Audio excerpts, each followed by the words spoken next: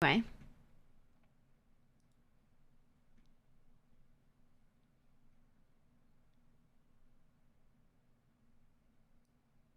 Anyway. Oh, I forgot to get water. I have tea. It's okay. I want to get water at some point, though. I'll get it in a few minutes. Whoops. Whenever I drink anything that isn't water on stream, I chase it with water. I always have water on the side. And no matter what I'm drinking, I'm like going between them. Because you need to hydrate properly. Unless it's like, if it's like a Gamer's Up sort of thing or whatever, it's fine. But if it's like standard tea, if it's a sugary drink, if it's a like just anything, you know, like you kind of gotta chase it with water, make sure that you are having, yeah, a side of water. You just have to.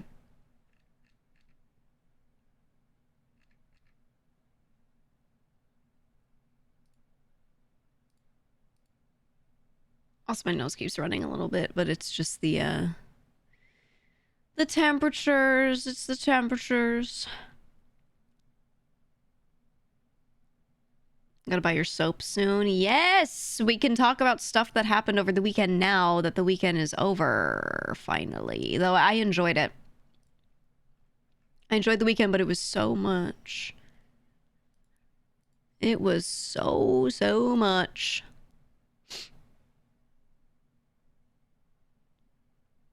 You load up on Schmelin. Good. Good.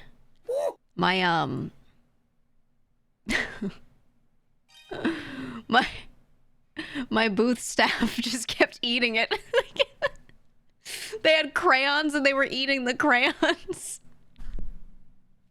And they were eating the soap the whole weekend. And I just kept getting people being like, hey, your staff are eating crayons. I don't know if you saw the tweet. I don't know if you saw what the booth staff looked like, too. We had actual true goblins. And they were giving crayons to people. They were like, oh, you're a GEEGA fan? Here's a crayon. And then those people would eat the crayons.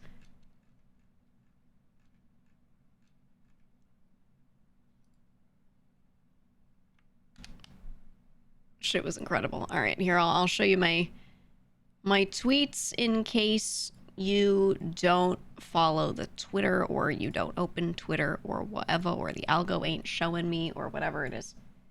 Yeah, also, side note, I love, it's so funny. Twitter, their algo, although it's changing, but their algo for the longest time was just like a social credit system. It was literally, they're like, oh, you spelled the word wrong, -1. Oh, you have a longer post and people take more time reading, so they sit there on your post more, +10. You said the word fuck, -2. Like, they actually were like ± social crediting us the whole time. And I was like, damn, that's interesting. Because if I tweeted according to what they wanted, I would notice that on like my more mundane posts, like going live or whatever, there would be a lot more likes. And then if I reply in a way that lowers my Twitter social credit, my regular on the clock going live posts would have fewer likes. I was testing this because the social credit especially applies to how you reply to people. Anytime I have a longer reply to someone, and it's almost always when it's on something a little dramatic for that person, and I say anything, it makes my regular posts get more likes. I was like, what the fuck? I tested it. Sometimes I would reply to stuff like that because I would just be like, let me see if this gives me social credit. I gotta know. So someone would talk about some drama going on. I'd be like, hey, man, it's not your fault. I've seen this a lot. Something, right? And people would be like, yeah, so true, queen. And then I'd check my social credit and it would go up. I was like, whoa. I was testing it. It actually worked, but they did just change the algo. They don't really tell you how it works until they're changing it anyway. But yeah, it's literally just, it was social credit for the longest time, which is hilarious. But they're doing something different now, and they're gonna have like Grok very involved or whatever. Classic. Or maybe it's not Grok, but they say it's Grok. I don't know. So whatever we've been doing, that's gonna change. I think it'll still have some of the same basis, but just Grok running it and not whatever existing algo they have.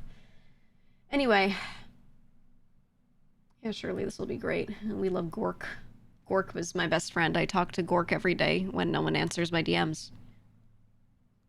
Gork, do you think should I become a day trader? Gork says, yeah, you can do anything you put your mind to. Just smoke 10 packs a day. You'll be fine. Anyway, here was my booth staff.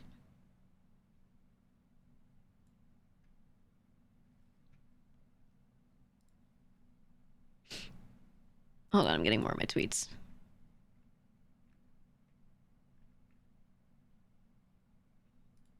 This is the booth staff. This was my POV of them. So during the meet and greets, I had this camera that was like pretty tall, and I would like look down at whoever was there because I wanted them to have like a closed-in area so the audio could be good. Because I'm sorry, I hate when cons do meet and greets where everyone's standing next to each other and it's all like open area between everyone. Because everyone's audio spills into everyone else and it gets so loud and it's impossible to hear. And then if you have a booth, there are a lot of booths playing a lot of music and stuff. So I was like, I want to try to create a little area in the center of the booth, like tucked away, and have curtains around it to hopefully lessen the noise so we can hear each other and they don't have to like wear a headset or something like that. And it worked out pretty well. I could hear really well. It sounded like people could hear me really well. So it was good. I liked it was simple. It was just like a curtain and tucking them away. A lot of booths, they like to have the VTuber, the screen like facing outward so people can walk past and see it. And that's cool for promotion or whatever, but it makes the meet and greet experience terrible. So, you know, I was like, I don't care if people see me on the screen. Ooh, wow, a VTuber. People know what they are. It's whatever, you know, just put them away in the corner. That way we can be sequestered. Sound is good. People can come in for the meet and greet and hear shit. You know, so we did that and people could, so it was great. But every time the person would be done talking, they'd be like, hey, can I get a picture? And I would say, yes, of course. And then they would stand under the camera and one of my staff would come over and take their phone and take the picture for them if they wanted help. And every time I would see this was my POV of them just off to the left a bit. Every time they would take a picture, I would just see this. And it was so funny. I have so many pictures of the staff too. Look at them. We got them shirts that said GEEGA booth staff, and it was just like written with crayon on the back, and on the front it said GBS in like shitty crayon font.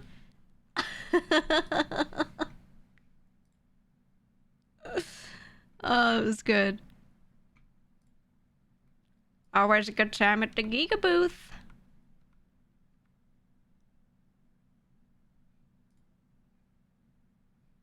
Always a good time.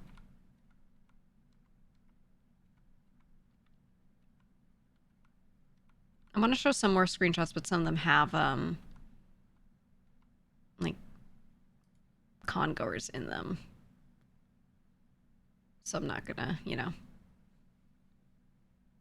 Oh, and then we did a reveal, which I'll talk about in a second. So we did a product reveal. Yeah, I went septic at the GEEGA booth. Dude, that tweet took me out. GEEGA's booth was septic. Correction, I meant epic.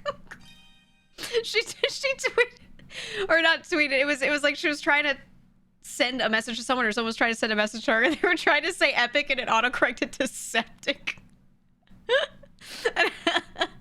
I sent it to my team. I was like, guys, the crayons.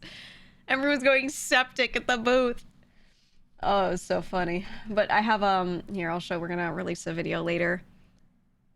We did a reveal of our new soap. Got one of the cheeky staff on the front here, Dumpy, out. Please be respectful and mindful. And then we have, we had like a billion Charlies. Which I didn't plan, for the record. My booth staff were like, dude, let's get moist for this soap reveal. And then they all showed up. Local Florida man. And then we had, boom, the gope. Greatest of all soap with a capital P. We have a new flavor, a new scent. Woo! Woo! Woo! Woo! So we have all the standard cheeky soaps. For the Christmas season, they had 2, Naughty and Nice, which are Charlie and Case. And then the first, like, official creator scent outside of them 2 is mine. Woo! It's called Schmellin'. It tastes delicious. Legally, you should not eat it, but I don't... Oh, man, that's not gonna stop me. You know, I take my own risks. It smells so good. It's a little cucumber and a lot of melon. Very fresh. Somewhat fruity, but not, like, overly sweet fruity. It's, fresh fruity. You know what I mean? Very fresh. I missed like the old standard cucumber melon scent from like Bath and Body Works, but I wanted one that didn't also smell like plastic, which was the problem with the old Bath and Body Works one. It smelled good, but it absolutely smelled like plastic as well, you know? So I was like, can I get one? Can I get that? But it like only smells like the scent and not plastic. And we were working on it for a while. I had them crank up the melon a little bit, so it was a little less cucumber-y. It was really good the first time, but I think I want a little more of the fruit in there. Yeah, drive safe, Brandon. But yeah, we really nailed it down onto a final set that I was very happy with. And we released the soap. So there is now a soap. If you go to Cheeky's front page, you go to usecheeky.com. Me as I type the command scum. You can get 10% off with my code, and you can now get Schmellin'. It's the first thing you see if you scroll down. We got Naughty, Nice, and Schmellin' for the holiday season. Woo! Naughty and Nice are sold as a pair, by the way. And I believe if you get 4 bars, that's when you get you start getting the multiple bar discount. So you could do Naughty, Nice, Schmellin', and like one other. Bahami Mommy is my favorite outside of my own. I think my own is actually my favorite now. Like not to brag, but I picked something that I would really like. So it's my favorite now. But Bahami Mommy is also like a tropical fruit one, which I really love. So just recommending. And then I always do just soap for my hand soap because my cats get offended when my hands smell like cinnamon. So, you know. It's gonna be standard or limited only. I think it's standard. I think we'll see how it does. But typically, like, if people like it, they like it, and it's gonna be there. So basically what we did was we made a set number of them to start. Okay? So we have a set number of bars that have been produced.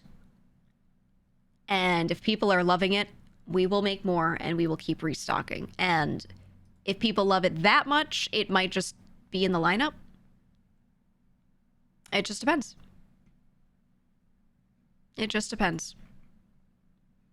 Mouse said she wants that soap on her body ASAP. Yeah, I'm gonna throw it through her window. Actually, Fruit messaged me, like, literally right before stream. She messaged me, oh no, during, at exactly 3:30. She said, and I quote, "Respectfully, I'm gonna rub your schmelling all over my body." That's what she said, with a little polite emote. Respectfully. So glad she added respectfully, because that's a crazy sentence. Anyway, that's the branding now, so just tell everyone if you guys are talking about it.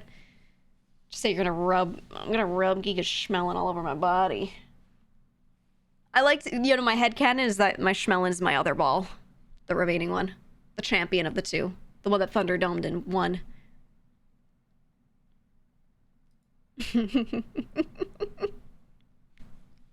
That's my headcanon. It's my other ball. But yeah, be absolutely free to be an absolute freak when talking about it, because it's just funny. I'm gonna rub that schmelling all over my body. I'm really happy with it, genuinely. It's so good. What do cats have against cinnamon? They just don't like anything that's, like, you know, strong, stinky. How edible is it? So edible. The number of times staff took bites out of it, they were holding it up to the camera and showing me, like, perfect bite marks. insanely perfect bite marks. It was crazy. They all got to have some schmelling of their own. And I have a giant box. I have an enormous schmelling box. We did auction in case anyone wanted it, but no one no one bought it because we auction things starting at a price lower than what it costs us to make it, but it costs us a lot to make those boxes. So people were like, oh, I want it, but that's a lot. And I was like, okay, perfect. So I'm keeping it. It's mad. We did an auction at the end of the con. We had so many standees, and we had the giant, like 2 foot, 3 foot? Yeah, I think they were 3 foot soap boxes. Just to show off like the box art and everything. And yeah, we did the auction at the end of the weekend. You have the Momo. Yeah, there were a lot of people that came through and did get some standees, which is good. Anything that people didn't get, I'm gonna bring to the next con, so I don't really, you know, I don't mind. But I wanted to give people the chance because I wasn't sure what we would auction off at the beginning, but so many people asked about specific standees and specific things that by the end of the weekend I was like, you know what, let's just throw it all in there and let people take what they want, you know? So. But yeah. So everything was good. Everything went well.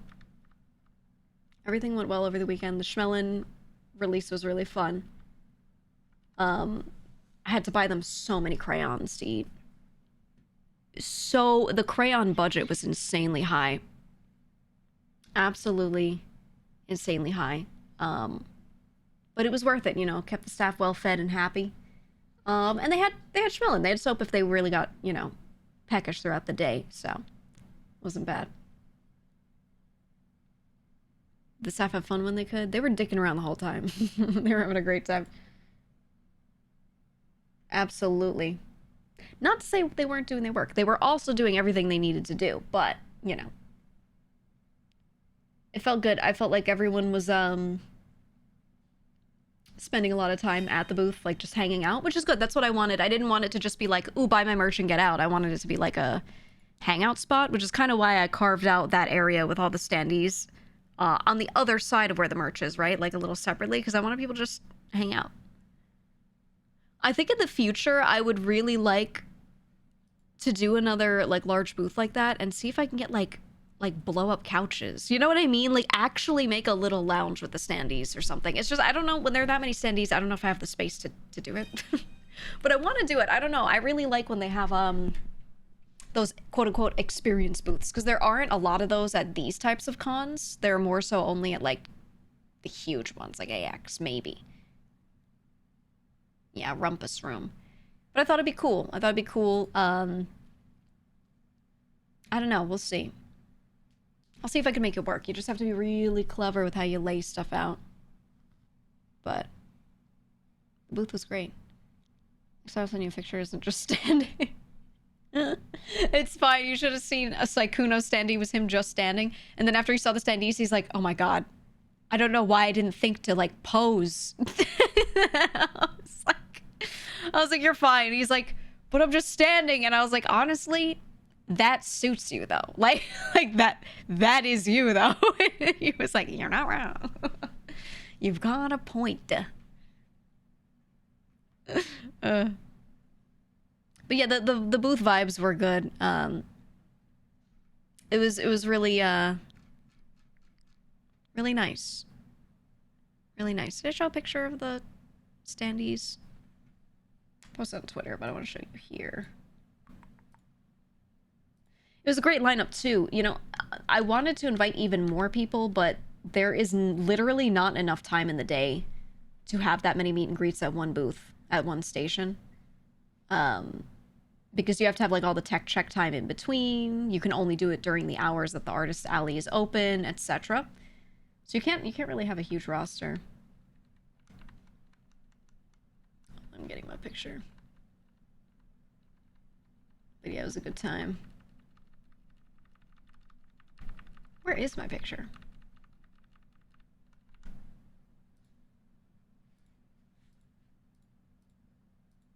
I have the picture of the ones I was auctioning off.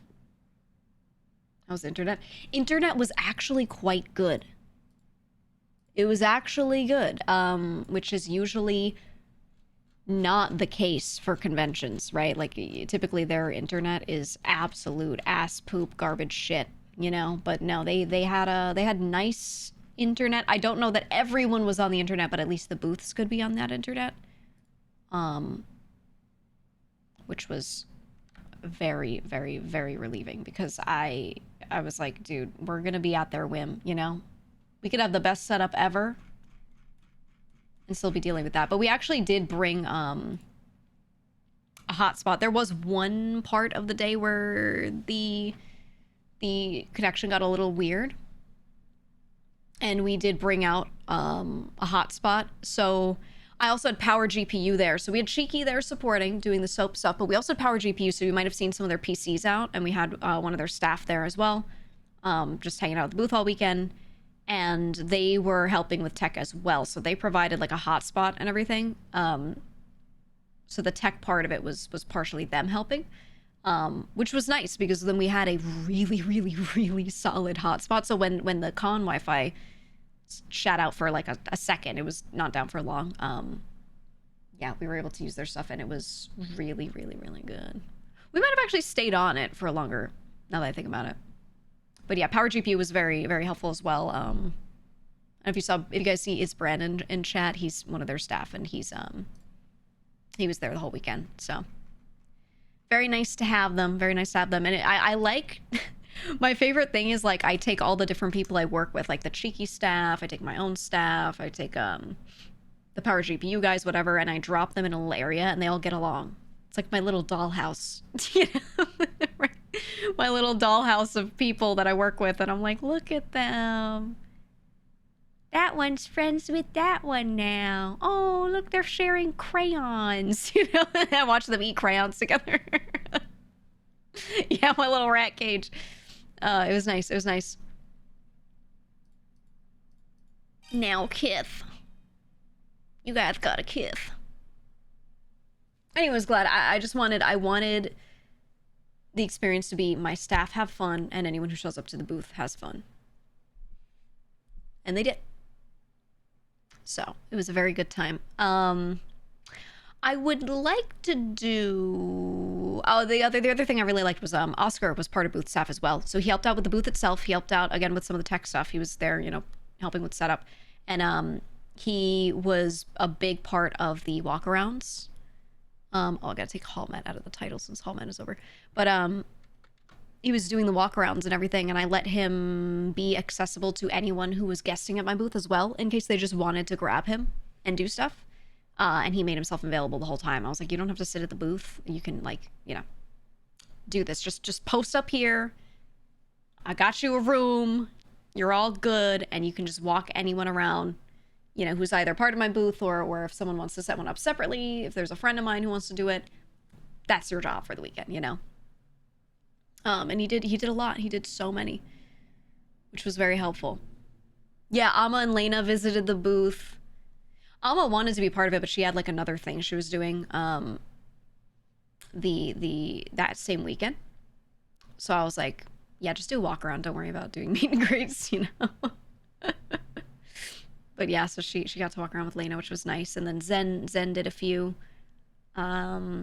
I wanted to join for Saturday with Zen. I was fully planning on it, and then I ended up like manning the booth for a lot of the time, and then doing my own meet and greet in another spot, and you know, it was a whole lot. It was a whole lot. But yeah, it was a very, very, very busy weekend. I like that you include a bunch of friends. Yeah. Well, when I first made the booth, I'll be honest with you. When I first made the booth, my original intent, this was when I had the idea to start doing a booth, was I wanted to do a VShojo booth. Okay. This was when VShojo told us that they weren't really going to do as many con booths, or we had said like they were going to continue doing the big ones. And I said, can we do more at smaller conventions? And they were like, we don't have any plans to, which now I know meant they didn't have the budget to, but you know, at the time I was like, oh, they just don't want to. What's with that? So I was like, okay, I'll do it. GEEGA, congratulations, you know? By the way, on being the newest. Thank you. We don't have to aware. It's just it's whatever. It's not like, let's not pretend this is some crazy thing. It was just, honestly, that's not like the bad part of the whole situation. It was the most normal part of it, was them just being like, oh, we're not doing booths at small cons, right? So I was like, okay, I'll do one then. That's fine. Like, if you just don't see the value for like the collective in you guys doing it, that is okay. I will do one. I want to, because booths don't make a ton of money. They're not really lucrative. You could just kind of do it if you want to do extra work, you know? So yeah, so I said, okay, I'll just do it. So I actually started planning to do a booth, not necessarily a hall map, but a booth, way earlier. And so it was going to be like a Vishojo Light booth, right? Where it was going to be like my booth, but I was only going to invite members because I wanted it to feel like we still had a group presence at cons. And then after everything happened, I was like, well,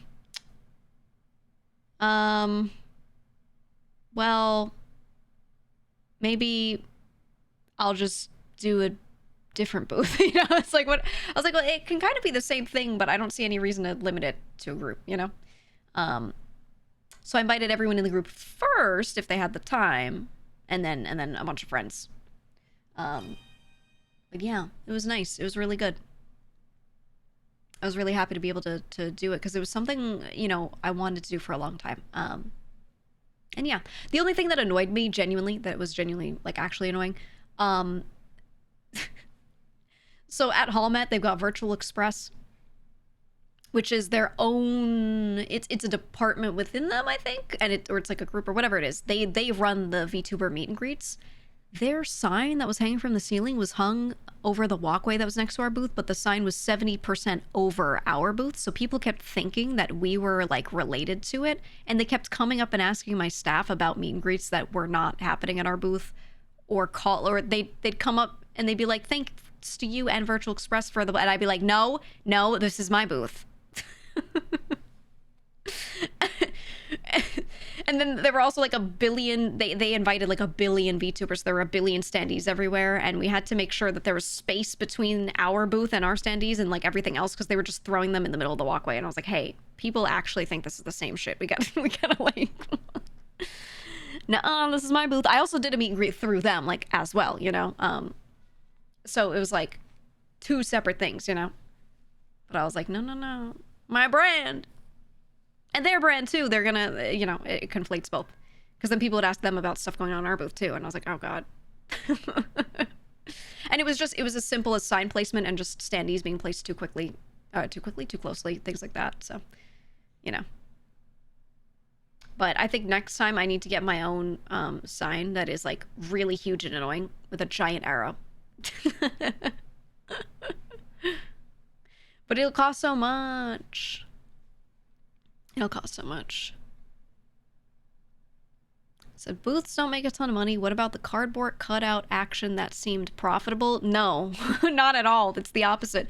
Those cardboard cutouts cost a lot, and I start the auction bidding at below what they cost me to make. I didn't make any money on any of those. I actually paid at least like $30 per auctioned off one. Because I got the nice ones. You can get cheaper ones that are actually just normal cardboard that break really easily, but I got the slightly nicer ones that you can fold up and like reuse. Because my intent was to bring them to multiple cons, right? Like just keep using them. So yeah, so we started the bidding at pretty high, but that's because we bought the premium, you know what I mean? There's like the shitty $75 falls apart really easily one. And then there's the, like, you know, $200 to $300, depending on how big it is, sometimes more, standee that is, you know, foldable and breaks down and sets back up nicely without dying. Those were what I got, because I was like, well, I could buy these and then use them at, like, 4 cons or something like that, you know? The quality is nice. We still auction those off, anyway, and almost all of them went for less than what I paid for them, so I, like, basically paid $25 to let someone else buy a standee or whatever, you know? But I don't mind. I don't mind paying a little bit if someone really wants one, you know? Was the cost not worth it to keep them around for later cons? No, it still is. No, this is what we did. I got like, I don't know, let's say 10 standees. It was more than that. Let's say I got 10 standees. They were all of a type that would be good to bring to future cons, can be broken down, premium, whatever. But people kept asking if they could just buy them. And I said, okay, I don't mind auctioning these off and buying new ones, but we have to start the starting price like somewhere near what it costs to make, but a bit less. So if it cost me 200 to make, I would start the bidding at, you know, 160, and typically it would go for like 180 or something like that, you know. So I would still lose like $20-$25, but that's not much for me to lose if it means someone could like get the standee they really want, you know, because it's, people don't really like sell those. It's not a product you can really get anywhere as much. And yeah, you can make your own, but you don't always have the 4K resolution PNG, because people don't post those super high res PNGs online. It's usually like a lower res, so you at home don't have the right resolution image to send in to make your own, etc., you know. Shipping them can't be cheap. If I shipped it to the next con, or if I bought a new one, it would be about the same loss. So, you know. Yeah, sorry, about 80%. Yep. And then that was knowing that I didn't think many of them would go into crazy bidding wars because of how high it started. So they didn't. Yeah, most of them I lost a little bit to let people take them home, but that's okay. That's all right. I just didn't want to sell it for like 100 if I paid 300, you know, because then I'm like, this is a lot. This is a lot. And like, if it was a huge con, maybe you'd have more merch sales. It would be whatever. But at these sizes of cons, they don't actually make a lot of money. You don't sell that much merch. So I was like, look, I don't care about making a profit, but I don't want to lose a lot. So, you know, put a price on it so you make a minimal profit. Well, people like the auctions. They find it fun. I'll pay $20 to let people have the auction experience, you know? Is whatever. But yeah, so that was the con, and now we have Schmelin. Woo! Anyway. Sorry, I'm like podcasting, forgetting that I have a model. You know. Right before Christmas, so it's gotta be slower time of year. Yeah, this con has a good number of attendees, but it is right before Christmas. There's a lot of people that don't make it out to it. So I kind of knew going into it, like, this is not going to be a crazy moneymaker. This is for fun, you know? Which is good. That's what I wanted. Especially when we're doing our first booth, you know? Like, I want it to be a more casual one and not one where we're like, sales, you know, or anything like that. So it was nice. It was nice. Think you and Mata will do this again in other cons? Oh, for sure. Yeah, so she did the Matara booth at TwitchCon, right? And she invited me to be part of that by being on some merch with her. So in exchange, when I did my booth at Hallmat, I said, I'm going to throw you on this one as well. Like, I'll get a bunch of standees. As you know, I had one of like all of my outfits, and I had one of all of her outfits. And I got her more involved, like more visual presence to it. A little bit of merch that I did for her as well. So that way, you know, I'm like, you bring me to your TwitchCon booth, I'll bring you to my Hallmat booth, stuff like that. And I think it'd be fun to just do that back and forth, you know. But yeah, like the Pokemon shirts. Yeah, did you see it? That one was something. Not to brag, I ideated the whole design, drew out exactly what I wanted, and then went to Milky and I said, Milky, do this, but make it look good. Because I can't draw. Did you guys see them? Hold on. Let me get the picture. I can design stuff, but I can't make it look good. You know what I mean? Go lurk now, but wanted to say it was great seeing you, Zen, Matter, and Jawal this weekend. Had a blast. PS, I was the one with the Jawal plush. Ah, okay. Yeah, he had it in a backpack and would like place it down in the picture in the front. You came by twice, I think. Twice, maybe 3 times? Well, twice that I saw you, at least. Let me see if I can get... We have a staff chat. Let me see if they have pictures of the merch. So anything that was at the convention. If we have extra, it will go on the site, which I think we do. I think we do. Because I made sure we ordered a lot because I wanted it to end up online. I didn't want us to have stuff at the con and then everyone else at home just has no chance to get it, you know? I thought that would kind of suck. So, let me... And did you like the photo op area? We had a whole photo op area with the soy point. Hold on, let me get the pics. Okay, oh yeah, here's most of the stuff that we had. So I did a bunch of restocks of older merch that people wanted, that they kind of missed and want to see back, and then some new stuff. Okay. So I had the polos, I had posters up top. You can see some older ones. We brought the Monster Hunter, well, Monster Slayer, Boris one back. I did a reprint of that, so that will be back in stock. That was originally on the VShojo store. But I commissioned that art. I own that art. I can sell it. So I redid that and brought that poster back. We have a new poster that you can see in the middle. Let me see if I can enhance. Hold on. Hold on. It's gonna be real blurry. Enhance. It's me in my space outfit, and then it's like evil space roach Matara in the background. It's a me and Matara poster.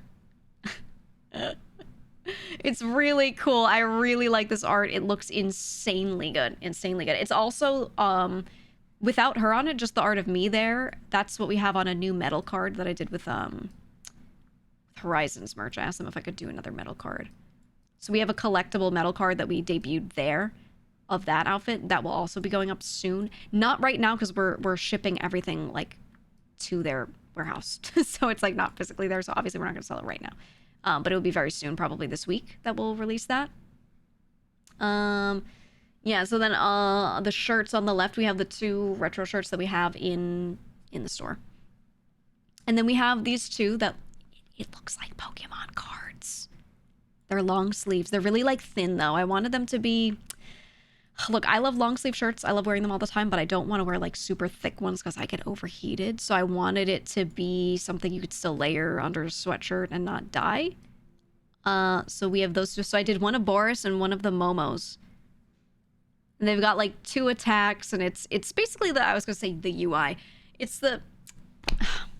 What's a better word? It's the graphic design of a Pokemon card, sort of. UI isn't the word, but you get it. It's the without the border. Yeah, the layout. Thank you. Layout. That's the word I'm looking for. It's the layout of a Pokemon card. I was like, what the fuck is the word?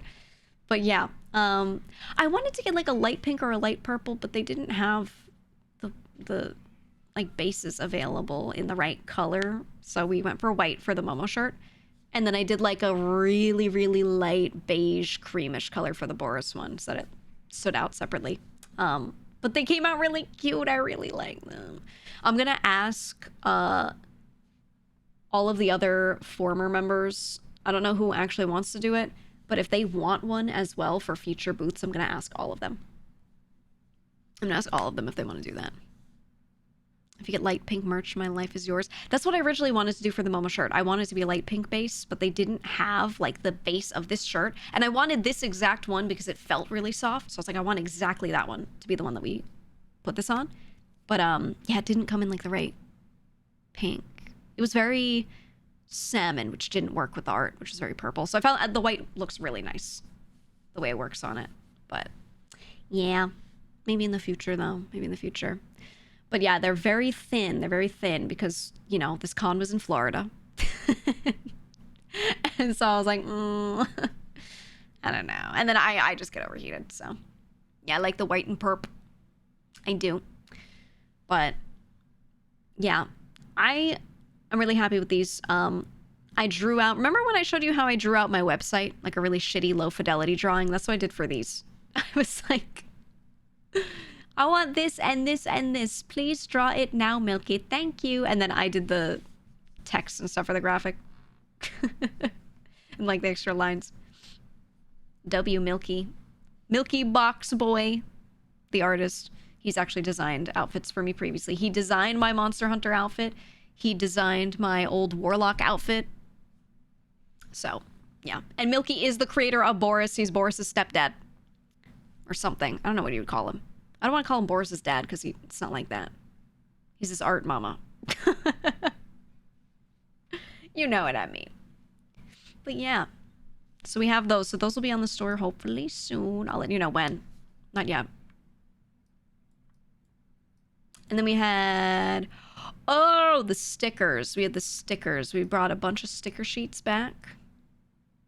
Some of these were like approaching being sold out. But if you can see them there, very blurry. We brought a bunch of sticker sheets back. I reprinted the Warlock ones too, so we're gonna have those in the store soon. Those were like when I first joined VShojo. Remember that old sticker sheet? That was to this day the best-selling product on the VShojo store of mine. So I wanted to bring that back, and then we had all the cheeky stuff.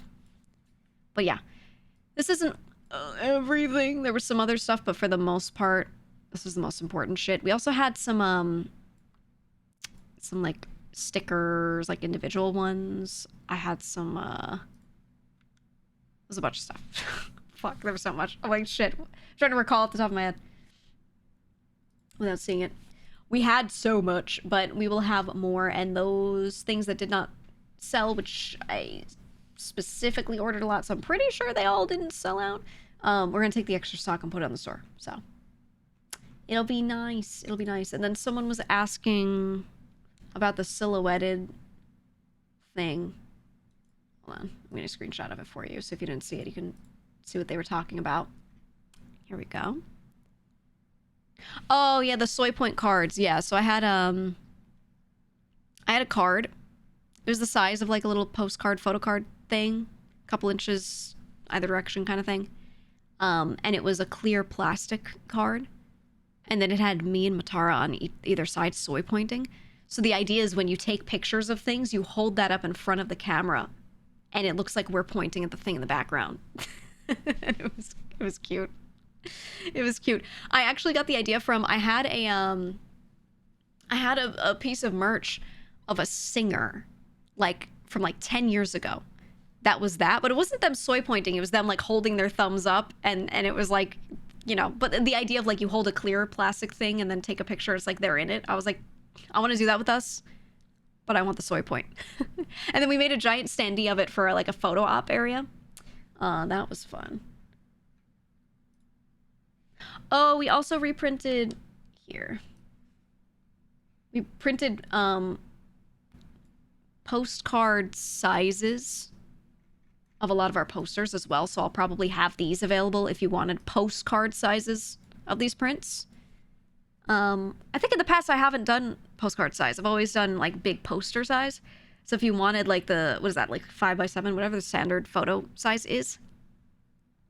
We have those. We have the one all the way on the left there. Again, that was one that was only sold under VShojo before, but I own that art, so we have reprinted that. Which is one of my favorites. The one that Have drew on the left. So yeah, the two on the left are reprints, which is nice. I wanted to bring them back. And then, oh, here, they took the picture so that it was only focused on the stuff in the front, but that's what the card looked like. The little clear plastic card, if you just focus in, if you have it like low depth of field, that's what it would look like. By the way, you can take a picture that shows everything not blurry, front and back. When you go into your phone settings and you adjust, there are two settings. There's focal length and aperture size. Those are the two things that affect how blurry stuff is. You let the focal length be long. When the focal length is short, it makes it so that only within a tiny range of depth, that's what's clear, and everything else in front and back is blurry. But a lot of, and usually that's only when you're using like a DSLR or a big camera, but they have it nowadays on like regular phones. If you open your camera, let me see what mine is. If I go to like my pro mode, the one that's a fraction and has like a circle spirally looking icon, that's aperture. Okay, and aperture is going to tell you how much light is being let through. So it's sort of going to affect exposure. And then the other one is focal length. The other one is the one that allows you to have multiple depths stay clear. All right. Those are the two you have to worry about. So if you want to take a picture with a product like this, but you don't want things at different depths to be blurry, you want it all to be seen, there is a setting, if you go into like your pro mode on your phone, that lets you just take focal length and extend it so that like every depth is clear. It's a thing, and it's available on phones. It used to not be for the longest time, but I feel like for the past 5-10 years they've been adding that to a lot of pro modes on phones. So I don't know if you guys have ever bothered with that or you just use standard, but it is a thing. Some people were asking, they're like, how did you do that? Because there were a few like pictures that staff took where this card was not blurry and the background was not blurry, and people were like, what the fuck, how? And I was like, no, it's just a button, you can do it. It's very doable. What else did we have? I don't have pictures of all the other stuff. We had these little credit card skins and a few things. There was cute shit and more stickers. And then, oh, this is what someone was asking about before. Ooh, what's that? Ooh, wow. Ooh, whoa. So someone was like, what is that from? I can't tell you because it's an NDA project. And I can't be like, oh, it's for blank. Oh, I'm doing blank. You know, because it's NDA. But I can say it's within the next few months. It's within the next few months. And it is in collaboration with a video game. I can say that. It is me, yeah. It is you, though? Yeah, it's me. That's all I can say. That's kind of it. But it'll be kind of like what I did with Monster Hunter. It's not Monster Hunter. But remember when I did the thing with Monster Hunter? It's like that. We're doing another thing, but not with Monster Hunter, but something else. Wow. No? Well, catch up. Catch the hell up. But yeah, so we got permission to do a silhouette. Ooh, a silhouette. And that is the most I can show right now. I think the silhouette still, like, shows some stuff, but I do not think you'll be able to tell what it is. I don't know. The theming could be a lot of things, so it's ambiguous enough, you know? Avengers collab! Oh my god. Oh my god. Whoa. Also, don't, if you say, is it this, is it that, I'm literally gonna ignore and not read out your question. I'm not gonna confirm or deny literally anything or anything like that. I'm gonna be good. I'm gonna be good. But, yeah, I love it. I love it. What I will say is I really like how it's come out. And it is, like, pretty much done. Pretty much done. And I really like it. I'm very happy with it. It's a thing, a style, a whatever I wanted to do. And I'm working with a company I really like. And that is it. That's really all I can say. That's the max. But yeah, I'm excited, man. It's gonna be cool. It's a project where it's the type of thing where typically the company I'm working with, typically you would think that they would want like very, very full creative control, but they let me kind of do what I want, which was really nice. Really, really nice. So once I can show you and tell you what it is and who we're with and all that stuff, I'm gonna be happy. But yeah. That's it. Is there anything else to show? Let me look. I'm checking my staff chat.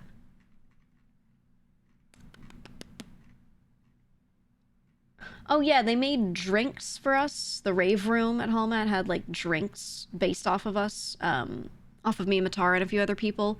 And they used an old image of me. They used my old PNG, and I don't know where they got it because I didn't get asked for a PNG. So there were so many people that came to the booth during the meet and greet, and they were like, why are they using the old design? Are you bringing it back? And I was like, first of all, my new design is basically the same. Second of all, no, what? And they were like, oh, there was a picture of you. I found out they used my old one. Why'd they do that? It's not like a big deal. I was just like, huh. Very interesting. Very interesting. Do I have any other important pictures? Nah, that's kind of it. That's the important stuff. But yeah, it was fun. Yeah, that was everything. It was fun. No, not old. 2.0. 2.0. The last base model that I used for everything. Before this one. It was that one. So it wasn't like crazy far off, you know? It wasn't like something where I was like, holy shit, that's not even me, or, you know, or something like that, you know? So that's why it wasn't like too bad. I didn't like freak out or say anything to them. I was just like, oh, okay. All right. Whatever, I guess. That the rave room smelled like ass by the end of the con? You know how many people came up to the booth and said, hey, thanks for the soap. I used it after the rave. So many people were like, you know, really good timing for a real bar of soap because that hotel soap was not it. And I was like, yeah, good. Mookie, thank you for the 5 gifted. Also, Mr. Dances, thank you for the gifted. Glumpy, thank you for the resub. And Tud from earlier, thank you for the 5 gifted. This is why I wanted to do the soap launch at a convention and not just like social post, mention on stream, oh, here's soap, you know? Because it's really like, do I want people showering at home and being clean at home? Yes. But I mostly care, especially about people at events, okay? When they're at my booth and my staff have to smell them and they're waiting in line with all the other geegoids sitting there waiting for the thing, you know? It'd be nice if instead of BO, they smelled like cucumber melon. Right? So I was like, can we do the soap reveal at this convention? It'd be so funny. But people genuinely used it, and so many meet and greet folks came up and they were like, I want you to know that half of your line right now smells like cucumber melon. Oh, it was so good. We need testimonials. I should get official testimonials. I should. I did have a lot of people, I asked a lot of the people at the meet and greet, I'd be like, can you rate the soap? Honest opinion only, and there was, you know, all good reviews.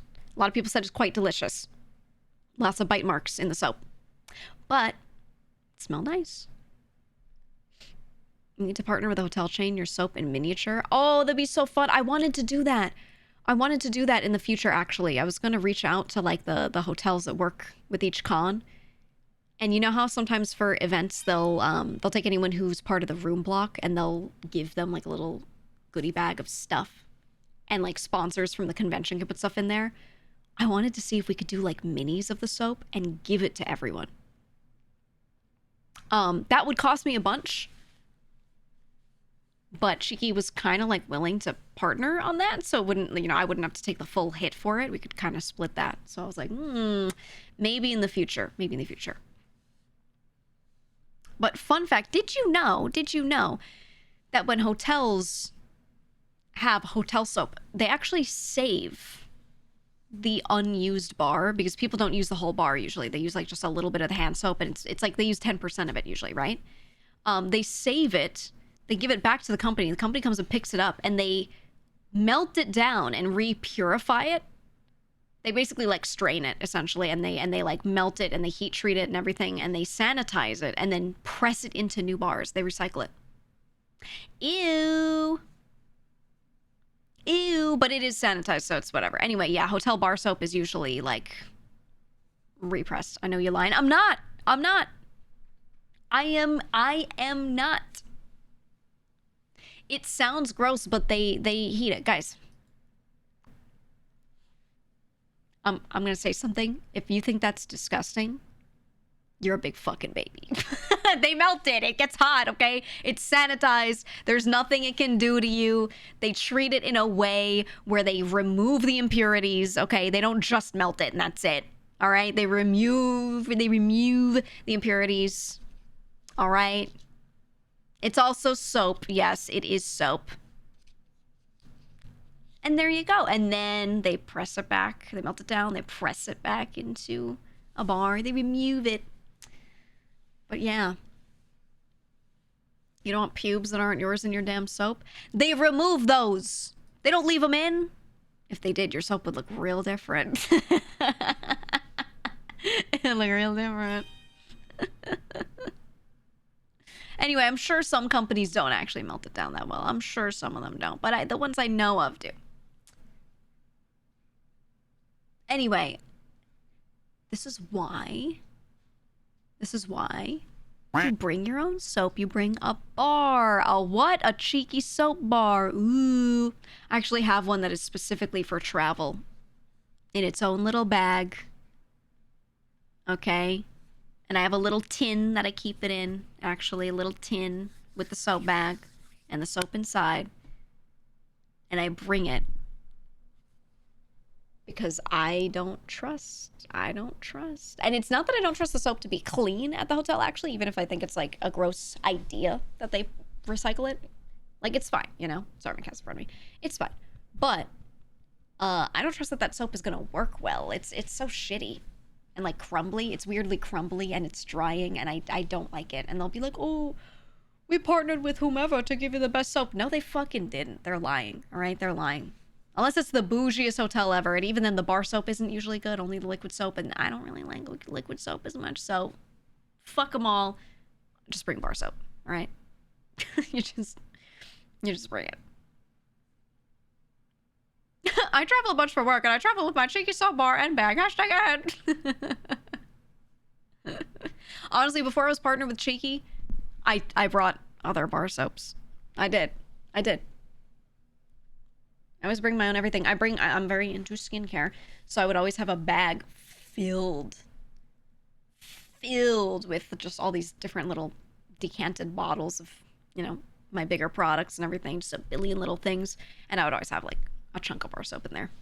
I would, because bringing bar soap was easier than liquid soap because I wouldn't go over the limit of how much I could bring with me if I was flying, because I used to travel a lot for work, so that was always annoying. Being very into skincare, but also being like not allowed to bring a lot on the plane, you know?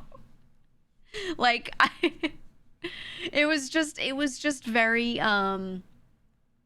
it was the right decision to start going to bar soap to be able to travel with it. And that I genuinely did not care about bar soap before that. I always used liquid because I was just like, you know, I just didn't really like get into it or anything. And then I started traveling and I was like, oh shit, I need more room for like my skincare products. What about a soap bar? And then I started finding companies that did like shampoo bars and things. I found ones that worked really well, and now I've been converted. So yeah, very flight proof. And then after that, then at some point Cheeky came through and I was like, oh, wouldn't you know, I'm a recent convert in the past however many years to bar soap. I was like, wait, this is perfect. It's like a really specific thing I've thought a lot about. You've not found any shampoo bar soap that works well for your curly hair? There are ones that do. They just aren't the cheapest usually. That's the problem. Bardbo, thank you for the 5. There are ones that work well with curly hair, but the thing is, you have to go and start using products that don't use silicones for them to work well. If you need something that has surfactants in it to remove like silicone-based conditioners, then you start to have more difficulty finding stuff that you can use on your hair type. Yep. But yeah. I found some good bar shampoos that I like. I think I still use a mix though. What I do is I use a bar shampoo some of the time, and then other times I use like a really, really, really clarifying shampoo occasionally to like just, you know, chemically scrape everything off of my head, you know? I love this. Is the shit I'm into. I love this shit. I'll occasionally use one that has various acids in it, and it'll just, you know, burn my scalp off in a good way. And whenever I use one of those, it's a liquid one. They don't really have those in bar version. Those have to be suspended in like a liquid, but yeah. I love that stuff, man. Ethique. I've used that one, random. I've used that one. I've tried like every single type because I have really dry skin. So whether you have straight or curly hair or whatever, typically products that are for textured hair are good if you're just dry, and I'm really dry. So yeah, I've used a lot of products that are like heavy moisturizing for this type of hair, blah, blah, blah, because it just keeps my scalp from dying. So I always need that because I genuinely, my skin is so dry. It's always been like this. And that's why I like, especially in wintertime, I start to get like even more into skincare than I was for the rest of the year, you know, because I just genuinely, it gets so bad. And when I was younger, I've talked about this before, I had eczema, and I had really bad eczema, especially on my body. I didn't get too much facial eczema, but I got on my neck and the insides of my joints. So I had to get really particular about soap and lotions and skincare and all of that to take care of that. Because it was bad. It was like, go to sleep with arm bent, wake up and unbent arm and feel a crack and start bleeding from that spot where I just cracked my scaled up, eczemaed up skin, you know? Like, it was like that. That's how bad my eczema was, on the insides of my joints especially, so. Yeah, so anyway, I'm really into skincare starting way back from that, out of, like, necessity, you know? Now I just like it, like, aesthetically, because I don't really have as bad eczema anymore. That kind of went away as I got older, but I have really dry skin still, really dry, so. And I don't want to revert. I feel like if I don't take care of my skin, I start to get, like, if I slack, I'll start to get little bits of scaliness on the insides of my arms, things like that. So I know that eczema is not 100% gone, you know? Like, I know if I take care of things, I won't see any signs of it, but if I slack, it's, you know, it's bad. So I'm very into it to make sure that I don't have to deal with that. You know? Your skin's kind of mixed, but your hair's dry as hell. Bar shampoo was when your hair finally felt clean and not stripped. Yeah, that's what I'm saying. Like, just the dry skin, there's a lot that I can't do. I still occasionally use a liquid shampoo that's very clarifying to make sure that I'm, like, really removing everything I can. But, yeah. I'm with you. Generally, like, bar shampoos and bar soaps have been better for me for dryness. But I have patches. My skin is different. It's not completely dry in every section. There are, like, little areas that are definitely different because your skin is not the same everywhere. So, you know, I have to be particular about, like, what I use where, you know? It's a whole thing. Your brother's like that with his eczema. Yeah, it can get really bad. So, you know. What clarifying shampoo do you use, random? I've been using one from Redken. It's in a silver looking bottle, and it's kind of expensive, kind of bougie, but not crazy. But it is, like, I use a very little bit of it. It doesn't feel like it lathers a lot, so it makes me think it's not doing much, but I know it is. It just doesn't physically lather a ton. That shit, when I use it, I feel a cooling sensation. It's the acids and everything, like, removing everything. And it's your head just feeling, like, exposed. I come out of the shower and my scalp is squeaky clean. You ever get, you know, the squeaky clean, like, when you freshly soap a part of your body, you actually get the skin squeak kind of feeling? I get that on my scalp when I use that. Oh, it's so nice. If I use it every day, I would dry out too much, though, so I just use it in between, like, every now and then when I feel I need it. But I love that shampoo, man. It's so nice. And it smells like fruit. So, it's good. So thinking about trying some cheeky soap, but I don't usually like strong scents with the most low-key scent. If you actually don't want scent at all, they have one called Just Soap that literally smells like nothing. It smells slightly like soap because it is soap, but it has no scent added. So it's just soap. And I use that for my hands because my cats don't like when my hands are like very scented. So I use that one a lot. That's like my hand soap. Yes, Spope is the other one. Spope is very light. It's short for spa soap. Spope is nice. Very light, very simple. I use it a lot. That was before Bahami Mommy released. That was the one I used in the shower the most. Just Pulp is pretty good too. It's a little medium scented. I wouldn't say it's the lightest scent ever, but because it's a citrus scent, it's not like, it doesn't come off as overbearing. Bahami Mommy's really nice. I think Bahami Mommy is really light too, actually. It smells really strong when you smell it in your hands, but when you use it on yourself and then you're done and you rinse, it's super like light, barely there, kind of there, you know, not like unscented. It will last, but it's not strong. So yeah, any of their like fruit scents are very very nice. And they made a woodsy or forest scent yet? No, but I almost went with like pine for my I ended up doing cucumber melon, but I was like, what if we do holiday season and I release one that smells like fresh pine? Like that could be really nice. But we didn't because then they were like, oh, we're actually doing a Christmas release. And I was like, oh, I'm not getting away with that. You do that, you know? Actually, what are those scents officially? What are they listed as? I know what they smell like. Do they say what naughty and nice are? Let me look.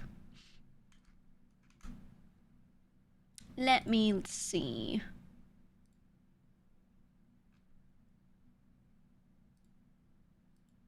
Naughty and nice set. No, I want to see your...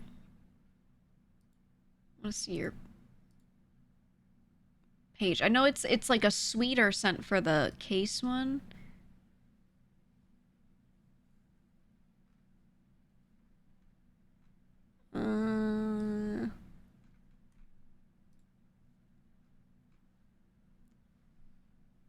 Are they listed anywhere? I know they said it somewhere. I just don't know where it is. I don't know where it is. Well, I like them both either way. Use a finished tar shampoo. Ooh. Baked cookies and fir needles. Ooh, yeah. I think you should try the it's a set you have to buy as a duo, the naughty and nice ones, but the Charlie one smells nice. The Goblin Charlie soap. Well, no, he's like a naughty elf, right? We got like nice Santa case. But you have to get them both. Because they sell them as a duo. You got the solo leveling one? Oh, dude. I got the Chainsaw Man set. And some of those smell so good. Not every single one is like my type of scent, but they're all well done. But some of those smell really, really, really nice. Really nice. There's a bundle, so you got both. Yeah. You just open your Chainsaw Man one. Have you tried all of them so far? Which one is your fave? The lady. The lady, what the fuck is her name? The lady that everyone's like, oh, I love her so much when she wears that normal ass shirt. That lady? Yeah, Makima, that's her name. That one, the one with her on it. Oh. You know, when she wears like pants and they're like, oh, a lady in pants. Because all they've seen is fantasy characters for the past like 3 years, you know? So they see an anime character in pants and they're like, holy fuck. My God. I get it, man. It's grass is always greener, right? Hi, Walnut. Hi, Walnut. Walnut, do you want schmelling? I should send you soap. I should send everyone soap. Pants. Oh my God. No, it's true. It's true. You guys, here's the secret. if someone looks good, it doesn't matter what they wear. Beautiful people have this advantage in life where they could wear an outfit that looks like shit and lay on the floor like a pile of sludge, and someone would take a picture of them, put it on Instagram, and they'd be like, oh my god, art. Oh, body tea, you know, whatever the fuck they say nowadays. You know? Ooh, body tea, because they wore like 2, I don't know, band-aids. They'll be like, holy shit. Except cargo pants, this is true. But, you know, they'll be like, oh my god. But then if you don't look great, you could wear the greatest outfit ever, and they'll be like, I like your shirt. That shirt looks good. They don't say anything about you, because people are fucking assholes, okay? The world is unfair like this. You wear the coolest outfit ever, and they're like, your style is so nice. I bet you're a nice person. That's how they treat you. It's fucked. Isn't that terrible? So when you draw an anime character, which by default usually looks pretty good, and you put her in like normal pants, people are like, oh my god, a woman in pants. And then like, it's just because she was drawn well, you know what I mean? They could draw an ugly character in the same outfit and you'd be like, ew, gross. Name one bad person who's good looking. Thought not. That's what I'm saying. They're just hashtag winning all the time, dude. It's fucked up. It's fucked up, man. You have a thing for office ladies, you know what you are.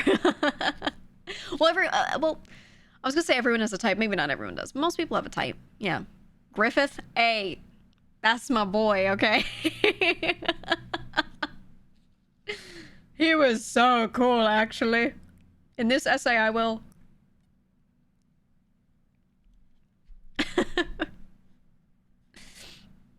Beautiful people are your type. Me too. Yeah.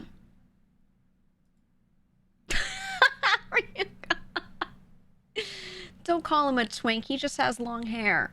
Okay? He's really strong, actually.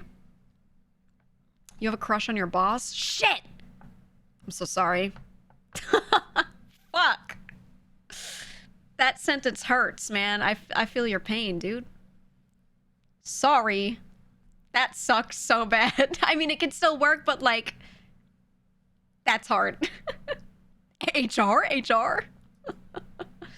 Uh-oh. Uh-oh. I feel like a lot of people do have a type, but saying your type is not really like an all-encompassing thing. Because in my experience, whenever I've seen friends end up getting married, like end up with their forever person or a long-term partner or whatever it is, right? Almost always, it's not exactly their type. Sometimes not even close, right? They'll be like, oh, I like a baddie.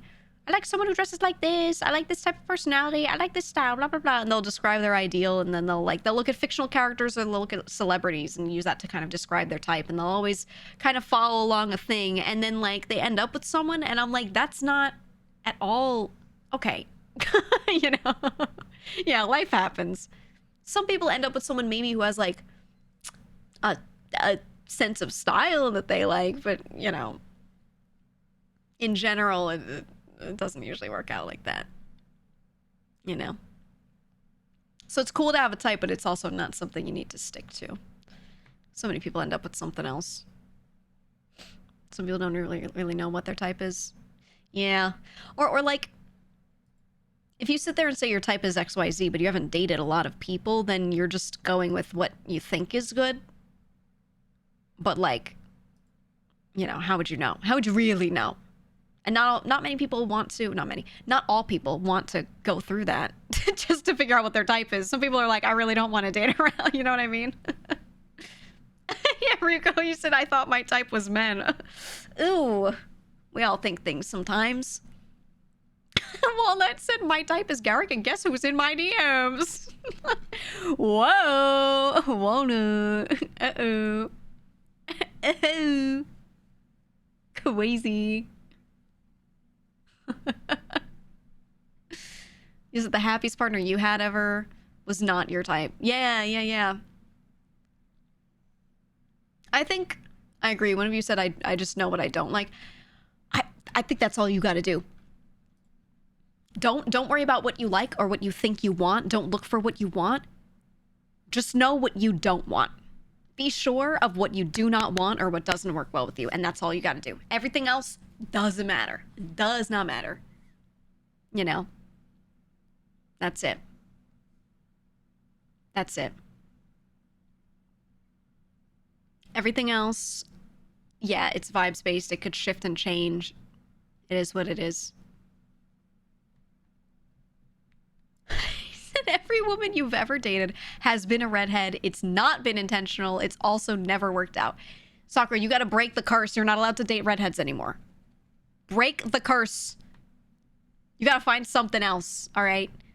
They're not human, by the way. So be careful. Be careful.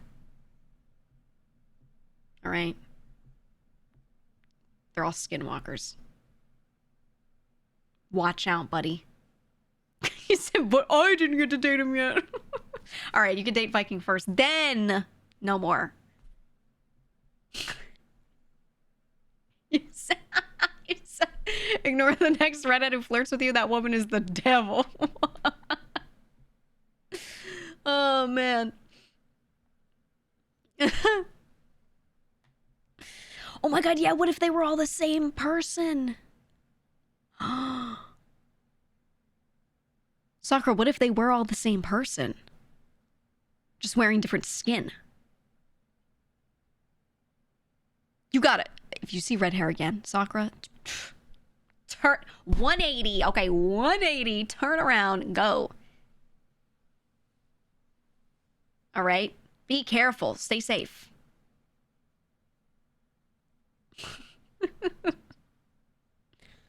Oh, you said your brother dated someone that looked a lot like your mom, and your mom instantly noticed the second she met her. Oh. That's great. That's great. Well, some people like, look, it's not about looking like mom. It's about looking like something you're familiar with, okay? I think that's okay. But when they look really close to your own mother, that's when it gets a little funny. You know what I mean? It's one thing to be like, you know, I'm French and I would like to date someone French. It's whatever. That's a preference. That's fine, you know? And yeah, you're going to have a more narrow scope of what people look like. Maybe they're more likely to look a little like you. Okay. Not going to judge. But when they look just like your mom, then it's like, yeah, what's your brother's name, real quick? What's your mother's name? How do you date Italian American women? Do you just throw some cold cuts at them? Well, first of all, if you make that joke at them, they're gonna hate you, so. Ran into an ex with her new boyfriend. We were wearing the same jacket. I don't think either of us wore it again. Oof. Oof. Yeah. Yeah. You'd be concerned if you dated someone who looked just like your mom because you look just like your mom. Well, isn't there that thing where, like, people are more likely to date someone who looks like them because it's this natural, like, comfort thing, subconscious, that you don't realize, but it's a natural familiarity, and you're more likely to be attracted. It isn't proven fact. Well, there are studies. That's why I said that thing. You know, not that proven fact. But yeah, they do find that like on average things happen. But I find, you know, I think nowadays a lot of people are just kind of doing whatever. So I don't think it's like, I don't think it's that strong that everyone definitely does that. But I think like it makes sense maybe overall to be more attracted to that. Whether or not you end up with that is different though, right? You know, I don't know. I think some people are more inclined toward that than others. I know some people that just absolutely want nothing to do with people that look like them because they hate their family. You know what I mean? And they they have like a bad relationship with their family, and they're like, I'm gonna stay away. You know. So I think I think everyone's life experiences changed that a little bit. Oh, that's a good question. Would you guys want to get with a clone of yourself? Well, I'm not into women, so I think that kind of like negates it for me. I think this is sort of only a question for people that are curious about that kind of stuff. You know? I think even if I was, I don't know. It's hard because I don't have that perspective. I'd kill it immediately. There can only be one fuck up, and it's gonna be me. Texas. Texas said 10 hours so I can fuck off with myself. Let's go, Texas, let's go. That's what I'm talking about. Yeah. The thing is it's a clone of you, so it's not really you. It just looks like you, but it's just some random person. It matches you genetically, but some random person. So I don't know. What if it's raised in a different environment? You have a twin? Oh, okay, yeah, that's a different question for you. You already have a clone. Would you fuck your twin? It's like, you know, it's not really a question we go around asking those with twins. Well, maybe some people do, but those people are, you know, we don't let those people outside. Ooh, you're gonna Ouroboros with yourself, Walnut? Ooh. So it's a handsome me with my genetics. Enjoy the kidney stones. Ooh. I'm biologically predisposed to getting cancer. Do you think my clone would have it too, and we could get like buddy surgery? Maybe we would trauma bond and we would end up together, actually. I don't know. You could finally lick your own balls. Steal their ball? No, what if the same one, what if their right one also became cancerous? I'm not gonna take their left. I already have a left. I'm lefty. I got a left. I don't have a right. You know? They're directional. Yeah, you have a left and a right ovary, yes. It's like kidneys. It's bilateral. Could you I bet you could take someone else's, like, do they do that? Actually, that's a question. I don't know. If you are missing one kidney and you get a kidney transplant, do they just put whichever in you? Does the side matter? I assume the functionality doesn't matter and you can just attach it. I assume. Does that count for ovaries too? Does your ball have a specific function? I think you can have two lefties. Yeah, like with the ovaries, they do the same job, but they go AB, AB. So, like, let's not, you know, lesson real quick.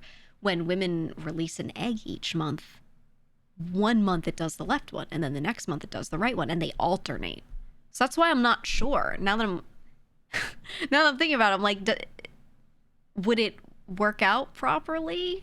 Like, how does that work with the transplant? Does it just, like, do the localized hormones just alternate naturally? Like, I don't know. I don't even think they transplant ovaries anyway. I don't think they really do that because you don't need to. Like, if you have one, it changes, like, nothing. So, I don't know.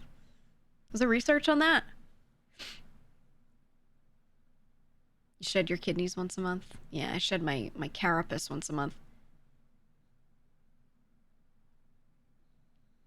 Yeah, they plug in a new one and leave the non-functioning one. Yeah. I've seen that they kind of just, like, leave them attached. Hook up that ureter and you're good to go, you know? Does he do that with ovaries? I'm curious. Hold on.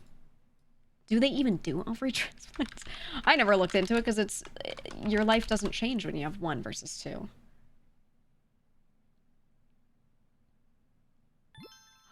They do that. If you got an ovary transplant and had a kid, they wouldn't be your biological kid, right? No. They don't have you use those eggs, from what I understand, from what I'm seeing here. Actually, I guess that depends. No, it looks like you could do it either way. If you do a whole, because they don't usually do a whole ovary transplant. They just transplant part of the tissue. So it doesn't usually release eggs. It's just like a portion of it. So it's just there to produce hormones. And then from there, now that your fertility overall is restored, yeah, they graft it on a lot of the time. So you don't actually get the eggs with it.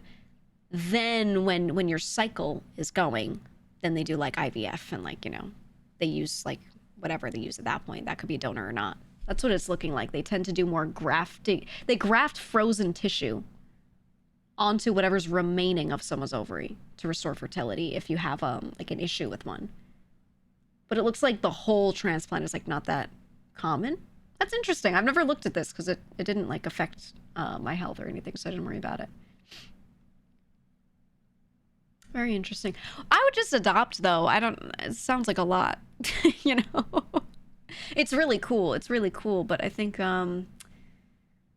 if you're, you know, not fertile and you want a kid, there are so many kids out there that need homes. But that's just me. I know not everyone can like, it's a big thing. And I don't really blame anyone who's like, I can't adopt. I would want my own kid, quote unquote.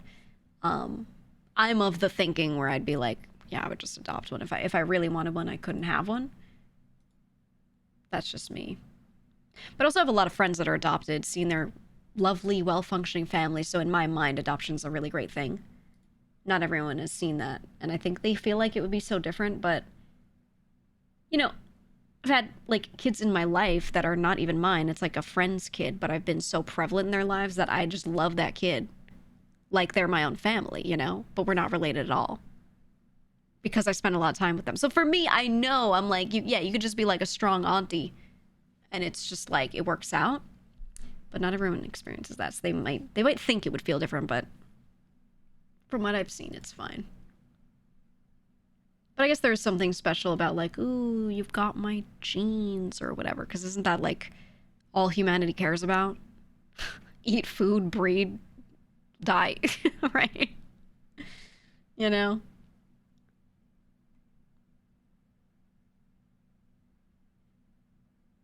Yeah, it looks like whole ovary transplants are not common. Interesting. I don't even know they like did that at all because it feels so unnecessary. I don't know. People have a big obsession. I get why. They have a huge obsession with fertility and stuff. And like, if a woman loses her ability to have kids, it's like so hard for some of them. I guess it's because it's all they've thought their life would amount to, right? Is like, no matter what happens, no matter what job they have, whatever, they're like, one day I want to have kids and have a family, right? So to have that one thing that you were sure you're going to have go away, I guess that's very traumatic for people. But I don't know. I'm just like, just adopt though. But that's just me. Sad way to look at life? I don't think it is. I think that's literally like the point of humanity from a biological perspective. I don't think there's anything wrong with that. I'm not one of those, but you know, if someone's like, my only purpose in life is to have children and have a family, if that's what brings them happiness, then I mean, family's a big thing, so you know, I don't blame them. Yeah, it's your like prehistoric lizard brain just being like, must continue your bloodline. But I'm good. I'm good. I remember when I had my surgery, they were like, hey, we don't think we have to take out the other one. We just have to take out the one. If there's a complication, if we get in there and we find there's an issue, what do you want us to do about it? They're like, we could wait and then discuss a second surgery if it was needed, because then we could talk about like, you know, can we maintain fertility, blah, blah. And I was like, hey, I don't fucking care. I was like, I don't give a shit. I was like, if you could just take both out, I'd say just take them. And they were like, no. Because then they explained, which I kind of knew, but they explained how severe it was. They were like, if we take both out just cause, you're just going to get osteoporosis within like 5 years. And I was like, ooh, okay, no. So thankfully there were no issues with the other one, so it's just there. And I am like no different from how I was before, really. But yeah. I was kind of hoping on it. I was like, that'd be pretty cool because I hate this monthly thing. And they were like, well, you would hate osteoporosis more. And I was like, you're right. Yeah, my skeleton would die. They were like, yeah, you can get rid of your whole monthly thing, but then you get bone-itis forever. I'm good. I'm good. Hi, Sayu. But yeah, so I said, let's leave it in. I'd like to leave it in, please. And yeah, so everything's normal, but if that weren't the case, I would have been like, hey, take it. Because my shit monthly is very painful, very bad. And I get sick multiple times a month from it, not just once, so I was like really down to take the other one out. But I don't want my bones to become brittle, so no thanks. Oh, does yours, Ryu? Mine, yeah, I can't. There's certain things I can and can't take because of my condition. There's certain things I can and can't take that will, like, some will work and some will throw me out of whack that I can't have. It's a whole ordeal. It's a whole ordeal for me. Also, one hell of a pill. No, that's an IUD, typically, if it lasts 7 years. Brittle bones. Yeah, I was talking about being ballless. So yeah. Because we were talking about transplants, and then no, we were talking about would you where did this all come from? Would you fuck your clone? That's where this came from. Someone in chat asked it. And then we started getting real deep about transplants. And then yeah, that's how we got here. Anyway, I was trying to figure out, life's important questions like, could I steal my clone's ball? And does the side matter? If I lost my right ball, could I take their right? Could I take their left? Does it work like that? I wonder. Life's most important questions. Steal your clone's organs. Hey, I think it would be cool if we could have labs just grow us our own genetic organs. But that gets a little dicey. Some of that stuff gets quite dicey.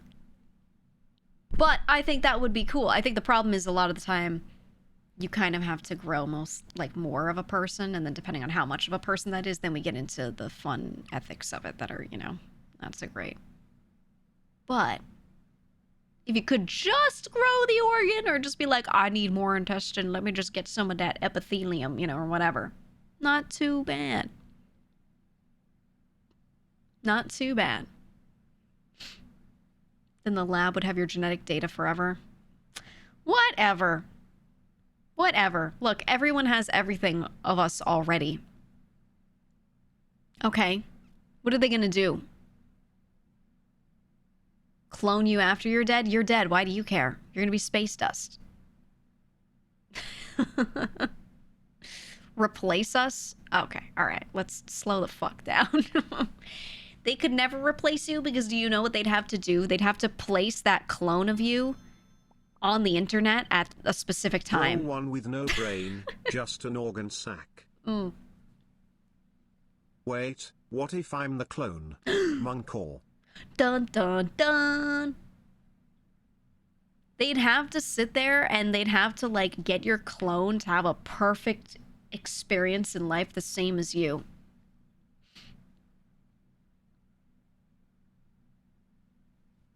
I honestly don't care. I don't care if they steal my DNA. It's whatever. Don't care. They don't want mine. They could frame you. Oh, who wants to frame me for anything? They don't care about me. I would worry about this if I were a world leader, okay? My DNA is like destined to get a reproductive cancer, all right? And like, I don't know, some other issues. Bad eczema, you know, like they don't really want my DNA, and then I'm also not like a world leader, so there's like nothing. I'm insignificant in the genetic world. They can sell the info to insurance companies and your premium could go up. Oh, fuck off. They could do this, they could do that. Well, they're not. Isn't cloning a legit concern or paranoia for Putin? Oh, my favorite is Kim Jong-un. He, every time he goes anywhere, his assistants will, like, wipe down everything he's touched. Sometimes they'll take stuff.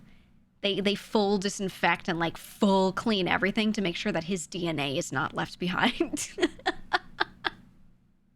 They're, like, crazy about it. They're insane with it. They always do that. Putin takes poop bags with him so he doesn't leave poop behind. Isn't that such a funny idea?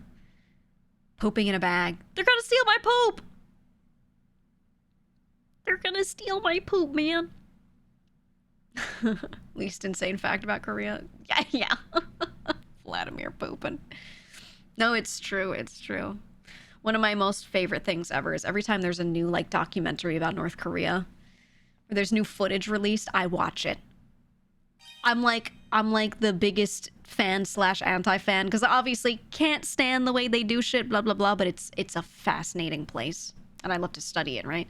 So every time there's, like, a new thing, and they're like, look, you know, documentary, oh, we followed, you know, this group of people that did this thing, or, oh, a new person that has escaped, here's what they have to say.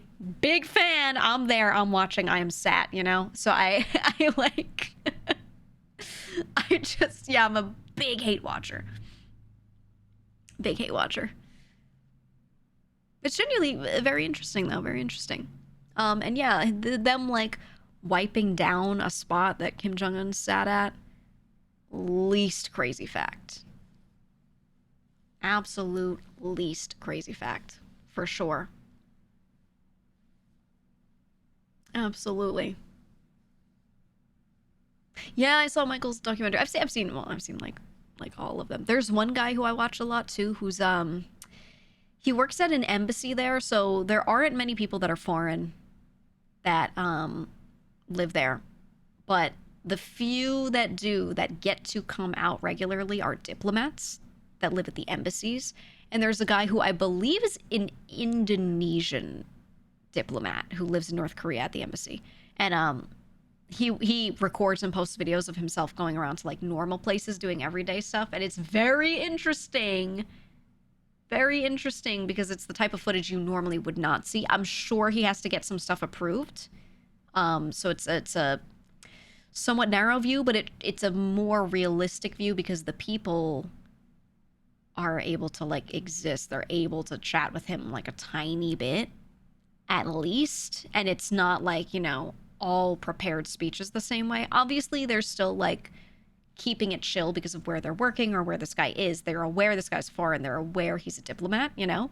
But he does have, like, you know, normal conversations with them as well.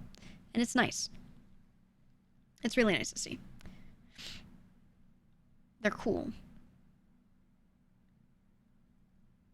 Is he even allowed to record there? Yeah. I mean, they would know, and they would get rid of his ass if he wasn't allowed to. So that's why I'm pretty sure he has to, like, run it by them. But, you know, he'll go into, like, only the places that are for more, like people with more money and stuff. Yeah, he'll go into a shop or a restaurant and show it.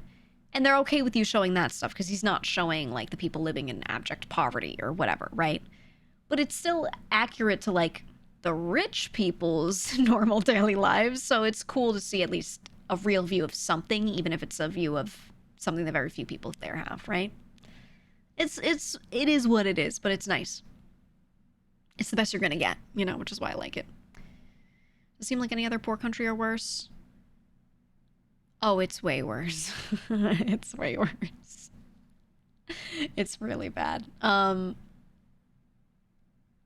It's bad. You should just watch documentaries on it. You should. It's to the point where they have different provinces. They're like little states, right? They have different provinces, regions. And you cannot travel between them without a pass. And you will not be awarded a pass unless you have a real reason that you have to go. So wherever you were born in North Korea, in whatever province you were born in, you're very unlikely to ever leave. Unless the state is moving you because you've done something wrong, so they're moving you out of a richer one to a poorer one. Which is what they do. They literally deport people from nicer provinces to poor ones. It's very dystopian. Yeah, it's very controlled. And almost all of the people are in on it because they don't know better, because they've been raised a certain way. They are taught that the rest of the world has it worse. With more media getting snuck in, they kind of are realizing, that's not the case, but it depends on how much of that they've seen. And they all snitch on each other. There's snitch culture. So if you do something that's not good, everyone else is afraid that if they find out and they know that you're doing this bad thing and they don't tell someone, they will also be considered just as bad as you. So they will all snitch to protect themselves. So everyone does the right thing and tries to be as good as they can because no one wants to contribute to that shit, because they could all get in trouble. They could get their families in trouble, etc., etc. So, yeah. Yeah, it's very controlling, the society. So it's not just poor. It's also... It is extremely poor. People don't have food. They don't have money. They don't have anything. They literally will grow, like, random grasses and things. They will eat bugs. In certain areas, they'll eat worms because that's all they have. Because the land is not very arable, too. It's very rocky, mountainous. It's very cold, right? It's like bordering northern China and Russia. And they just really can't really do much there. And if they have animals, like if they have anything, no one has pets. They just eat them because they have to. If there's a singular ox, it's likely used for farm work and it's super skinny, and eventually they'll kill it and eat it. They don't even have like proper animal husbandry in most areas. It's bad. It's bad. And a lot of their food comes in from foreign aid, not their own growing. So yeah, people straight up just eat like grass and stuff. And when COVID happened, a lot of them, country reported that they didn't have COVID, but of course a lot of people did die, and there was like yet another famine. So it's pretty rough. It's pretty rough over there. Apparently that one Steam account active in North Korea is no longer active. No, our one brother. Our one brother. Heard about the fake storefront trick they use for flybys to make it seem like there's more commerce than there is. Do they still do that? They absolutely do. Anything that you can see, if you ever go to South Korea and you go to the DMZ, you want to do one of those tours where you can like look over the border into North Korea. They have like those binoculars that you like, throw a quarter in and view and that sort of thing. Anytime you do that, everything that is visible from South Korea in North Korea, all of that is set up to look a certain way. No one lives in those towns for the most part. They're just like maintained to look nice. They frequently build stuff around there so it looks like they're actively building. But they're not really actively building a lot of stuff. They're just putting up facades, like literal facades. Sometimes it's not even like a whole building. It's just like the outside of it. What else do they do? They do that. It's actually one of the better towns to live. There's a town that is just on the other side of a bridge to China. That town is also fairly built up for the same reason, because you can see it from China. You can walk up halfway up the bridge and stand on the Chinese border, and look over. And that's one of the few towns that they actually do like, have a lot of commerce from and let a lot of people live in and stuff, because it gets seen, So like they just make sure that like that spot's nice. But yeah, it's pretty bad. Anyway, yeah, if you watch those documentaries and you want to see like the actual poverty, it's definitely like not for the faint of heart if you can't handle looking like at emaciated kids and stuff. Like straight up, it's pretty rough to watch. It's very interesting though. I think it's something everyone should be aware of, because I think people are like, they're taught about the leaders and they're like, oh, haha, Kim Jong-il used to wear women's sunglasses, and they make parodies of him, whatever. And they highlight, like, I don't know, they highlight how weird some of the culture is. But they really don't show, like, all of the insane human rights violations, and they don't tell people how just straight up horrible it is. And I find that I think people would be a lot more angry and want something done if they knew like how bad it was, you know. Then again, they do genuinely have nukes, so you know that's just real. A lot of people I don't know why a lot of Americans think this. It's propaganda, I think. When North Korea starts testing bombs, a lot of Americans are like, oh, haha, I bet they can't even reach us with that. Oh, haha, that's like their one. It's going to take them 6 months before they can fire another, haha. No, that is the one thing that they do have, which is why countries keep sending them aid, and why South Korea and the US, who are like very allied in all this stuff, have not just gone in there and done something. And, you know, they actually do, like, their military is a joke. It's a bunch of emaciated people because everyone's underfed and, you know, starving there, who don't really know how to fight, that are all drafted in because everyone has to do, like, every single male has to do military service, and a lot of women too. But they do have scientists that know what they're doing, and they do have certain weaponry that could cause like a global issue. So even if like their overall military is kind of a joke, that doesn't mean that they don't have weaponry that could be really devastating, which is why no one wants to fuck with it. They're just like, send them some, you know, aid and keep them at bay, right? Just keep them status quo, right? It's the least bad option. Like, it's horrible for the people there, but at least not everyone else is dying. That's kind of like the thought process there, you know. So there's still a lot of people in first section world countries that don't know North Korea is hell on earth. I think a lot of people have like heard it, but they don't know what that means. They don't know detail. They don't have a picture. If you ask them like what's going on, they'll be like, don't they kill you if you like go against a leader or something? Haha. They know that there's like capital punishment, but they don't really know much else, and they don't understand any of what's going on culturally there. They don't understand that it is hellish beyond just like, oh, you could die. It's like worse to live there almost, you know? That's what a lot of defectors have said. They're like, if I didn't make it, I would rather they just caught me and killed me, you know? So yeah, it's pretty bad, but as morbid as it is, very interesting, and I think something that people should really like know about, right? People should know about this shit. Anything terrible going on in the world, it's good to be aware of. And there's so many really good documentaries about this stuff that are truly interesting. I would recommend them for sure. Death is preferable to living there. Not for everyone though. There are also, okay, something to be said. This is not a propaganda moment. This is just true. There are a lot of defectors that have a hard time settling in the modern world because their life there was so simple. I just need to eat every day. I have a lot of basic work that I do, and I just do my work, and I have my family. It's a very family-oriented society, and they're also taught that, like, every North Korean is family, right? Some more than others, but you are all family. And that's why they call their leaders like the nation's father, things like that, right? There are a lot of defectors that really wish they could go back because they miss how simple life was. And they're like, honestly, while this, and that were horrible, this, and that were really good. And it's a very mixed feeling. There are plenty that don't actually, like, they don't want to go back, but they miss what they had in that part of things, right?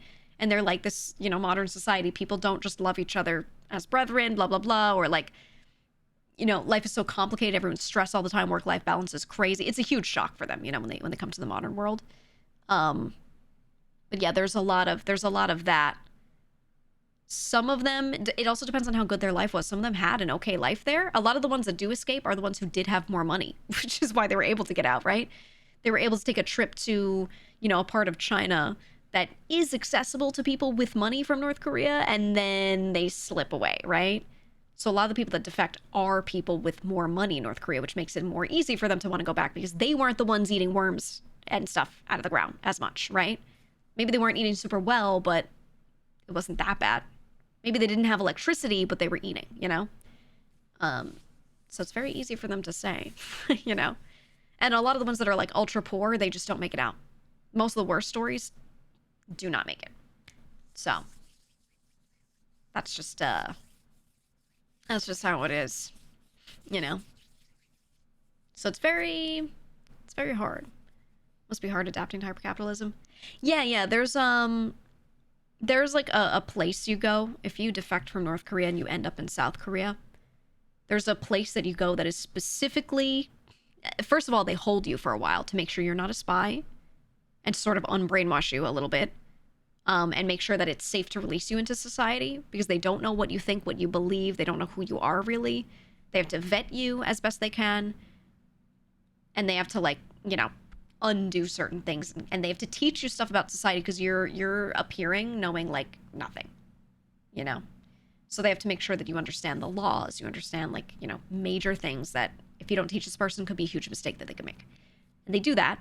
And then that person's free to go out into the world a little bit, right? And then from there, they have these places that are like educational centers for them to continue like getting integrated that are more optional. And they try to help them find jobs and things too. They try to help them find like work or education or whatever it is that they can. But typically, they're just showing up with like no dollars in their pocket and like a fresh baby, you know, like knowing nothing about the world as it is.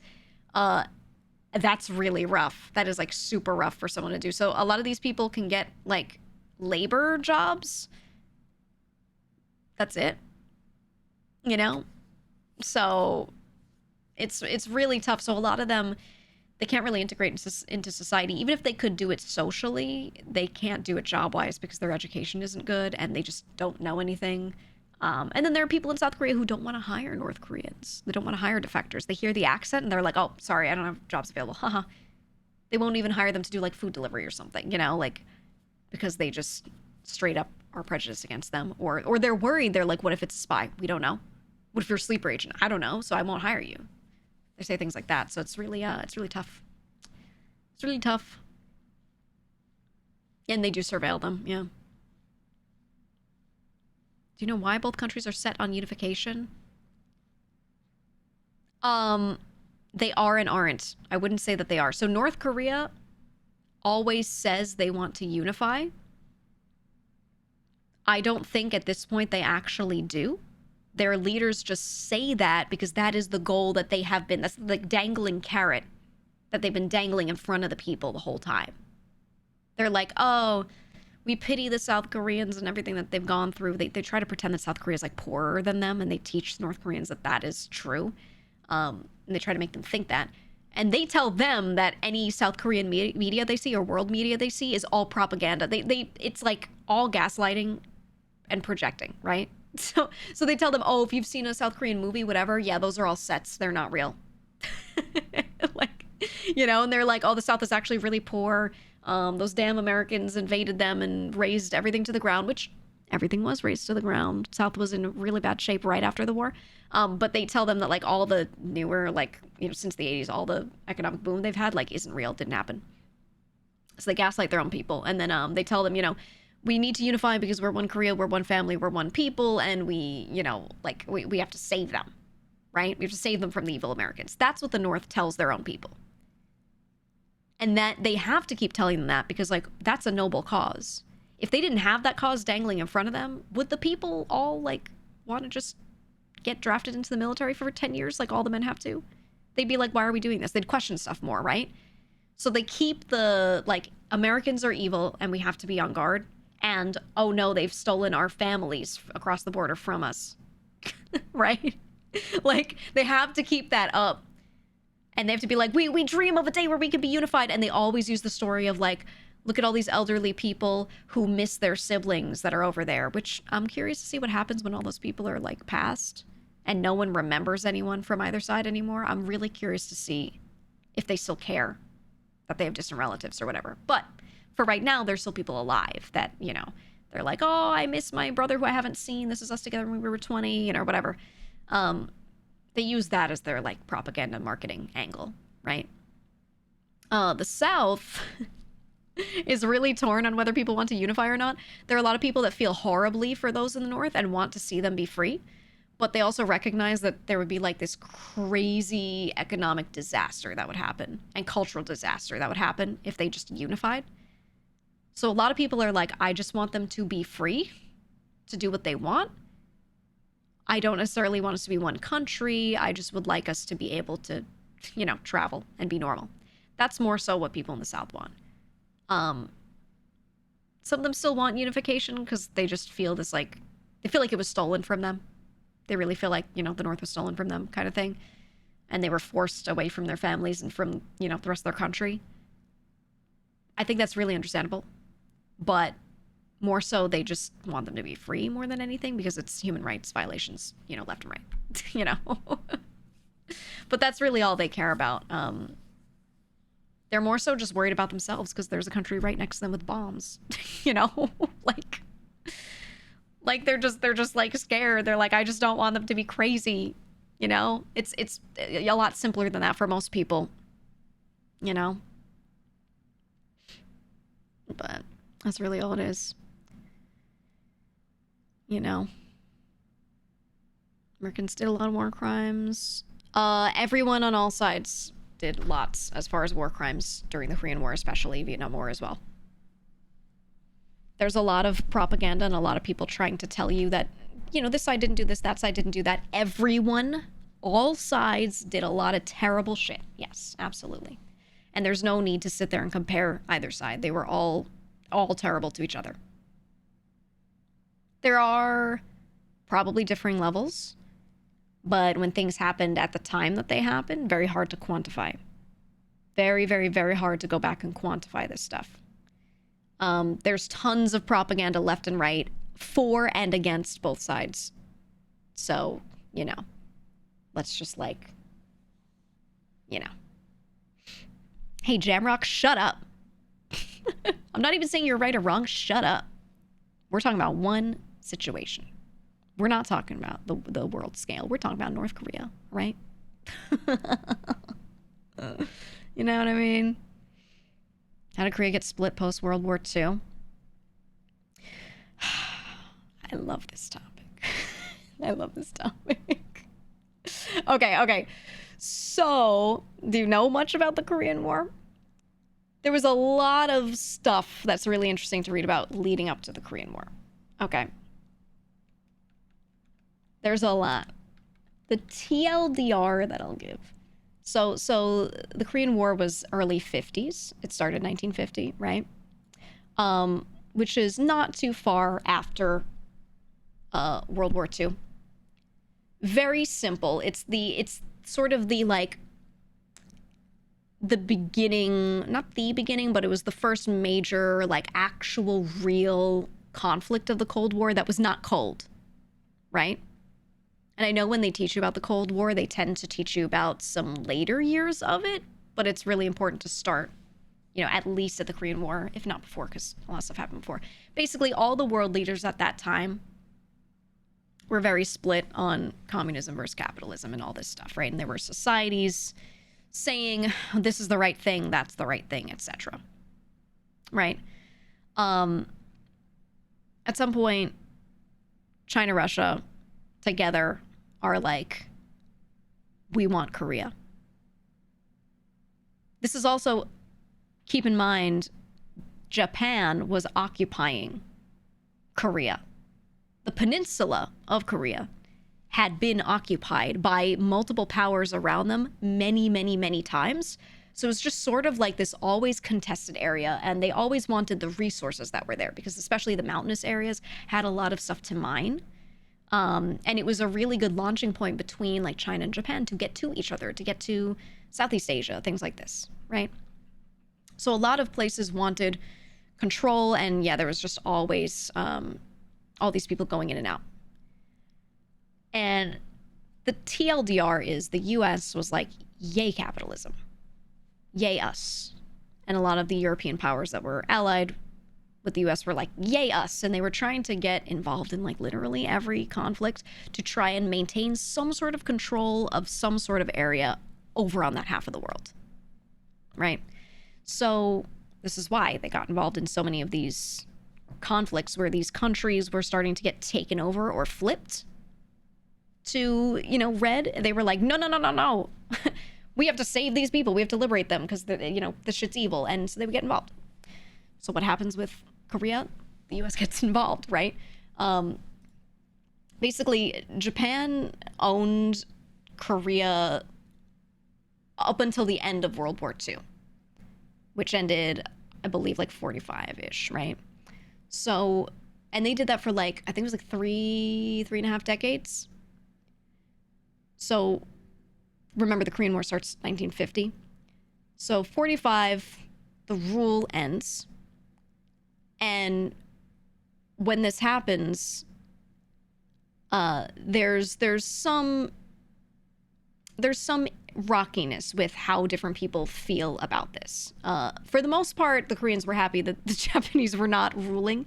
And, you know, especially because they had to pull out because they were decimated, right? Japan pulled out of this only because they had to. So there were a lot of people still unsure of what they believed in, what they wanted in Korea, or kind of on both sides. And the US saw the opportunity to help these people, right? A lot of them are already deployed out in Japan and in neighboring areas. A lot of them are deployed in Korea to get to Japan because that's where the US Army was just, or the military was just fighting, right? So some of them are in Korea and they're with, Japan was not popular at the time. This is true. A lot of Americans see war crimes and things occurring and they're like, oh God, you know? So they're very like against that, obviously. And Japan was on the other side of things, right? So they see a lot of Koreans that were under their rule and they're like, wow, this is terrible. We must protect them. We must help them. This becomes the attitude of a lot of American military. And so they start to kind of help rebuild.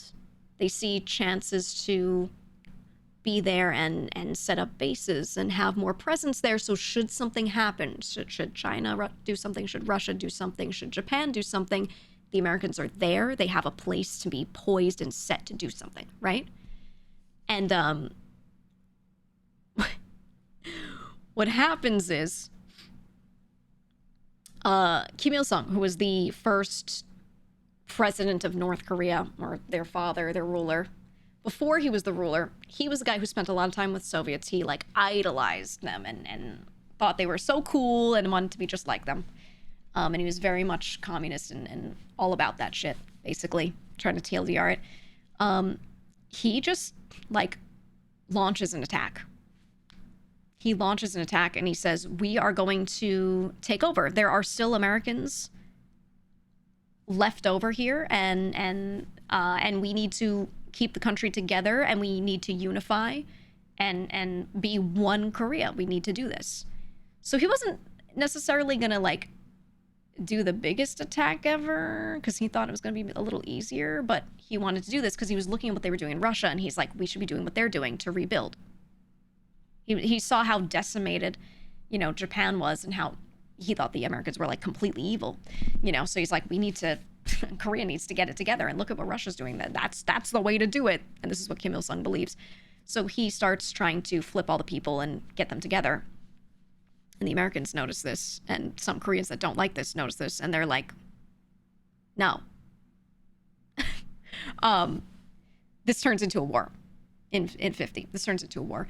And the war lasts 3 years, and it is really bloody, and it goes back and forth, pushing up and up and up into North Korea and down and down and down to the southmost points of South Korea. And it was just like a lot of back and forth, and it was bad. We skipped a few steps. We did, but this is the most important stuff. Because they were asking how the split happened. They just want to know where the split came from. So this war launches between the two sides. And the Americans are immediately like taking people out and sending troops over there. North Korea gets China's help especially, and they're taking people out, and it's really bloody, really bad. A lot of this is a really big time when like spy shit started coming up. I know the 60s and beyond and that part of the Cold War is really like known for this, but it really starts in the 50s during the Korean War. because they're really learning a lot of each other's tactics at that time. But yeah, the U.S. was just too strong because they just had too much. And as they sent more troops, they just managed to take it all back. But, you know, they had a really, really, really good run on both sides, actually. Obviously, with devastation, it was terrible. But the North almost won, for sure. They pushed all the way down. They occupied, like, almost all of the peninsula. And then it was so rough. People just wanted it to end because the country, everything they had was decimated. Like, it looked like the place got nuked, but it wasn't nuked. Okay? Like, it looked like that because everything was bombed and destroyed and everything. So many people died. But it was never nuked. It was just like normal war. But that's how bad it looked. So they pushed all the way down. At some point, the Americans and other forces managed to push all the way back up. And they get to the 38th parallel. And it was just so bloody and so awful. And people were so split on opinion. A lot of the South Koreans just were so against being on that side of things. And a lot of the North Koreans were so against being on the southern side of things, you know. And that's where the Americans are evil stuff started, because there were absolutely terrible things done during the war, right? Yes, some of the U.S. generals wanted to nuke it. Thank God they did not.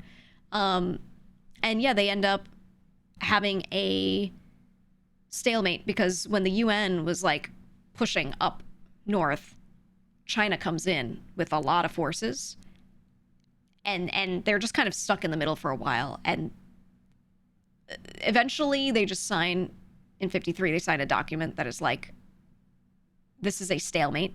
It was an armistice agreement. And the thing is, technically, that is the only agreement that was signed to this day. So they're technically still at war, just under an armistice agreement, which is why everyone's so afraid to do anything, because they're already at war. They don't need to declare anything. They could just go boom and, like, you know, be like, oh, you broke it. Haha, you broke the agreement, so we're going to bomb you now, right? That's why the South is, like, not really doing much, because they're like, we don't want our people to just die. Seoul, the capital, is not that far from Pyongyang, right? It's really not that far. You could drive, and it wouldn't take that long. So, yeah, that's the coldest war, honestly. So, yeah, so that's kind of how the split happened. It was just, like, all this fighting back and forth between the UN forces, mostly Americans and South Koreans, pushing up, trying to keep Korea, you know, capitalist. And then everyone from the North and all of the Chinese forces that came in later as well, pushing back. But yeah, they really almost won it before more of the UN forces came in. And it just, more and more forces were there, that it was just so many boots on the ground that eventually they just were like, it's just slaughter, and we're just going to sign this agreement for now to stop the bloodshed, because the people were dying, right? Just the average normal people were dying. And they were like, we actually can't afford to lose this, because no matter which side wins, you're going to be left with nothing. All the troops are going to back out, and you're not going to have civilians left, you know? Like, that's how bad it was. So, yeah, so they signed the agreement so that the people could live, thank God. And now they're here. That's where the split started. And the North, pretty much at that time, you know, Kim Il-sung, who was the leader during that war, fell naturally into being the overall leader. He became their president and their whatever, and they installed the government that is the current DPRK and all of that. And yeah, Stalin did die. That was part of it. That's who Kim Il-sung was the biggest fanboy of ever. And basically, he wanted to do what Stalin did, but he wanted it to be more about Korea being a family and being one people and all this stuff. And he saw opportunity to make this, like, really pro, like, just us and our people kind of society. And it started off okay. The North was actually better off, industrially especially, than the South. The South was more decimated because there was more back and forth in the South. There was more decimation, more destruction, more whatever. And the UN forces, mostly the US, did help a ton to rebuild, which is why, you know, we're so allied with them still. But in the beginning, the North was doing better. But with the way their society went, the way they did things, first of all, the North does not have much arable land. It's the colder, rockier, more mountainous side of things. They also just they just did it wrong. They just did it wrong, and they were like, we're going to put all of our efforts and resources into, you know, building up in this way. And it was, we're going to strip all of our land of all of its resources and sell it to the powers that we're allied with that want it. So they stripped everything. They don't even have too much resource-wise left to sell if they wanted to. So they got rid of unrenewable resources to help themselves kickstart. Then they opened up a bunch of like plants to make steel and things like that for, you know, the war efforts over in other countries. And they did that. That's it. That's like all they had was just manufacturing stuff for war. They used up their resources. They're done. What do they have left? People? The only thing they have to sell nowadays is labor. They actually send out their own people as workers in other countries. And that's the best they've got. Sometimes they sell off women as brides to men in China, because there's a big discrepancy between the population of men and women there. There's like 30 million more men than there are women. One-child policy, whole thing turned into that. So, you know, that's something that they do. Yeah, there are loggers, right, in Russia, right? That's really all they have is labor. So yeah, they're not in a good position. And then the South at least had some arable land. They had more access to water with more edible things in it, etc., etc. And then they had the help of the free world, right? So they were able to pull it back, and it took them a while. They really weren't well off, and then the 80s hit, and they really got into it. They especially got into tech and all that, shored up their economic everything, and they're doing great now. So yeah, that's the split, and that's why things are the way they are. That's the TLDR, I guess. It's not a full TLDR, but you know what I mean. Yeah, and then came Samsung. Well, it was more so, it was like cars and little gadgets and things before that, but yeah. Yeah. It's really interesting. It's really, really interesting to watch stuff and read stuff about it. Yeah, now we have K-pop demon hunters. Yeah, no, South Korea is so smart for doing everything that they do with K-pop, genuinely. Like, all of their media prowess. It's actually the best place for animation. I don't know if you've noticed this. Anytime you watch an animated series, like a big movie or a show or whatever, if you look at the names that come up on who did the animation, a lot of the time you see a ton of Korean names. Sometimes it means it was made by a Korean studio, or some of those people just studied there and then now work in American studios or whatever. But that's the best place to go and learn, actually. So if you look at a lot of like really, really, really good animated work, a huge amount of it is done in Korea. Yeah, especially 3D animation, especially 3D. I would say like standard anime style stuff is still very heavily done in Japan, but Korean studios are still like, you know, pretty big on that. But anything that's like 3D or anything that's rigged, special effects animation especially, huge. Any animation needed by game studios, a lot of the time game studios will use Korean studios to do that, all their character animation. But yeah, it's huge. So they're really good with everything in the entertainment industry. They've got like down pat. Yeah, Steven Universe is animated in Korea. Exactly. They just do good work. They figured it out, and they very quickly figured out how to teach people how to do this stuff, to create more people that can do this stuff, instead of like they don't gatekeep. That's actually a big thing in South Korean culture when it comes to like art and media. A lot of really good artists are from Korea as well, like just artists in the anime space, people that are really good at drawing like a lot of splash art for gacha games. A lot of the time that's done by Korean artists. A good amount of times. And a big part of it, a big part of it is just that they're really good at teaching. They have really good courses, and they don't really gatekeep that stuff. So, you know, it makes it so that, of course, like, there's going to be more people popping up that can do this kind of stuff over there, because that pipeline is, like, really good. And tons of hours. That's true for any industry that has people that do things, though. That's not really, like, unique to Korea. Not really. I feel like so many countries have terrible work-life balances nowadays that, you know what I mean? It's like Everyone's got that. But yeah, it is true. It is part of it. But, and now we have K-pop demon hunters. And North Korea has some bombs. You know, and the one Steam account is not there anymore.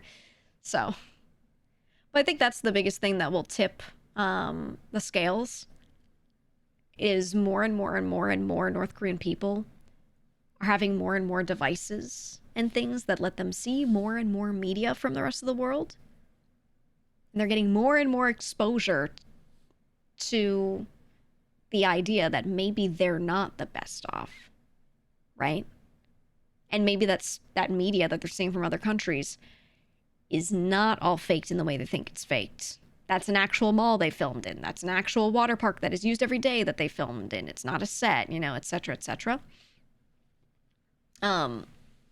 So, you know, that's, I think over time that will lead to something, but what that something is, I don't know. I just hope that everything is as peaceful as possible, because I can only imagine it being disastrous. You know, I can only imagine it being bad whenever people decide to do something, or someone, it's going to be someone. I don't think there can be like a people-wide revolt when everyone's that level of brainwashed. They're too afraid to do it, you know? They're too afraid. So it has to be a shift in power or something. I don't know. I think the best we can hope for is a very, very, very, very slow change for the sake of the people, right? A very slow change where someone else comes into power who's less crazy. Someone who wants to slowly educate the people more, maybe. Maybe education from a child level changes, and many generations later it normalizes or something. Like that's the best you can hope for, because that's the least violent and shocking route, you know? So they do need a renaissance, yeah. It's just hard. Yeah, a Gorby. They need a big Gorb moment. Maybe, yeah. I mean, yeah, they just need something that you know, slowly undoes. But I don't, you know, that it doesn't happen like that. It doesn't happen like that, so I don't know. It's a situation I watch with great interest and morbid curiosity, because I can't imagine it going any way but bad. No way that can last forever. Yeah, it's a really good record. It's a really good record that they've created so far. I mean, it's been just the North since 53. Or so many years beyond that. And everyone who was alive at that time has either passed or is passing. There are not many people who are alive, if any, in the North that remember that time. Not with the nutrition they have, especially. So, it's tough, because all the people living there right now, this is what they were born into, and this is what they know. Right? It'd be different if there were people that remembered, trying to kind of guide things back, but no. It's a bunch of people that don't know anything about the outside world, really. And anything they do know is what they learned, not from experiencing it, really. And the only way to get people to understand this stuff is to experience. So, you know. Yeah, they have nothing to compare it to. They don't have the perception, the context, the opportunity to ever gain that, you know. It's not their fault. It's not the fault of the people at all, really, you know. But, yeah, they're just kind of stuck. So. And then a lot of the stuff that they do see, the stuff that's most commonly shared, is not really educational stuff. It's like movies and, you know, music videos. There are people that listen to K-pop there, and they're like, oh my God, look at this beautiful woman singing this song. There's this girl group. They're so cute. But they don't like get it. They don't really know what it means, you know? They're just like, oh, look at that. That's so different. So they're exposed to it, and they want more of it, but the lens that they're looking at it through is lacking so much context, so it's hard. I think one of the big difficulties, too, is when you speak Korean, you say so many English words. Like, every other sentence you're using an English word, typically. And when they when they watch media, they don't know like what this means. Like they don't call a cell phone up there 핸드폰. They don't say that because it's hand phone. When you say Korean in Korean, cell phone, hand phone, you say 핸드폰, right? But they don't use that word. They also don't say ice cream, right? They don't say that. They have a word. It's something being something. I can't remember. Like there was a word for it, but they don't say that in North Korea, right? They don't use loan words. It's like evil. You're not allowed to use English words, so they just use Korean names for everything. So when they watch like dramas and media, there's so much stuff that's said, and they're like, I don't know what this is. They don't know if it is a loan word or not. They just hear sounds that sound like they're in a Korean accent, but they're like, I don't know what this means. So it's tough. It's tough for them, you know? So. Yeah, like the French. Yeah, kind of. Kind of. But. Yeah, it's just like. It's so hard to throw like movies and dramas at those people and be like, this'll save them, you know, they'll learn from this because there's so much that's going on that they're like, I don't know what this is. And they pick it up. They're not like, you know, stupid, but like there's no context around it and there's no one guiding them through what any of this is, you know? So they just see a drama that is like from a different world and they're like, okay. You know? Korean is a phonetic alphabet? Yeah. Most are. They don't use Hanja anymore. I don't think they even teach much of it anymore. A lot of people don't even know how to count in Hanja anymore. Like, if you're 20, you say 20살, right? You don't say the word for normal Korean 20. You use like the counting one, which comes from Hanja, which is the old like Korean writing and speaking system that used Chinese characters. And when they say age, they are supposed to use Hanja, but they like don't after 20s. They just start to say like what year they're born in, and they say it with like regular Korean numbers. They don't do that stuff anymore, you know? They just don't. Or like if you're 30, you'd say like 30살, right? That's how you would say it, but most people don't say that. They just say sari, or they say like the year they were born. Right? 98년생 or something. Like I'm born in 98 or whatever. That's what they would say. But yeah, I don't know. A lot of that old stuff is gone. So if they would use that, they still use that stuff in like North Korea heavily. So even some Korean words are just like culturally not used. So it's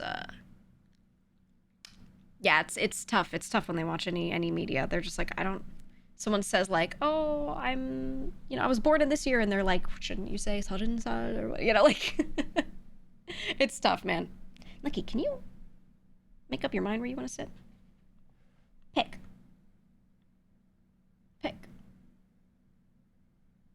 He's trying to get me to feed him. I changed his eating schedule a little bit, and he doesn't want to accept it. He doesn't want to accept it. Your favorite Korean word is ajumma? Because you like calling people old? You like making people feel old that aren't that old? Is that why? Is that why?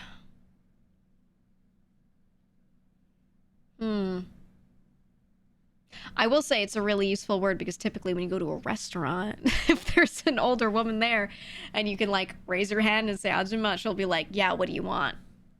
You know? She'll start calling you, no, you don't know me like that. When did 30 become hag? I don't know. Someone starts saying it online. I don't know. I still like the word because in English it has negative connotations, but I think, you know, genuinely, I think the people that use it endearingly were probably mostly ESL. That's why I don't get mad at it, you know? But I think most of the people that started using that word, I think it comes from an ESL base, is my guess. Because they don't have all those, like, negative connotations in their head for it being older. But that's an assumption. I think it's that. Does it have bad connotations? Yes, the word hag is like crone. It's like an old witch that curses someone. Like in Hansel and Gretel, the old witch that curses the kids, you would call her a hag. It's like a It's like a bad, negative, gnarled hands, ugly, gross. You live in a bog. You live in a hut in the forest with chicken legs, right? Like that is the word hag. That's what it means in like standard English accepted usage, right? And then, yeah, that's why I think it probably came from like an ESL base where it popped off, because it's the VTuber community, which I think a lot of the earlier English-speaking fans in like 2020, a lot of them were not from the Western world, from what I remember. And like the people I remember interacting in that community typically were not from like America, you know, in like pre-2020. So I think it came from that. Hag is closer to bog witch than old lady. Yeah. It's a very bad word. If you called someone hag, okay, if you walk around in the US or the UK and you see an older woman, anyone of any age really, you call any woman a hag, she would think you're calling her very old, very ugly, like a witch, disgusting, evil, right? Like she would think you're calling her all these horrible things, and yeah, and she would kill you. But that's in the Western world. Yeah, but they would hate you for it, for sure. And then yeah, that's why I think it came from the East. I think.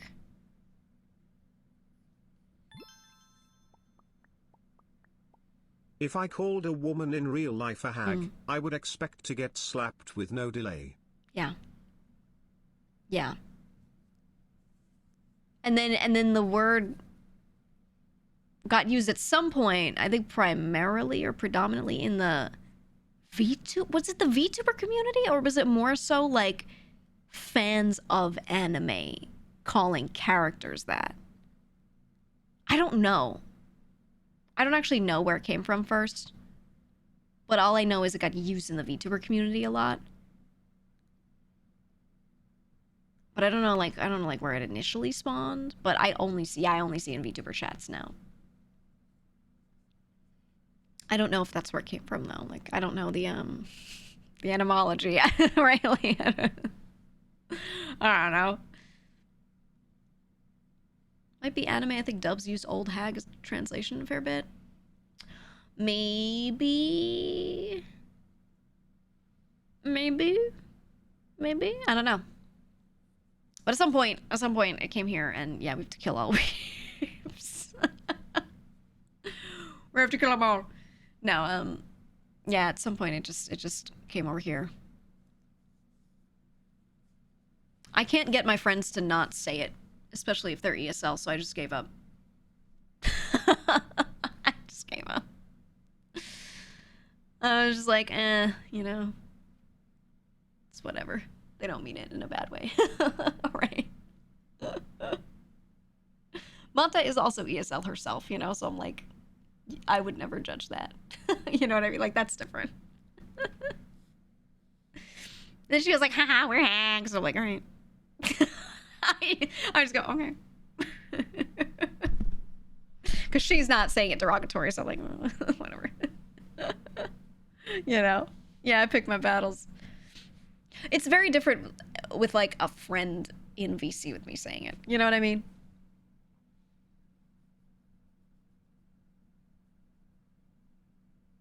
But I don't think, you know, it depends on how you grow up, right? Like what kind of media you grow up with, how that word's going to come off to you. For sure. You know. Want VTuber meaning for hag to become the norm? It's much nicer. I don't. I want us to not use the word. We have other words. How about just woman? Why do we need a word for specifically women over 30? It's only used negatively. Hi, Nucky. Who's coming here? Well, maybe not only negatively. I'd say 9 times out of 10 it's used negatively. You know? So. Hag has meant bog witch for hundreds of thousands of years. It's used in so much old literature. It's been like that forever. Girl, it's the misogyny. Don't get me started. Don't get me started.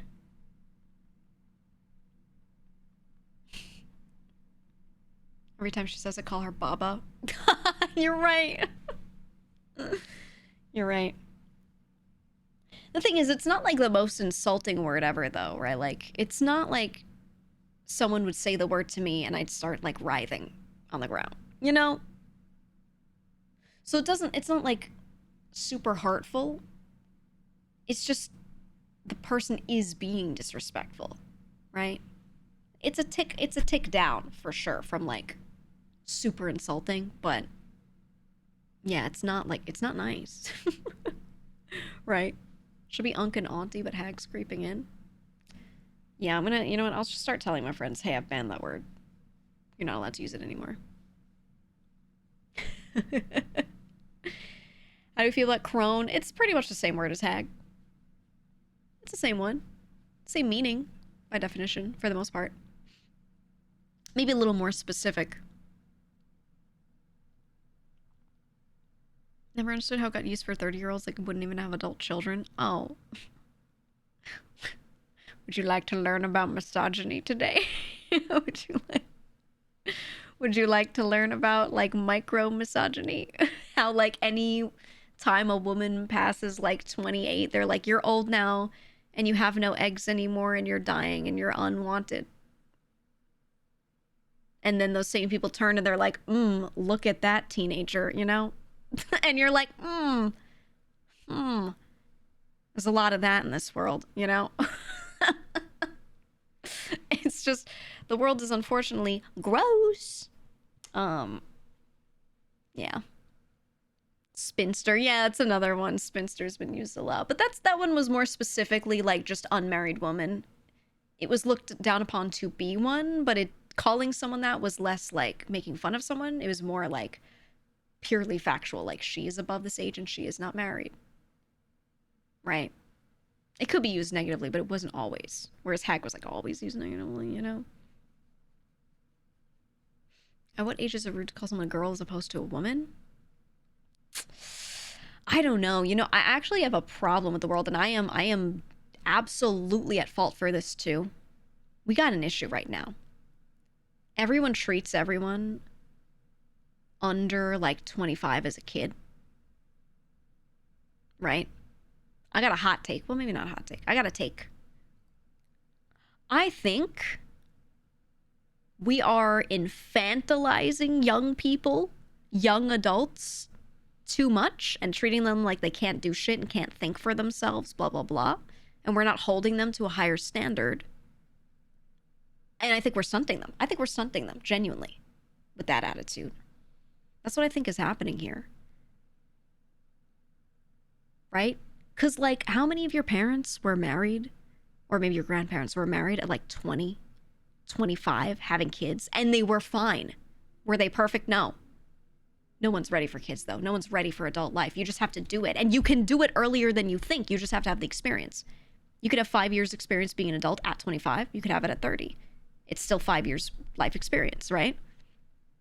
It's because everyone stays in college so long. And it's, which, you know, I get why, but it's on top of that, like, everyone just treats younger people like, oh, they're young and stupid, and then they don't hold them to a normal adult standard. Yeah, 35 is the new 17. It's true. And I think work-life balance and how the world is right now has definitely, like, naturally adjusted that, but I think people also treat them differently, and I think people are straight up stunted. Like, I think a lot of adults in their 20s are stuck in the kid zone when they don't need to be, but other people are kind of keeping them there, you know what I mean? Now, do I see them as young when they're 22? Yes, I do. But I still think they're adults, you know? And if someone's 22 and acting like a teenager, I'm not like, oh, it's because they're young, hee. I'm like, you fucking idiot, you know? Like, you can do better. I was better than you at 14 with this attitude, you know what I mean? You know what I mean? I don't know. I think people really, like, need to realize that you can have a house and kids and a wife, maybe not economically, but you could handle it if it were economically possible at 21. You could. you know?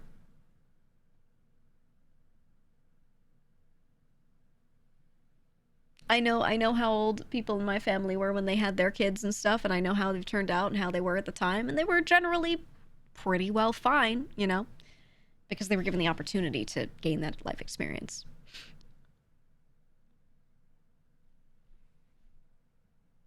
Yeah, you said it's not a core single thing people are buying into, but based on several factors that are pushing our views on younger folks. Exactly right. Like I think it's just a lot of naturally how the world is right now. Some of it's not really like people trying to be like that, you know? But I think there's just a situation going on, right? Where all these different factors together make it so we're like treating young people like they're younger than they are, or treating them like they can't do shit, or not letting them do shit, you know? Now, is your prefrontal cortex not really fully developed until your mid-20s? Yes. This is true. We can all recognize this. Does that mean you can't do anything? No. You know, like, yeah, learned helplessness, exactly. I've seen plenty of people in their teens and 20s having children. It's a bad idea. They're too mature. Oh, you're too immature to have a 10-year-old in your house? No. No, I disagree. I disagree. I think what they're lacking is they're lacking older family members still being involved in their lives to help correct some of those things. That's the other part. It's another factor that is separate but very much attached to it. The whole thing, right, is that it takes a village. You're supposed to not just have your nuclear family. You should have other family members, other older people, maybe friends, maybe neighbors, whoever. You should have other people in your life. And people kind of don't. People kind of don't, which is like a huge reason why it's like hard to look at two 22-year-olds raising a kid and be like, that's fine. But if they have solid grandparents for those kids, it is fine. For sure it's fine, you know? Taking out of the equation that, yeah, some individual people should just never have kids. You know what I mean? Like sometimes age is not the factor there. But in general, you know, like all that structure is just kind of not there anymore for a lot of people. But I know anyone in my family, if they have a kid, their own parents, so the grandparents of the kid, are very involved. Their great aunts and uncles are very involved. All aunts and uncles are very involved. Cousins are involved. Like we all are around each other. If any of my cousins, who I don't see all of them all the time, but if any of them have a kid and they're like, I need to go somewhere for a month, I would be willing to have them live here. Like genuinely, you know what I mean? Like I'd be like, oh, there's no one else that can take him. All right, I'll take him. Like because we're just like that. But not everyone has that, you know. I think because so many people don't have that nowadays, especially with everyone moving everywhere and being less involved and everything with each other. Now it's got to the point where they're like, I can't leave this 24-year-old alone to have a child. Something. I don't know. Everyone. It's just so many little things that are like, you know, breaking all that down a little, for sure. Yeah, you said you have a friend who had a kid at 18 and is a great parent, another had a kid at 30 is a much worse parent. Absolutely, right? It depends on how you yourself were raised. It depends on what resources you have for that kid as well, you know? But I think there's a lot to be said for education and how you know, we have this really cool education system that teaches us our core curriculum well enough, but then like doesn't prepare you for the things that like a lot of people do, like have kids or, you know, run a household. Like, you know what I mean? The stuff that you like most people end up having to do at some point. Obviously nowadays fewer and fewer people are having kids, but it's still like kind of the norm to eventually get there. They're just doing it older.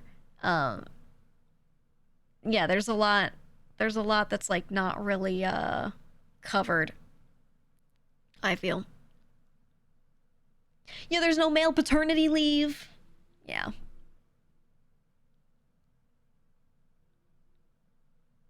Seeing a lot of young couples who had kids early ending up divorced too. The divorce rates are higher and higher for sure. Yeah. Absolutely. Yeah, I skimmed what you just said, Mage Pie. I agree, you know, yeah, people don't really, look, when I was a wee bab, Mom hands you $1. Go have fun, kid. Me, 7 years old, run to the bodega. Hey guys, what's going on? Can I get a sandwich? Can I get some milk? And then I just sit there and hang out. I sit there and hang out. And no one comes looking for me. Right? Because everyone knew each other. and because it was generally like, even if you're in a space that's not, quote unquote, not safe, you have a lot of people that are looking out for you, so you know you're gonna be okay. Nowadays, if you did that, every parent around you, every neighbor around you would be like banging on your door, killing you, calling CPS on you. Everything. It's insane. You can't do any of that. I think I agree with it and disagree with it. I feel both ways about it, you know? Yeah, be home before the street lights turn on, for sure. I still had, like, people checking up on me a lot. But, you know, my mother knew that at any point, she knew where I was going to go because I would say where I was going to go. And she knew she could call that place and make sure I was there. Right? And all the people there knew me and would be like, yeah, she's here. Right? So still that level of, like, eyes on you. For sure. I wasn't allowed to necessarily wander wherever I wanted. That wasn't until I was older. You know, and it was within a small radius. But even then, you know, crazy amount of survivorship bias in this anecdote. Do you think kids from like one generation ago were like dying when they walked to a bodega at 7? Maybe like way back in the day, but like survivorship bias is an interesting way to describe that. The gang wars. Well, yeah, I mean, look, it wasn't a nice place. But if you lived there, you lived there, and people didn't mess with you, so it was whatever. Crime was worse then. Crime was very bad.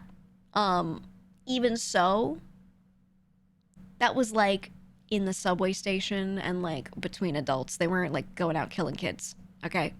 You know what I mean? You know what I'm saying? If you were just walking down your block, you were fine, okay? Even going and hanging out at the projects, people were like, oh, the projects. It was fine. It was fine because everyone knew each other there, you know?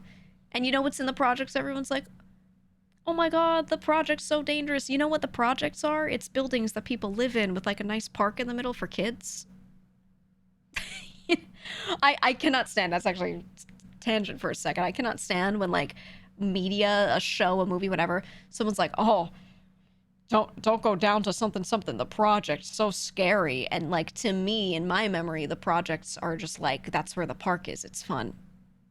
You know what I mean?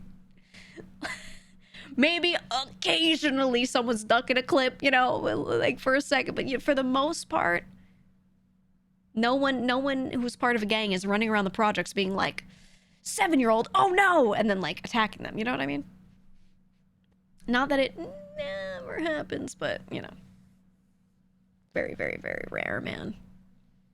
It's mostly people just being like, why are you here if you don't live here? Are you trying to do something? You know? I don't know. So I find it's funny, it's statistically safer, but people are more afraid of crime now. I mean, yeah, I was gonna say they should be and shouldn't be, but yeah. Yeah. The project sounds so dramatic, I'm not gonna lie. Yeah, it's just public housing. It's just like, they would call it a project because the city would be like, we need to make more housing that people can afford who are low income. So they would build a set of buildings next to each other, and it would have amenities. It would have like, you know, a park. It would have sometimes like little grill areas where you could have barbecues and things, you know, whatever. And then there you go. Now people can live there, and typically the people that live there are lower income. So what happens? Everyone's afraid of it, and they're like, oh my god, that must be where all the people killing each other are, or whatever. You know? It's not really like, I don't know. Yeah, people dunk on Section 8. Yeah. People always would like say crazy stuff about it. And is it true that crime would often be higher in lower income areas. That was true. But like I said, there's so many people that live in those low income areas that were not involved in any of that. And a lot of the crime that was going on at that time was not against random people. It was Group A versus Group B. It was person who's gotten into crime with Group A is mad that person from Group B is doing shit and selling drugs to someone in Group A's area, so Group A goes and attacks Group B. It was stuff like that. Family versus family, right? But it wasn't like random kid walking on the street. Uh-oh, they're gonna gun you down because you walked on the street. Like, that didn't happen, you know? I would say maybe people would steal stuff sometimes, but like violent stuff, not nearly as much as people tried to make it sound like, you know? I don't know.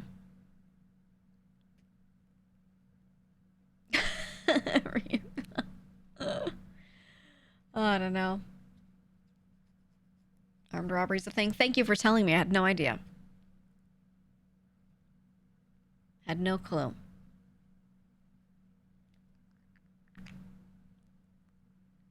Had no clue.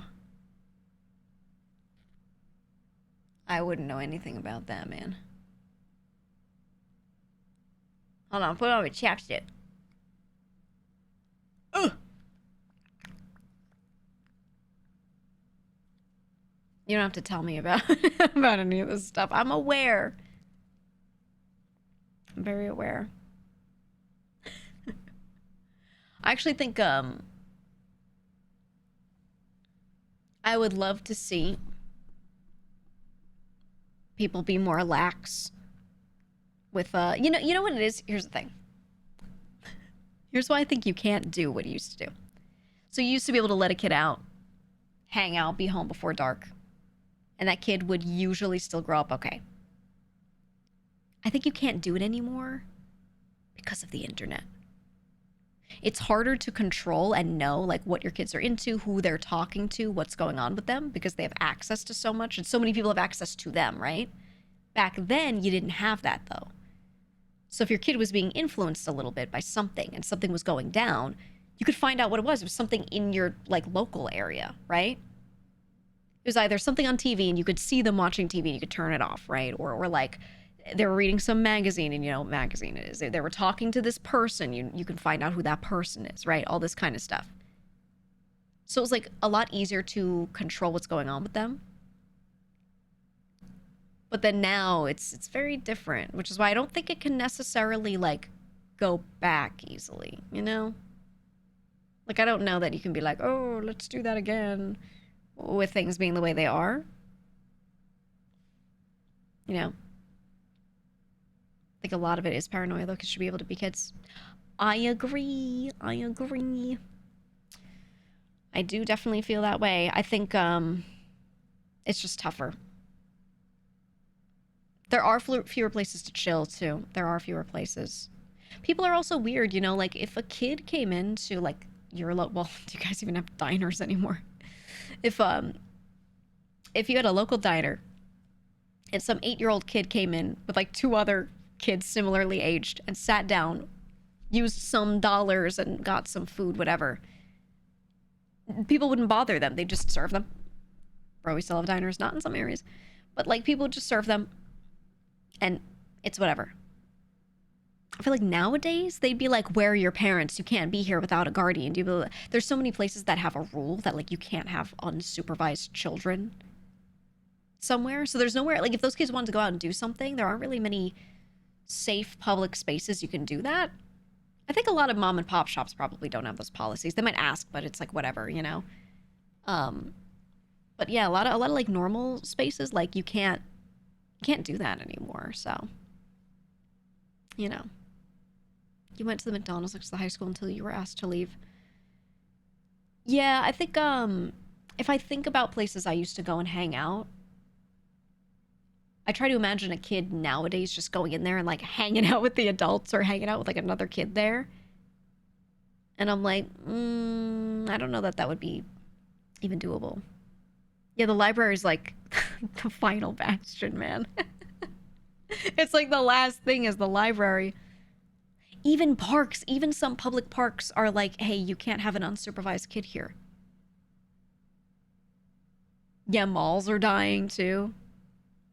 Do kids go to YMCAs anymore? I think they do, but it's more so in like structured courses and less, you know, just there to be hanging out.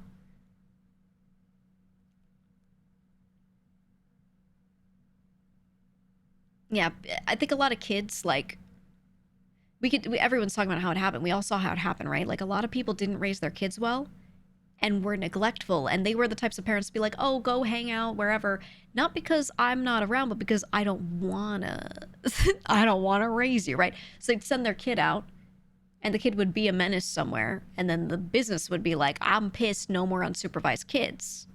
And now the good kids can't go there, you know? That's the issue. That's really what happened, right? It happened too many times. They ruined it for everyone. You know? A lot of people are using iPads to raise their kids now. Oh, dude.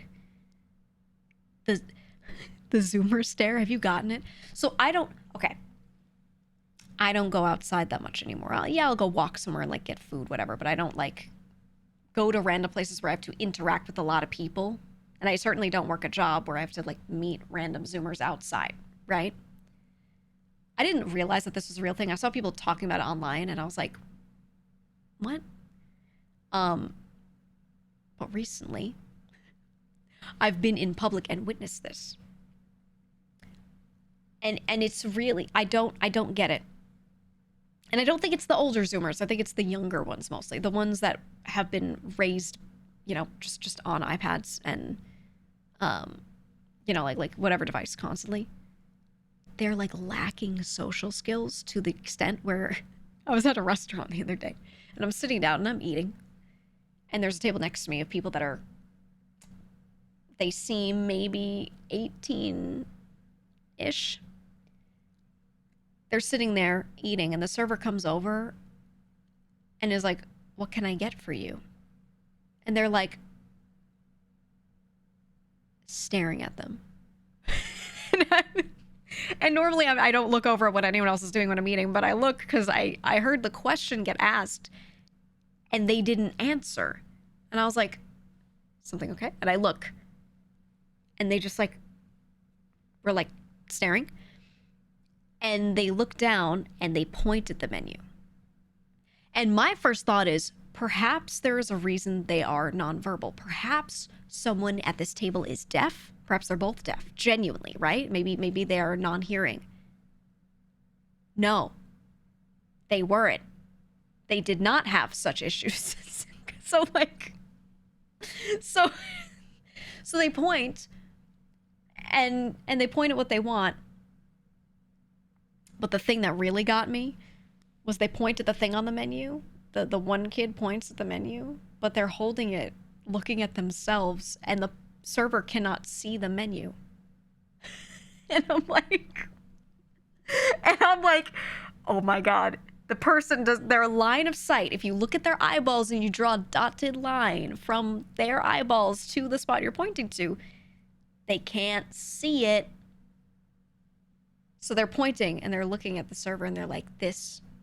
They said, this. They didn't say please. They said, this. And the server's like, which one?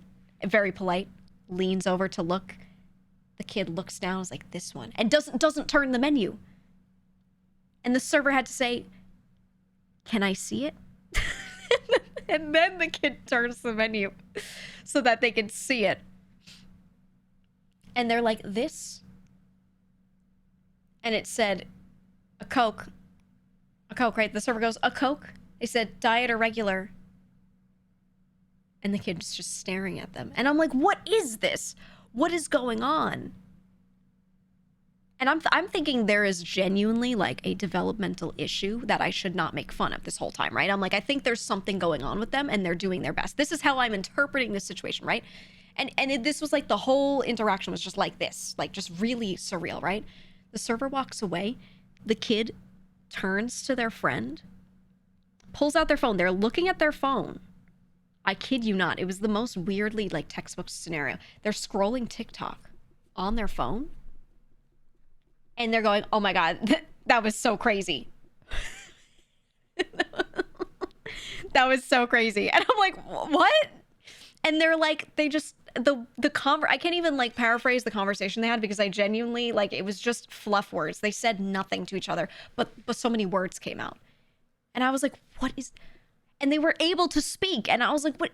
Okay. So they don't have anything that would cause them to not be able to order. They just like looked at the server like an alien and treated them like they weren't like a human talking to them. And then turned to their friend and were like, oh my God, ha ha, you know, doing the teenage laughs too loud thing. Oh my God, ha ha, right? And just staring at their phones. And I was like, what is going on? But the way they looked and the way they sounded, I'm pretty sure they were like 18 plus. They weren't like kids, you know? They were young adults. So it was really fucking weird. This is really fucking weird. I don't know. Maybe they had autism or something? No, I don't think they did. I don't think they did. Genuinely did not read that way to me with like everything else that they said and every way that they interacted, existed. And every time the server came back, there was something new. There was something new that they didn't understand or they didn't know how to answer. But the thing is, they couldn't, like, ask a question to get clarification. They would just, like, not understand the question that the person asked and then be like, I don't know. They wouldn't even say, I don't know. They'd just be like, oh my God, I guess. And then turn to their friend and be like, what were they asking? I don't know. Like, so weird. It was so weird. And it was the first time I'd, like, really actually seen that in public. Because I was reading stories like this online and I thought people were exaggerating and I was like, I've never seen that. This must not be real. Haha. And then finally, after seeing this shit for months online, I finally like saw a weird interaction in public and I was like, what is this real? I don't know. Have you guys seen this at all? More of my friends that work in stuff like retail have said they've seen this. More so. And I feel like you have to be exposed to a lot of different people to see it because I feel like they're not all that bad. Maybe they're foreigners. They were not. They were normal American kids. But it was just, it was so weird. I feel like I thought it was going to be more common in younger kids too. I was surprised by the age. You see it in college kids? Really? God. Oh, God. I don't know, man. Race and ChatGPT.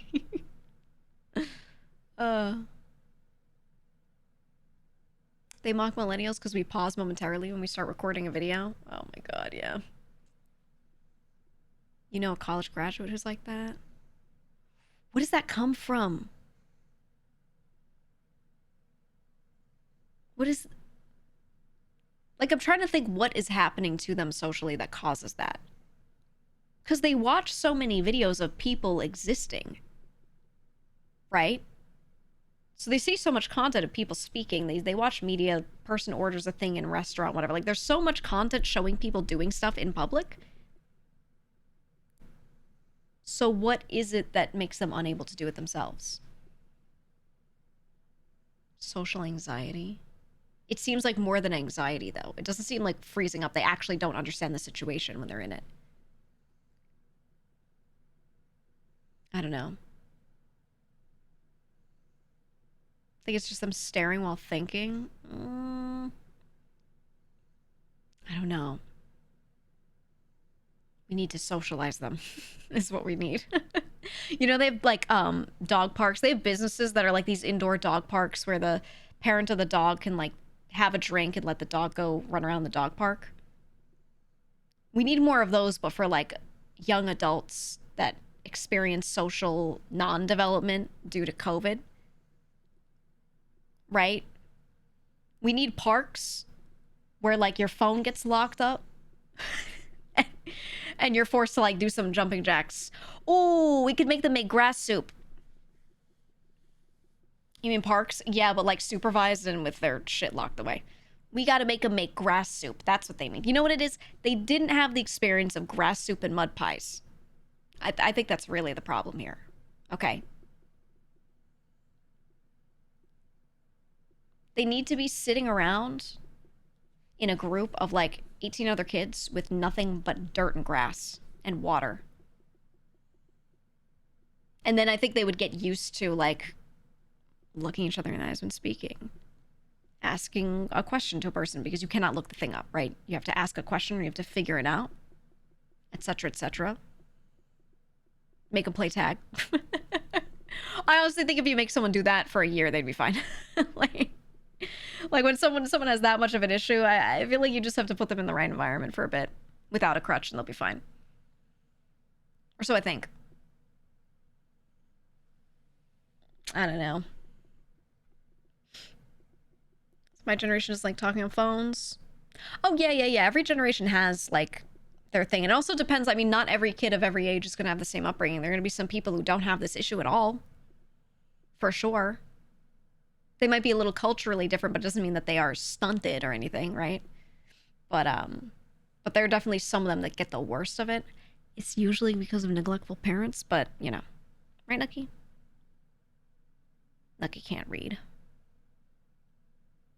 He's looking at me with his eyes half closed. You can't read, but at least I never gave you an iPad. He's passed out. Oh, man. Ooh, roller rinks. Yeah. Oh, yeah. I don't know. Never used those iPad cat games? No, I never did. Well, I physically play with my cats, so they don't really need it. Or sometimes, they see a bug and that, dude, they go for hours. Hours. The issue is that you have to consider the context. You might want to shield your kid from stuff, but that in turn can have the effect of raising a kid out of touch with their peers and generation. You just have to balance it. If they go to school and they have a couple friends in school, they have extracurriculars here and there, and then you also make them go places where they have to interact with adults, boom. Balance. Woo! I think if your kid goes to like a normal school and you let them do like at least one extracurricular activity, you don't have to worry about that. You really don't. You teach elementary schools kids and they're able to socialize like normal kids, do you? Yeah, it's very person to person, very case by case, right? I think the issue seems to be, from what I've heard, people complaining about online especially, which, probably a bit of bias of people sensationalizing it, but I think it sounds like it's that teenager to adult transition where some stuff starts to get the most weird. Because kids are kids, you put them in any environment where they can be a kid and they're going to be a kid. That's very normal. But when they're teenagers and they're, home for a year during like a really developmental stage, they're going to probably develop a lot of anxiety because it's such a time dilation, et cetera, right? You really perceive time differently when you're younger. It feels like a huge chunk of your life was just spent, even if it's only 1 year, huge chunk of your life was spent at home due to COVID, right? Now, if you're older, you're like, wow, that went quick, haha, but if you were a kid during that, it's really significant. It's probably during a big developmental time. So I feel like you would probably develop a lot more anxiety than a standard adult would in that same time. Social anxiety, I feel like it would be way more impactful. So whatever age you were when that shit happened would affect how much you were affected by it heavily, I would think.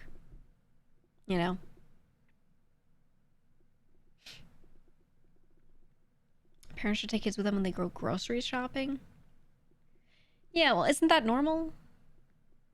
Maybe they don't. I was always brought along, and I had to go get stuff. My mom would have the list. She'd write a list of what we were getting.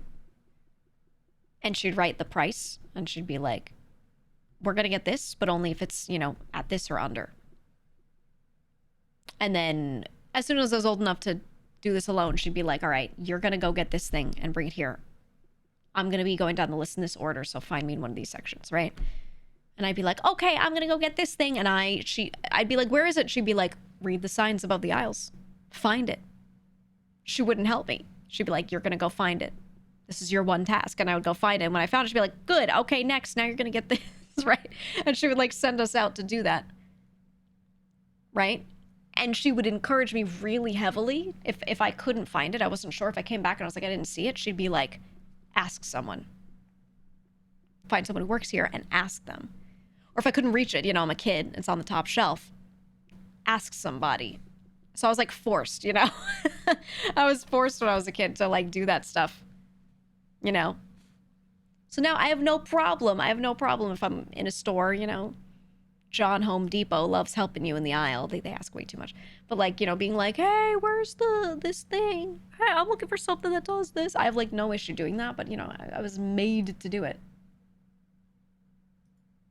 So, you know, I think people just need to do that a few times. Like, I don't think it's that hard to undo a lot of the issues people have caused. Where the kids don't know how to do this and that, or can't talk on the phone, can't do this, whatever. But you need to just, like, make them do it a couple times, honestly. They might still be anxious to do it, but they will at least do it when they need to, instead of just holding out and being like, I just won't ask anyone and go home, you know?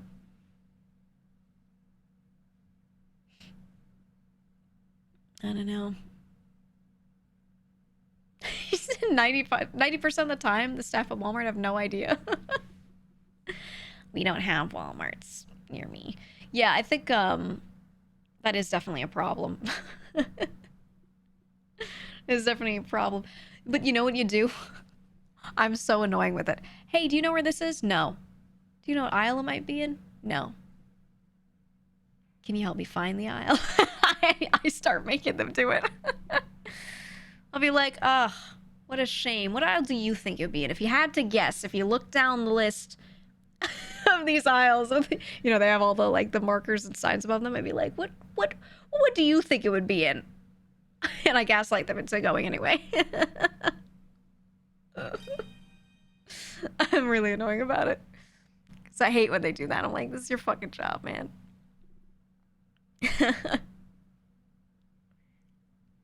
I'm looking for soup. Let me take you to the exact location. There have been times that they've definitely done that and then been like, oh, it was here the whole time. So crazy. You know, whoops.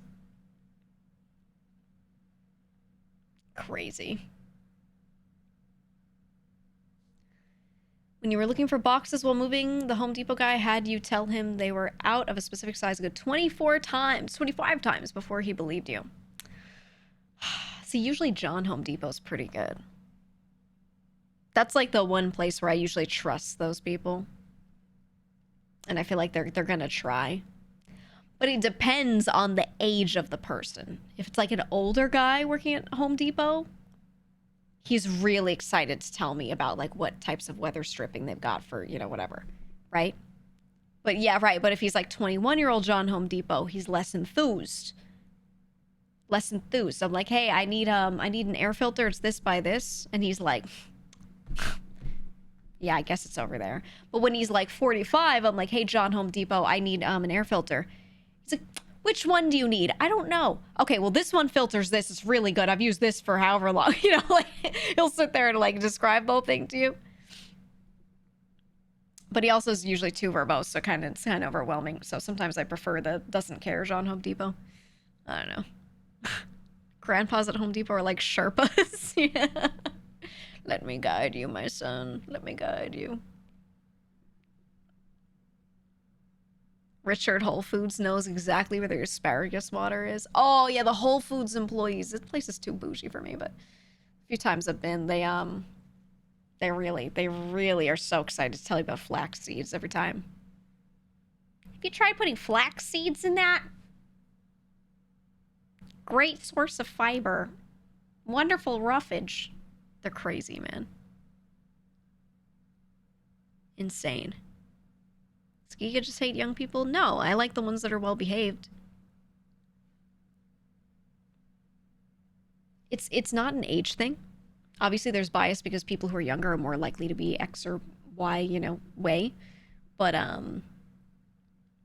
In general, I don't like people that don't know how to behave. That's all. That's all. You know, behave yourself in public, you fucking asshole. Which is plenty of older people, too. We've all seen Karen videos. GEEGA literally just went on a whole tangent defending young people. Yeah, but if you say one negative thing during that conversation, then you'll get a bunch of first-time chatters typing, being like, this is biased because XYZ, because they think you're talking about all of them, and they don't know how to hear the words most. When you say words like most in a sentence, they don't know what that means. I mean, makes them really upset. I was working for Amazon on grocery delivery stuff when they bought Whole Foods, had to rush to integrate Whole Foods. Ooh, does not sound fun.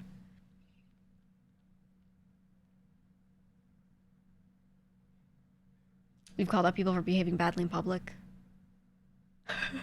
Yeah, I can't help myself.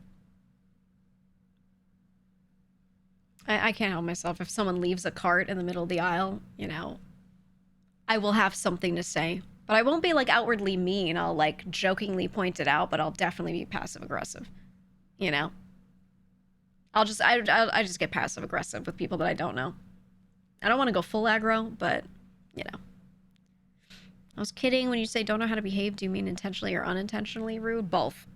Both. Whether you are doing it on purpose or you don't know, same result to me. Leaving a car in the parking spot. Ooh! Yeah. Guys, you know what we need? You know what we need? Hear me out.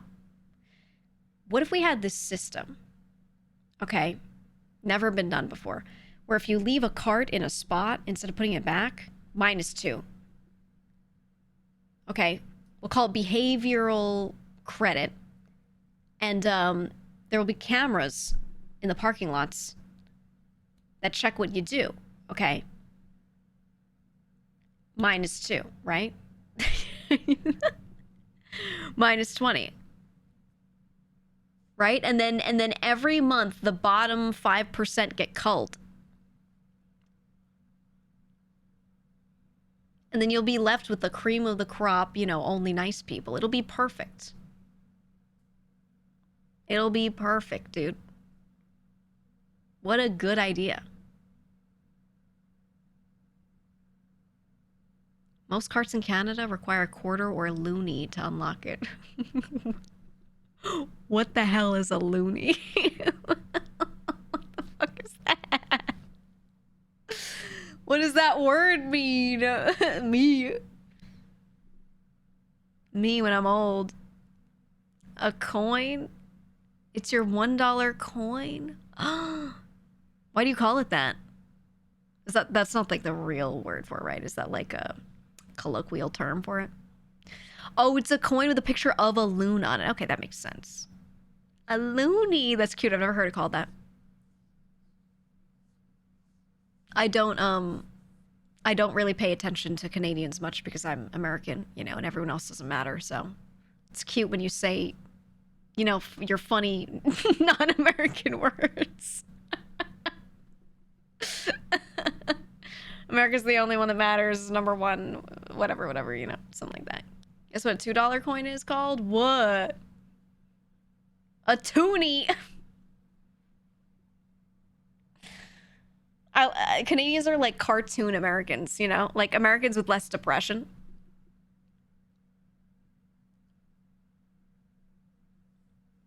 Yeah, but they're some of them are French, so oof. Right? Toonie.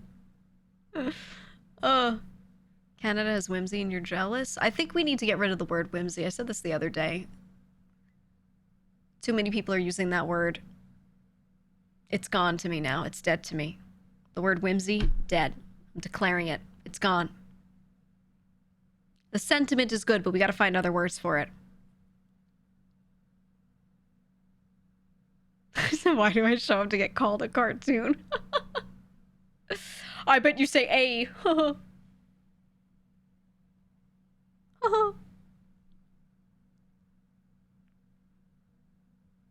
What word means the same as whimsy that we can use?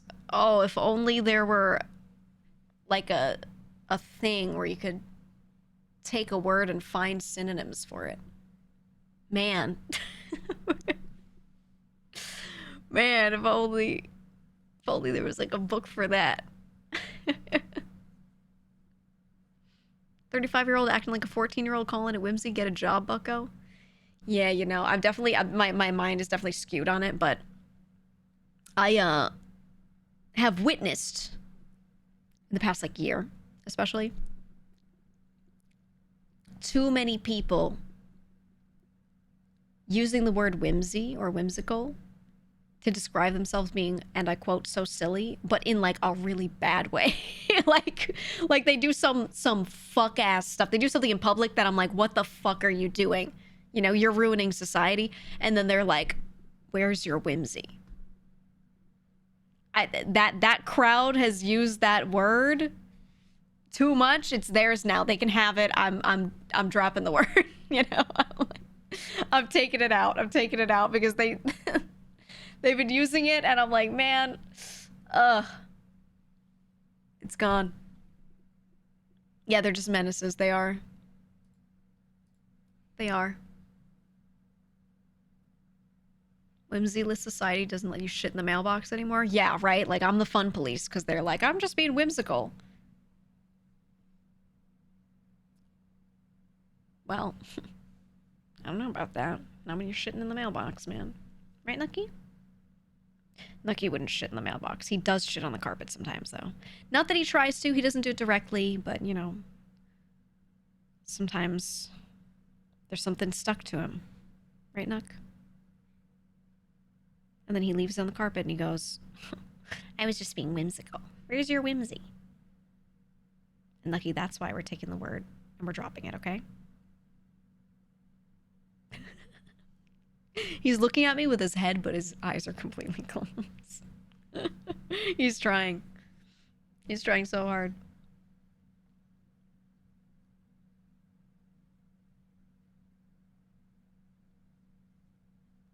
He's just, what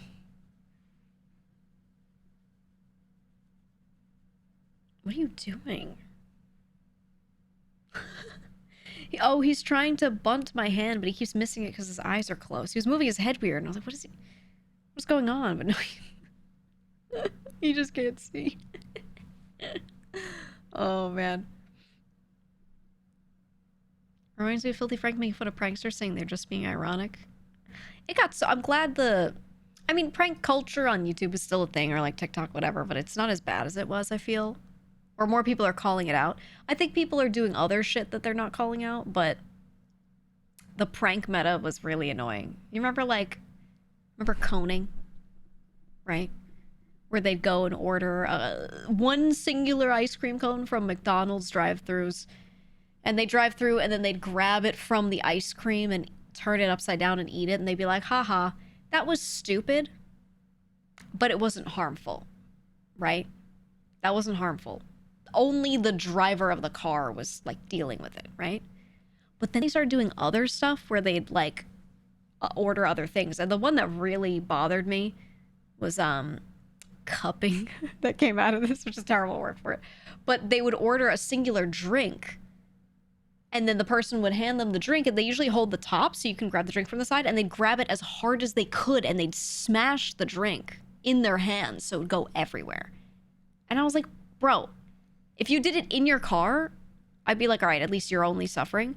But sometimes they would get the person who was working. It would like go all over the ground, on the side, on the window. And I was like, oh my God. Obviously, fewer people did that. But the videos where they did do it got like popular. And kids were like, oh my God, haha, so crazy. I hated that shit, man. Yeah, or the milk jug thing. Oh, that one was so stupid. I do think people always...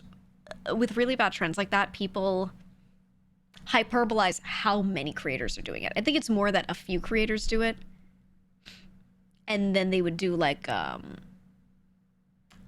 they would just have a couple videos of themselves doing it that would get really popular, and more so the rage bait aspect of it would get people being like, oh my God, this is so crazy. And then the news would be like, oh my God, the internet evil again, look, kids are throwing milk on the floor or whatever, right? And it wouldn't be that many creators that were doing it. But it was enough, right? It was enough. Micro trend of licking ice cream in tubs and putting them back. Oh, yeah. Stuff like that.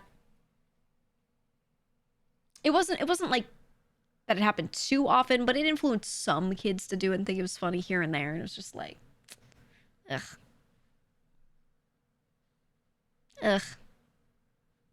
Find instant pranks more than mean ones so much more entertaining. Yeah. I think that's like cold take. I agree. Everyone should agree with that. I think most of them did. Most of those people got arrested. Well, anyone who did it on video, yeah. If that was like found out, it would get reported. And the thing is, like, when a crime has been committed, those platforms will work with police, right? So if a crime has been committed and you know, you've got your shit set to private and you're like, no one will ever know my email that's first and last name. No one will ever know this, blah, blah, blah.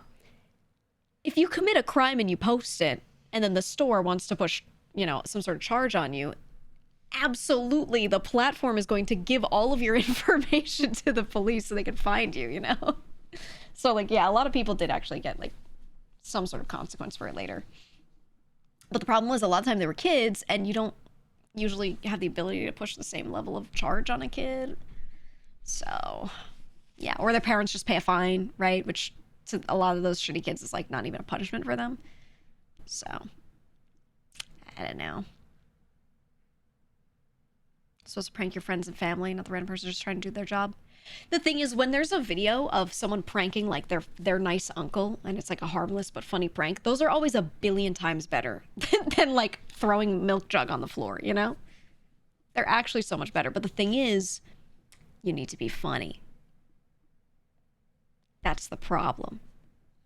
Being funny and or creative, big ask, okay? So someone who's super unfunny but wants to be a content creator so bad will just go for the most shocking thing they can think of because they're not funny. And that's where all that content came from, honestly. It was just like unfunny kids. They just didn't know what else to do, man. That's all they got. It was actually the only thing they had. Honking the car horn to jump scare family. Yeah. Family member under the hood and you honk the horn. Never not funny. Never not funny. Videos of people pranking their old Italian grandmas. Oh my god. I remember there's a trend I keep seeing where people keep going to their Italian family members, like Americans going to their Italian immigrant family, right? And just being like, they ask them in Italian and they're like, what do you put in this again? And they ask them a food question that's really obvious. They'll be like, what do you put in tomato sauce again? And they'll be like, it's tomatoes, you know? And they like scream at them like they're an idiot. And they just ask them like a stupid question like that to piss them off. It's never not funny. Never not funny. They keep asking all their Italian grandmothers like stupid food questions. They'll be like, how do you make pasta again? They're like, you boil it. What do you mean? Like, those are good. I like those. It's really, really, really good.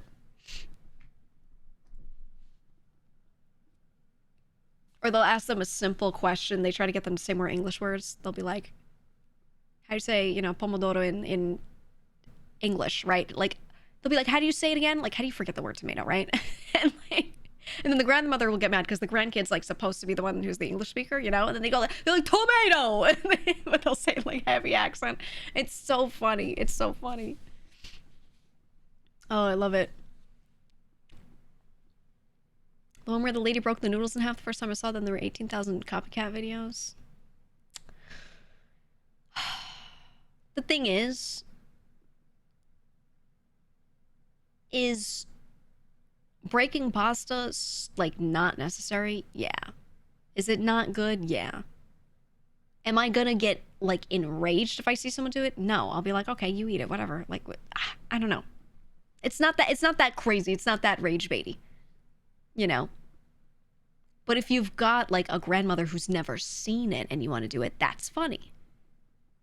But I just think doing trends like that to people who have likely already seen it because everyone's on the internet is like so boring. You know what I mean? It's the pineapple on pizza thing, right? If you ask them that question and they've never been asked that question, they haven't seen that that is a trendy question to ask, then it can be like funny or interesting to ask that person. But if you go and ask anyone who's like a millennial or younger, what do you think of pineapple on pizza? It's like the most boring question you could ask. It's become normal, you know? Right? So I always like those types of videos when it's the first time it's posted, but then yeah, 20,000 copycats later, it's a little tired. It's a little tired. Yeah, do you like bacon? That kind of stuff. Do you have a heavier dialect outside of stream, or did you have one before you started streaming? Redacted! No, I used to have a much heavier accent, yeah, but I toned it down on purpose outside of family environments, because I generally, certain accents are like looked down upon more, or not as good and not as advantageous to have in the workplace, right? So I was like, pretty early on, I was like, let me be able to do both, right? And then spending all this time online, it became more natural. But it just depends on who I'm talking to, right? Like, I just code switch, and it's hard for me to like do it on purpose sometimes, but if I'm like talking to family, then yeah, like I sound completely different, you know? But it depends on who I'm talking to. Recall Vinny saying the same thing, intentionally toning it down? Yeah, but then if he and I sit there and talk, sometimes it like we both go down the pit, you know? We start descending into this pit where we start to sound the same, and we're like, wait a minute. If I talk to Nags, it's over. It's over. If I start talking to him, it's like, yeah, or if I talk to May, and May doesn't have the same accent, but she has a heavy Northeastern accent. And hers is also lighter when she's streaming, but then like she starts talking to me, and we both kind of like, you know, converge. So waiting for the ultimate cooked collab, Mike, Vinny, May, and Nags. I have put some of these people in the same room before. I have not done all of them, but I've been thinking about it. I've been thinking about it a lot, for sure. Specific industry or in general? Yeah, for the accent thing, just in general. Just in general. If you're going to be talking to people that are like higher up and they're not from the Northeast, that if you do have a Northeast accent, that's all they talk about. That's all they know you as. And they don't look past that at you in any way. Haha, funny New Yorker, whatever. And they also perceive heavier accents as dumber in general. On average. Most people do. I feel very much like Southern accents get that, especially. So, yeah. Just found it was advantageous to tone it down a lot. Was that part of that one repo collab? Yeah, who did we have? Who did we have for that? I don't remember. Ricky's collab with you guys was hilarious. Wasn't it just like a bunch of Northeasterners with heavy accents and Bricky? It was like, and he was just, the whole time he was just like, wow, look at this. He was like the one standout, you know? Yes, subtitles on. Oh, and Limes. Oh my god, yeah, Limes was like, she's like kind of British, but not really in the way she sounds. It's funny. Doesn't help that heavy New York accents in media are typecast to be the funny, stupid guy. Oh, every time. Whenever there's like a group of people and one guy, in a movie, one guy has a New York accent, it's always the guy where there's some protagonist, something happens, and someone throws something at him, he ducks, and then behind him is the funny Italian-American guy who gets smacked in the face with the pie that the other guy ducked, and then he goes, why I wanna, right? It's that every time. Literally every time. That is the character that they give him. And he's like stupid, and he like throws a punch and falls, and he's like, oh man. Dude. Always. There's never been a serious character with a Brooklyn accent? You've missed a lot of media if you think that. There's actually a lot of really serious characters with Brooklyn accents. Unless you think Brooklyn and Italian accents are different, but they're mostly, like, the same in a lot of cases. Yeah, The Sopranos.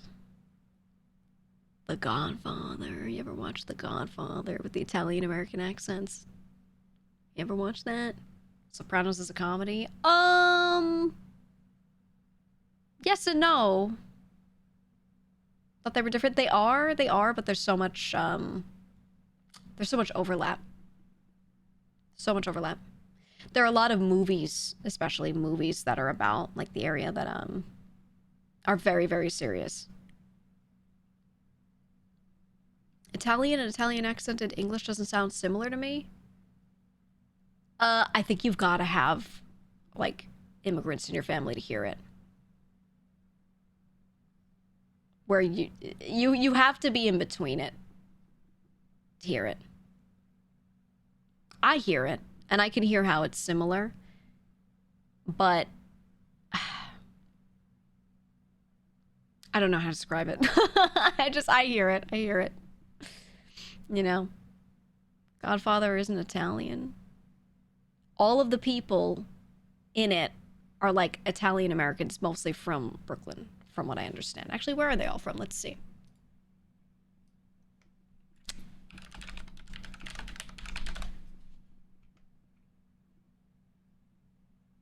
Yeah, Al Pacino. Where is he from? East Harlem, New York, New York. Oh.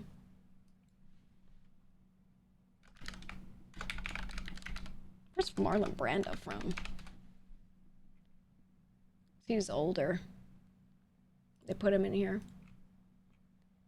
Where are you from, Marlon?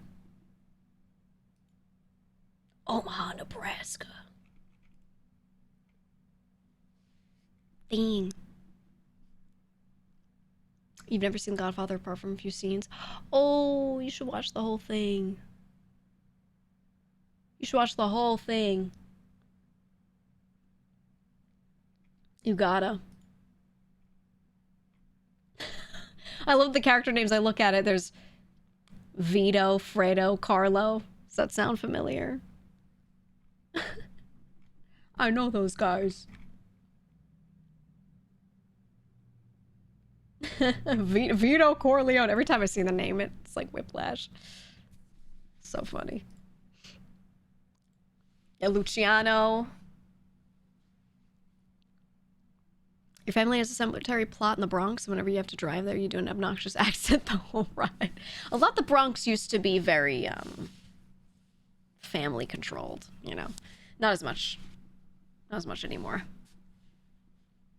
Not nearly as much, but it used to be the whole thing. Avon Barksdale, yeah. Yeah. You have any hot takes on Italian American culture? No.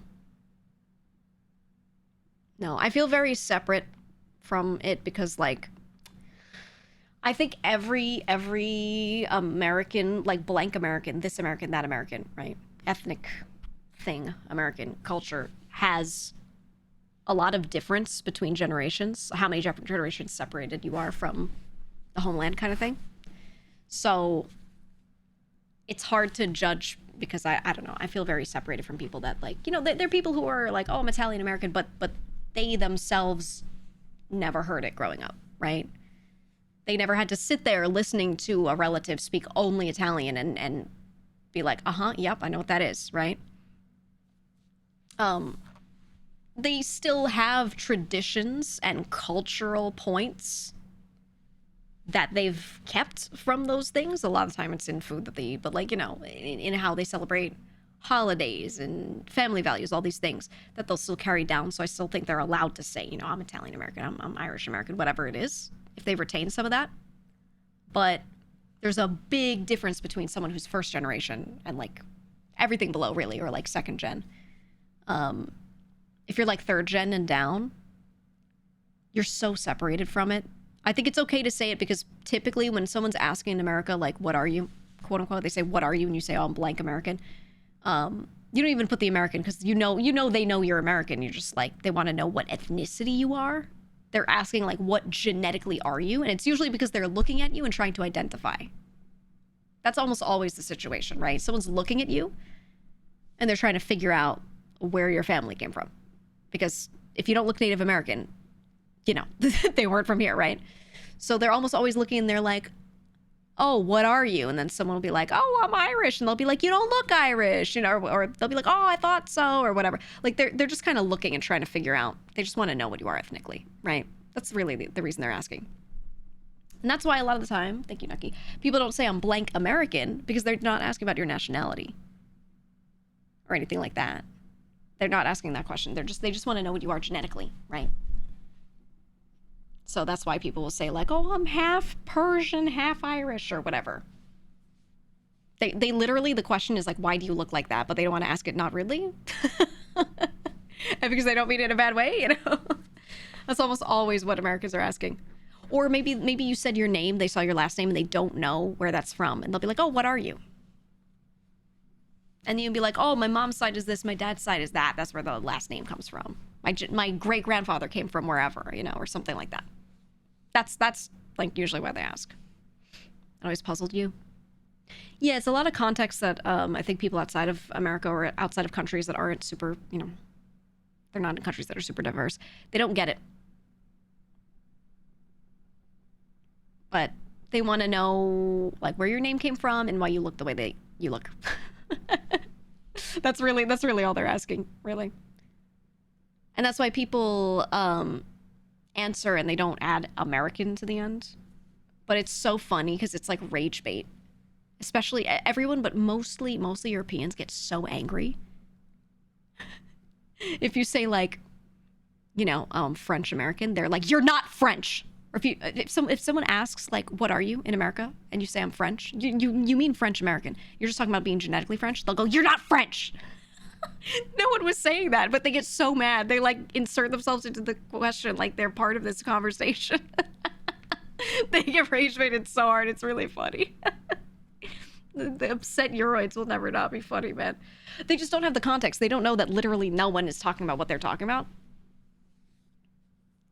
Like, no one's trying to claim nationality. No one's trying to claim that they know so much about France in that situation. They're just trying to be like, this is me genetically.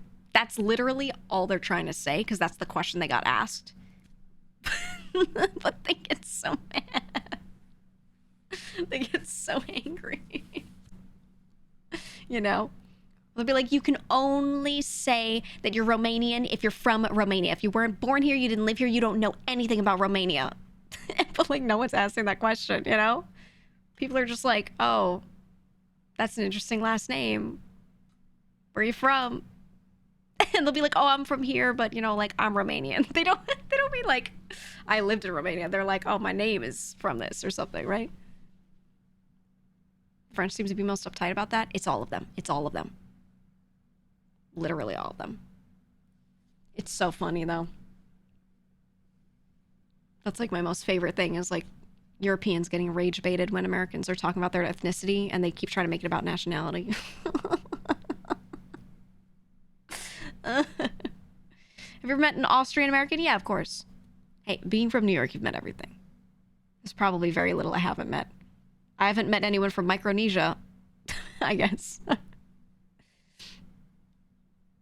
Italian Americans get that a lot too for not being from Italy or speaking the language.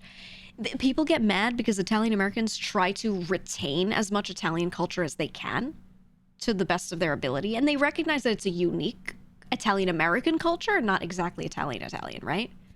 But they try to retain it instead of just giving up and becoming like a bland American, right? And then somehow people are like, how dare you cook your grandmother's food that she made for you? How dare you not eat only white bread? And I'm like, what are you getting mad at here? You know, like, what? I don't know. It's not like they stole your culture. Like, their family brought it with them. Like Graham sat over you and was like, this is how I make this. And you're like, thanks, Nonna. Thanks so much. And now you make it. And you're like, this is my Nonna's sauce. And then some Italian from Italy is like, how dare you cook that? That shit's always funny. They get so mad, man. Not all of them. Not all of them. I think most of the normal ones are just like, that's so nice that you still do that stuff. You didn't give it up. That's so nice. But, you know, I think it's the younger generations that get weird about it. You know? Yeah. How dare you eat that pizza? How dare you call that pizza? I don't know, man. Others really don't like people who don't assimilate the way they want you to. It's crazy because they don't even live here. Yeah. If you are from a country in Europe and someone asks you where you are really from, can be seen as a bit offensive. Oh, it's offensive in the US too. Where you're really from. That's people don't use the word really. That's why they say, what are you? They don't ask you like where you're from, because then you're assuming that the person is not from America. And you can't look at someone and just tell where they were born. So that's why the question in English in America is, what are you? Or where's your family from? Right? And that's why when you say, what are you? And then they go, oh, you know, I'm Japanese. They're not necessarily saying they're from Japan. They're like, my genetics, my DNA comes from here, right? My genetics are this. That's why it's like asked the way it is specifically, you know? But then you get this like unique thing that people typically only word it that way in America, and then it confuses other people, so. Yeah, it is what it is. Where's family from is a safer option. Oh, yeah. Or, hey, the really, really simple one. What ethnicity are you? Super easy to just ask it like that, but yeah, no, people, they'll be like, what are you? I think asking the family question is good too. For sure. It's uncommon to ask someone's ethnicity like that outside of America. No. Depends on where you are. When I was in Korea, I would get asked every day, like 50 times a day. Because you know how people say that thing that's not very nice where they're like, I think people from this region all look the same, or that region all look the same. Well, when I was in Korea, a lot of them would be like, I can't tell people apart who don't look exactly like me, you know, which I think is just normal. You are used to seeing differences in things that you see often, right? You can notice the differences better. It's fine. It's whatever. But if you look a little different, then they'll say like, where are you from? Because they just have no clue. They can't even begin to tell, you know? So I think it is normal to ask. It just depends on like how it's asked, you know what I mean?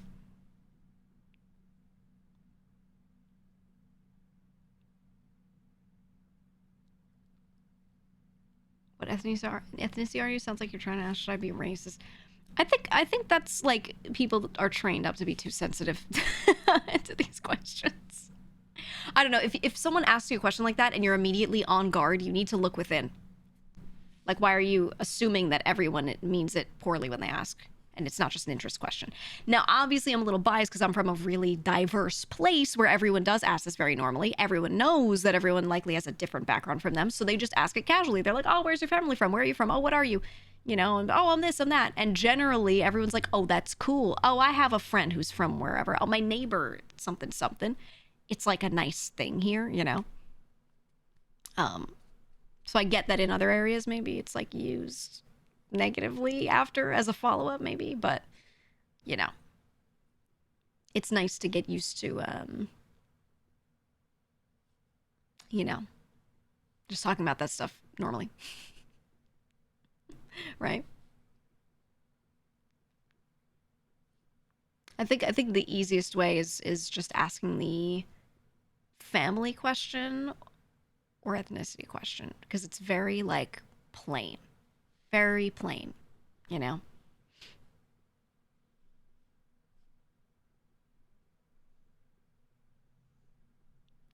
sick and tired of gene talk because there's huge swaths of people ready to freak out over it. What do you mean by that? What do you mean by that? Do you mean in a current events kind of way? Or like what? What the fuck are you? What the hell are you? What is that? Yeah, I like that one. I like that one. I don't know. I just think, yeah,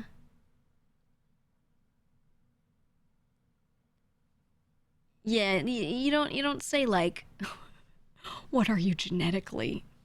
You just say ethnicity. That's like the normal way to ask it, right?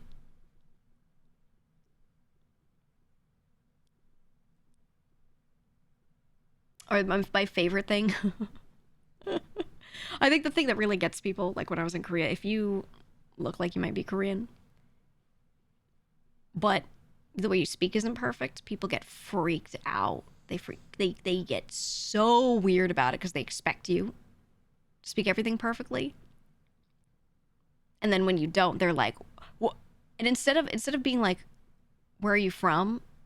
They'll be like, are your parents, or they usually ask like, is your dad from somewhere else? Or like they start asking about your parents specifically.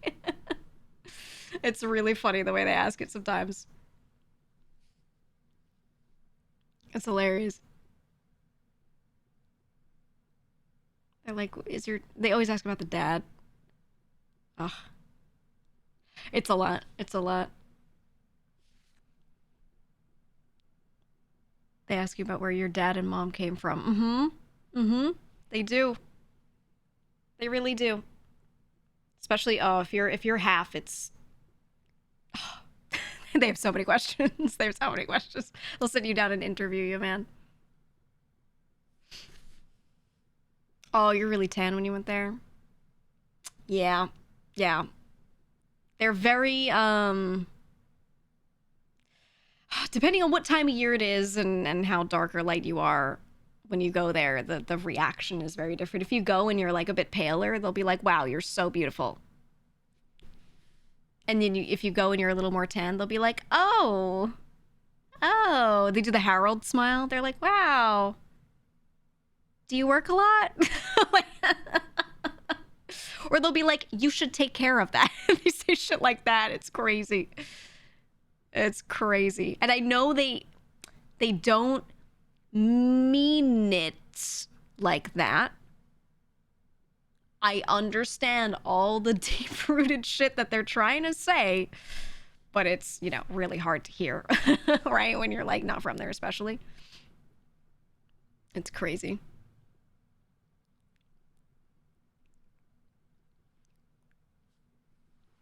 Parts in Europe where that happens. It's a thing everywhere. Yeah. I think the more ethnically homogenous a region is, the more likely there to be like that. What are they trying to say? TLDR, they see it as more beautiful to be more pale. And they want the people in their family and around them to be more pale, to fit beauty standards, because it's very much a country of everyone trying to assimilate to the same beauty standards. Whereas like in the West, there's more like, the more diversity, the more different you are, the more beautiful you are, typically, right? When you have something that other people don't have, that's usually more wanted. But in Korea, it's more like homogenous. They're like, if you have these exact eyes, this exact type of nose, these exact lips, this exact skin tone, etc., you are beautiful, right? It's more like that, which I think arguably I want to say the US has been moving more and more towards that, especially with plastic surgery and celebrities and all that, but that's another conversation. But that's just the culture. That's just the culture. And so if they say like, oh, you should, you should stay out of the sun more, whatever, it's more like they're wishing the best for you, because they know you'll be treated better. Everyone will see you as more beautiful, and they see it as an easily changeable thing. They see it as like getting a haircut, whatever. They're like, oh, just wear more sunscreen, stay out of the sun more. And it's usually not said to make you feel bad. They just want you to change it because they feel like you'll have a better life if you do that. You'll be happier because they think you think the same thing. You also think it's beautiful, right? So they think you'll be happier and everyone else will be happier. So it's actually like not meant so poorly, But depending on where you're from, it can be taken really horribly, obviously, right? I think overall it's not a great thing, but I don't hear that from someone and think they're trying to, like, put me down, because they're not. They just want you to have everything in life. You know what I mean? Which is, like, a weird way to go about it, but it's just a cultural difference. It's not always, like, it's not always meant as bad. It's like wishing the best for you, you know? They're also just more culturally okay with, like, telling people to change their appearance, or being like, I think your haircut would be better if you did this. I think you should lose weight. I think you should do that. I think you should blah, blah, blah. Like, they're just more open with telling other people what to do with themselves and suggesting. It's not like that in the West. It's, like, super rude to do that. Simple cultural difference. I personally wouldn't take too much offense, because I think the West is on the other side of the spectrum, where it's so rude to say anything that people don't point out to their own friends when something makes them look like shit. If I'm being honest, you know? I think a nice medium is somewhere in the middle is good. You know, people don't want to be pushy, but I think if it's your own family member, your own friend, and they get a shitty haircut, and they start styling themselves a certain way, it's not doing them favors, I think it's okay to be like, hey, I don't think that's helping you.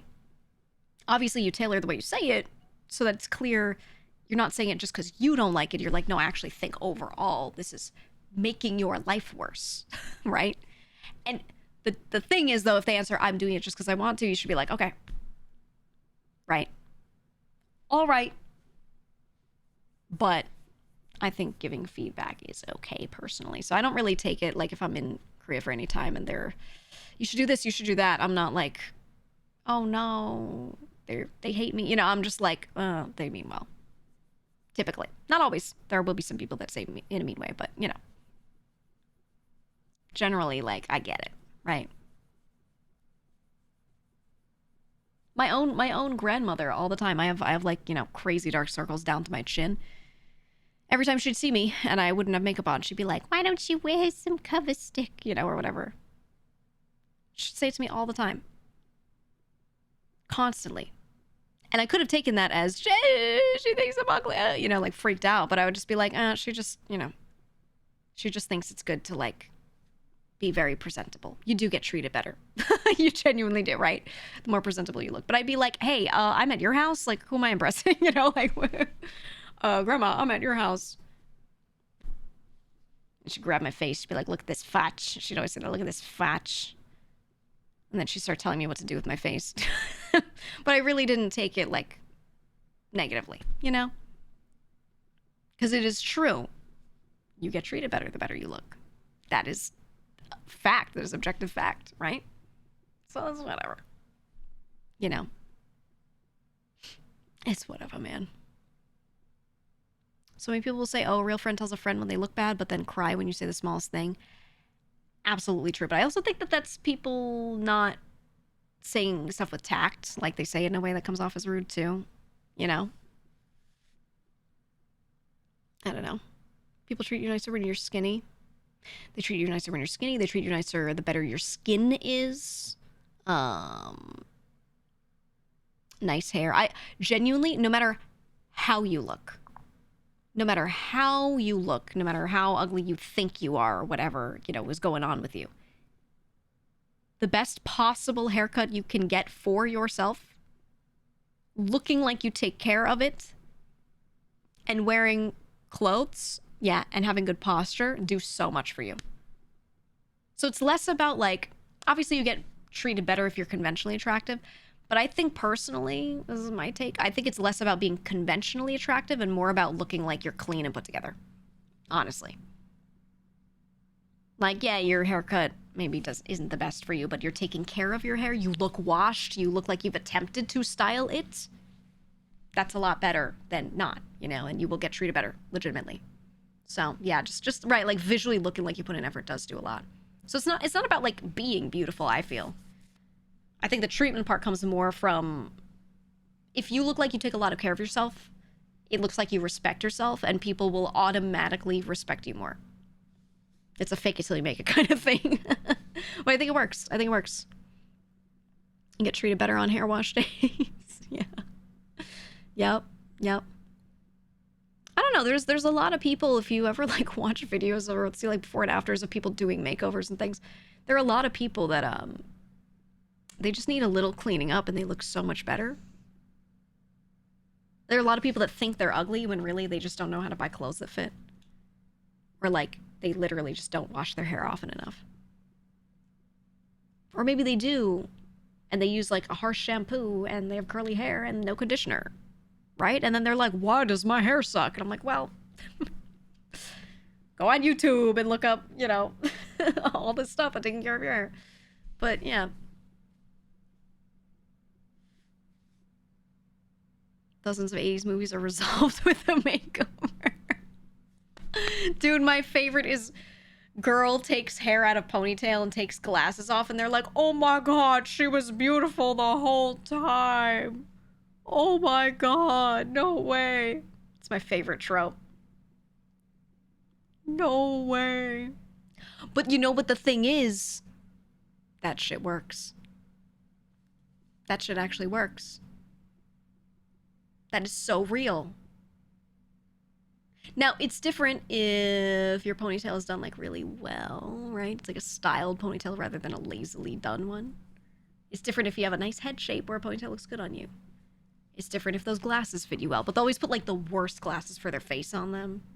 Like in the shittiest ponytail, just pulled back low and like not even styled, you know what I mean? And then they'll be like, oh, did you know a shitty ponytail makes a person look like shit? You know?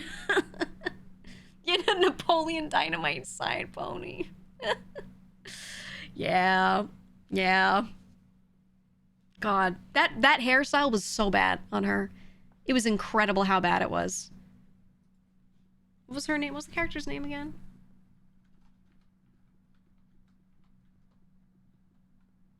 Drink 1% because you think you're fat. My favorite line. I think that might be like my my favorite part of the movie is when he just asks her if she drinks 1% milk because she thinks she's fat. It's like, I think it really encompasses his character so well because you know he doesn't mean it like that. He's just asking directly. He's just, you know, probably neurodivergent or something, right? Because you're not. And then she's like, what was her name?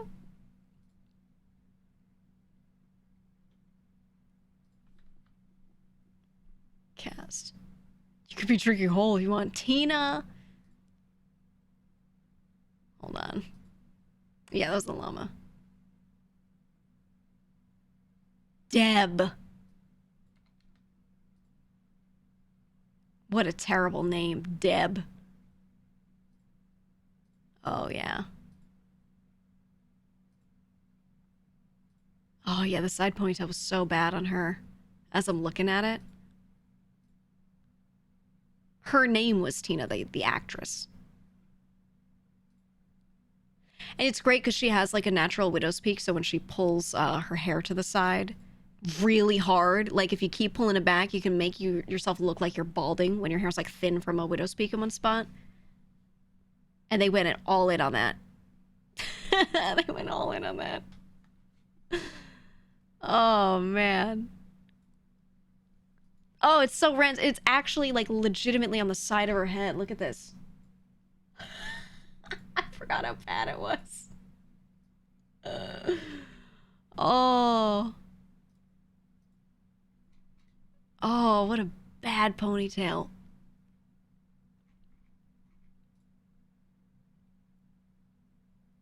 I love when she was selling her like bracelets and charms. She was just, oh, man, do you remember kids making those? Were any of you around for that?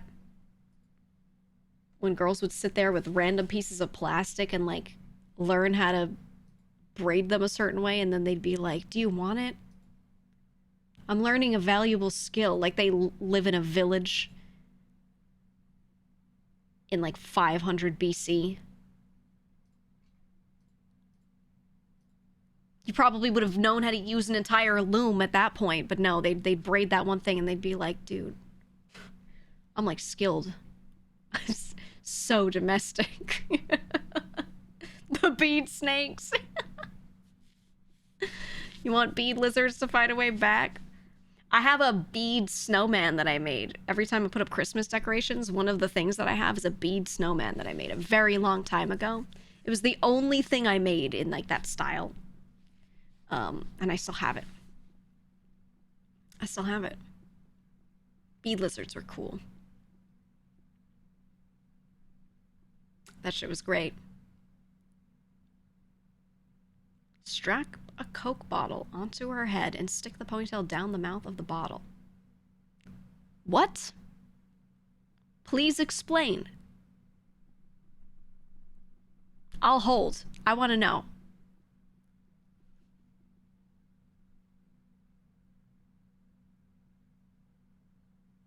Are you talking about when you put the hair on the outside of it to make a cone? You don't put the hair in the bottle for that. So I'm trying to picture what you're saying. But I don't know what you're saying. I don't know. I'm trying to picture it because the way you described it, I don't know if that's what you mean. But the visual I'm getting is like... there's a trend to make the hair look like it's pouring out of the bottle. Oh, like you cut the bottom and you have it come out the front end.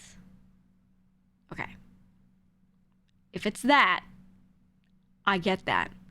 I'm picturing it turned the other way, okay? The visual, the imagery painted by that beautiful sentence was Coca-Cola bottle facing the head, hair in it, all right? That's the visual I was given as I'm reading that because of the order it was sent in. That's crazy. Yeah, if it's coming out of it, okay. Do you remember when they would do like crazy hair day and kids would do that kind of shit? I could never stand it. There would be so many kids that would do the bottle thing. They'd strap a water bottle to their head and then they would put their hair on the outside of it and tie it up at the end. So the bottle would be like the structural piece for it. So they look like they just have a cone sticking out of their head. And it always looked so uncomfortable. And then my favorite was at the end of the day or somewhere halfway through the day, all the girls that did that would be like, I can't stand this anymore because my scalp hurts. Anyone who's ever had long hair. Have you ever had your hair tied up really high and then taken it out and your scalp is like screaming as your hair goes down and like your follicles are adjusting to like the change in direction? So all these kids that did stupid hair for like that day, toward the end of the day, they'd be like pulling the hair ties out. They'd be like, oh, like they'd all be freaking out and crying. That shit was never not funny. Barrel, thank you the raid. I had it backwards. Yeah. I know what you're saying. Deb was a great character. She was really good. I liked her prom dress. It was so ugly.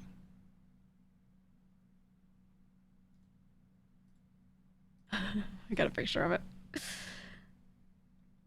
Oh, her prom dress was so bad. I think to this day, this is still like just a masterpiece of a movie. Look at that. Ew. Horrific. With the crimped hair. Side ponytail on the other side this time, but it's half up and the crimped hair. Oh, man. She's so cute. She is. Never said she wasn't. She's so cute. Dress, horrific.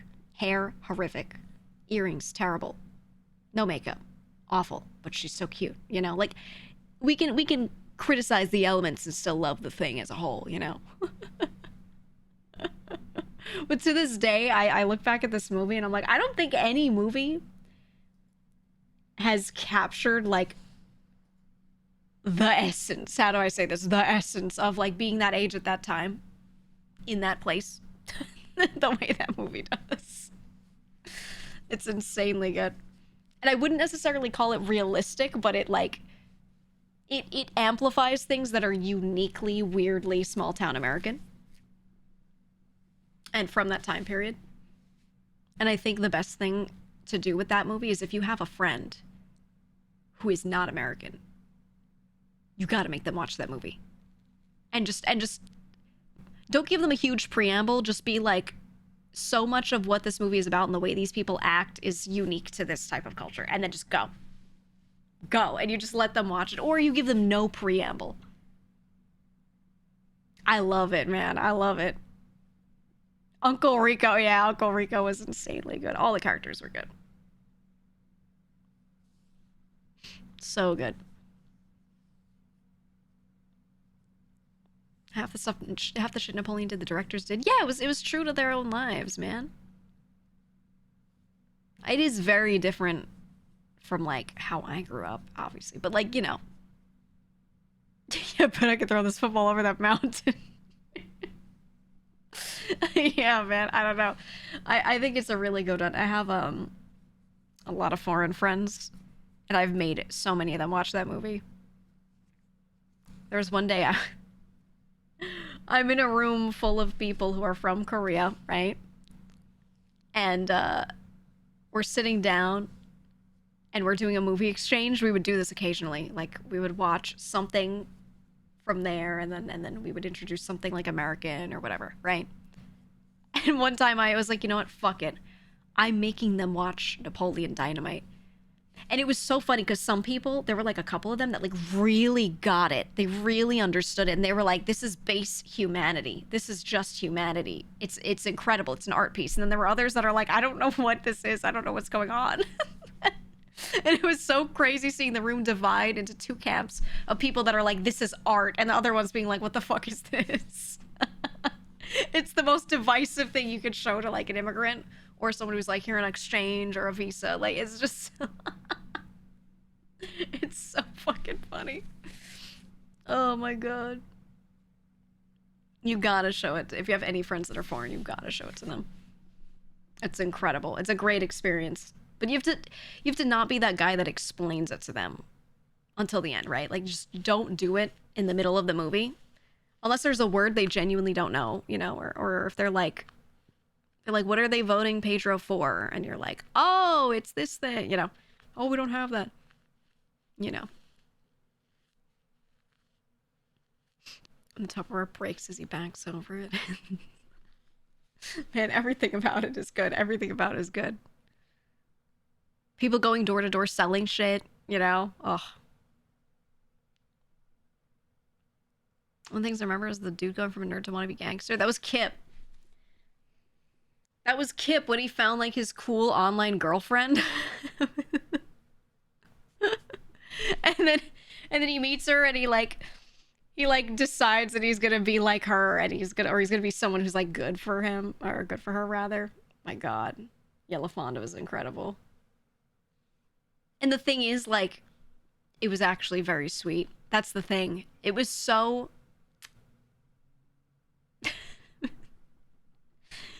it was so misguided, but it was so honest, you know? They were actually really good together. LaFonda. Yeah, it was very wholesome. Because a lot of the shit that he did, you could interpret it badly, but no, he was just trying so hard. And he meant so well. He was a really good character. I just like the way he spoke. His voice was so good. Chatting with babes online. It's the way he doesn't move his jaw. I'm chatting with babes online all day. It's so good. I should make Henya watch that movie. And ask her if she's watched it.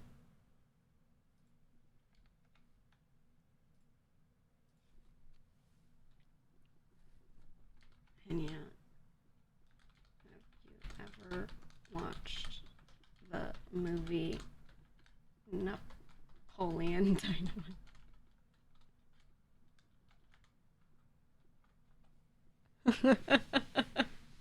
I wonder if she's watched it. I feel like she would have an easier time interpreting it. Because she spent some time, you know. But like... has that movie been out long enough she could watch on stream without trouble? Probably not. Almost no movies have been out long enough that you watch them on stream. they'd have to be full public domain for that to be okay, which is typically only really, really, really old movies. I was actually thinking about doing that. I wanted to see. Let me see. A lot of the time, old movies too are still not public domain because the company still owns it. 1,000 years. Let's see if this one is.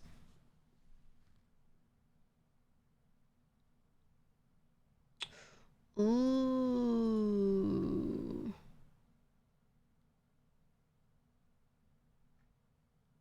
Ooh, we could watch one of my favorite super old movies on stream, it looks like. Ooh. I love a lot of really old classics. Oh, Nucky. Stretching.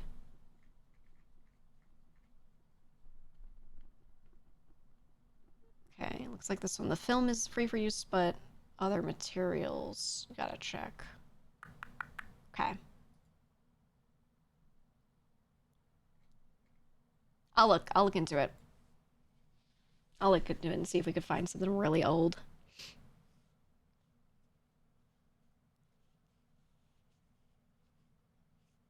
You say thank Disney for forever copyright. I know. I mean, I get it, especially if it's an old IP that you keep using, right?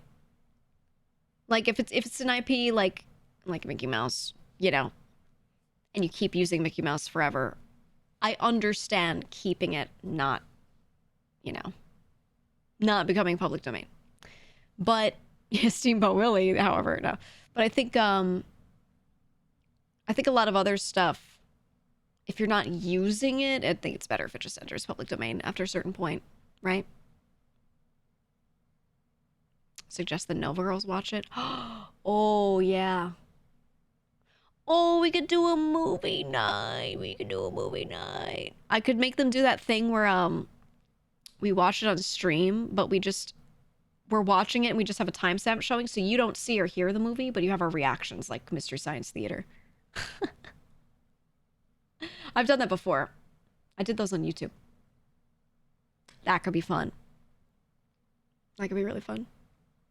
What's your favorite old-timey movie? I know it's really cliche, but Singing in the Rain, probably. Just because it's like, it's so classic. I don't know. And a lot of people know like some of the songs from it, or really they only know like the main song from it. But the movie itself is just really good. It's just a really good one. I don't know. I like a lot of stuff from that era and prior. Nagi did that the other day. Yeah, she's done a few. You've never seen it? Let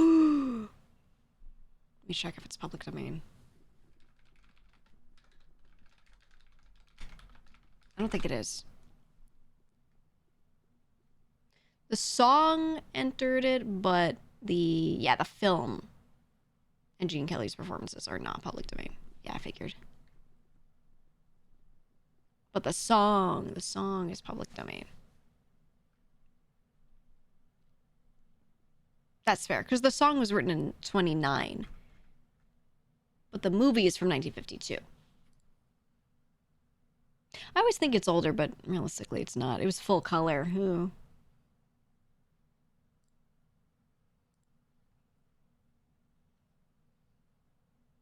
Favorite one was when Peppo did a watch along for Ball of Fire. Oh, that one's so good. I was gonna say to him we should do a movie watch along. We should do a group one at some point. Because a lot of the ones he's shown on stream are old ones that I have watched before that I really like, and I was like, oh, we should do this. Someone who's actually watched shit from this era, you know? Because a lot of people I think have only seen a couple, but he's actually watched quite a few. But if you guys have good suggestions, you can put them in the Discord. If you have good suggestions of old films and movies that are public domain, I think that'd be nice to do occasionally.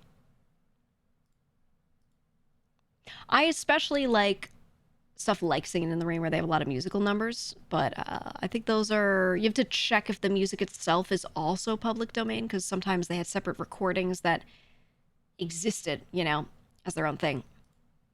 So that's something you have to check up on for those. But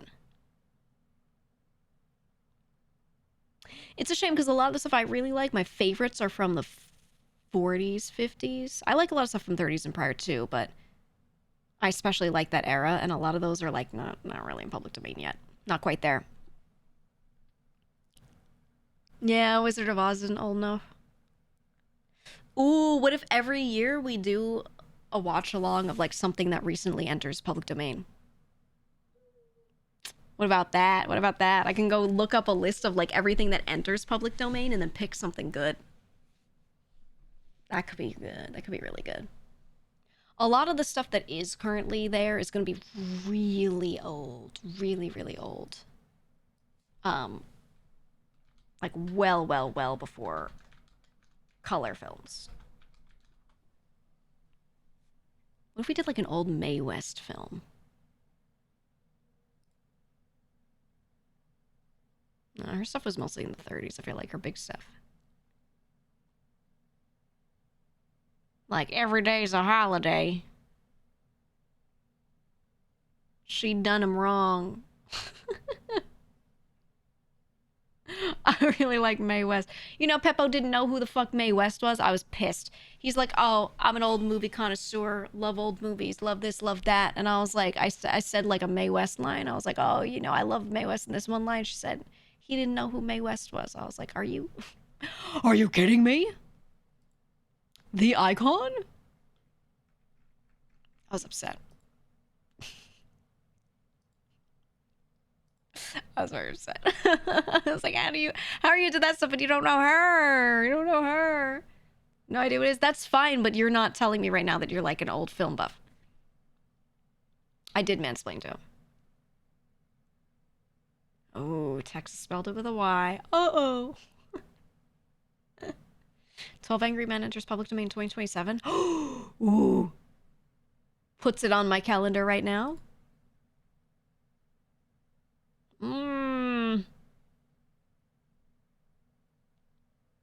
That's a good one.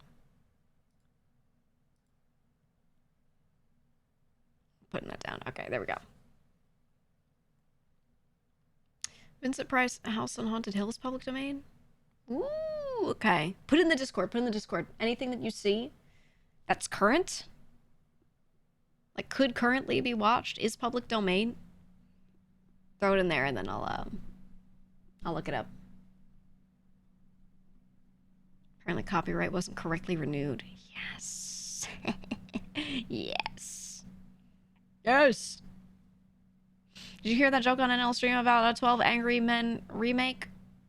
Yes, but I don't remember.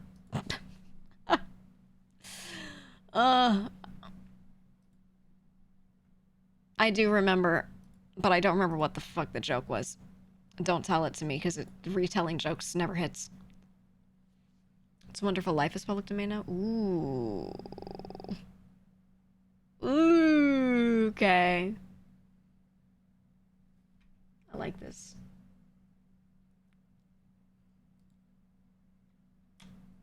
All right, noting. Copyright really needs to be called back, but I don't see it ever happening. I agree and disagree. It needs reform. I'll say it needs reform for sure. There are certain things that I'm glad it is as strict as it is for my own sake, as a creator. There are other things where I absolutely wish it was less strict. You know, it's it depends. It depends. You have to screen a Buster Keaton movie. Yeah, I mean, I don't know if people be happy with some things being on stream, but when I watch an old movie, I'm like, hey, product of the time. You know, I'd have to check what the rules are. I could message my Twitch partnerships manager and just be like, hey, when watching old media, do we go, product of the time, or do we go, cut to an entirely black screen during the section, or, you know, whatever, right? I'd have to ask her. Because I feel like we should all be able to just be mature, and it's whatever. But shake your head no every time it shows up on screen to show you aren't secretly racist. Well, you know what's going to happen, right? Even if you have a big long talk about it and you're like, guys, there's some scenes where they do this and that, and just know, like, it's a product of the time, right? We're not going to laugh at it. People will still screenshot you in that moment in the corner while the movie's on the screen and then post on Twitter and be like, oh my fucking God. And like, you know, they'll use it to like bait. They'll use it to hate farm or something. So you just can't. Like, even if Twitch allows it, you know, you gotta be careful with that. Big watermark solves that. I mean, you put text on the screen, really, not even watermark, like just opaque text that covers the whole screen that says unfortunate scene occurring. It was 1924, or, you know, like whatever year it was. And you just write that on the screen and cover the whole screen with it. And there you go. Right? There you go. Streamer does not agree with this. Text that just says, don't do this in 2025 and beyond. I'm in chat, so it's okay. Oh, no. Oh, no. Yeah, but then you get the people that are gonna be like, yeah, well, I'm uncomfortable and my opinion is the only one that matters.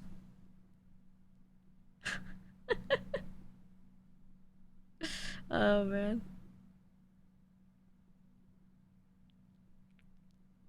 Well, enough just movie night and he doesn't allow clips or a VOD on that stream, so it doesn't make an illegal copy. They'll still find ways. They'll still find ways. When people hate, they hate to, like, these extents. They hate this potential that you like to think isn't really, like, normal, which it isn't. But they do crazy shit. You know? There are people that, unironically, like when someone's having, advanced hating. When someone's having some sort of dramatic thing go on and people think they're talking about on stream, they might like not have a VOD for this, whatever. There are people who will open OBS and screen capture and just capture the whole VOD. Anyway. And keep the whole thing. So that they can just like, you know, oh, if they don't have a VOD of this, I'll have it, haha. If you're showing it, it's being shown. You can't avoid, you know?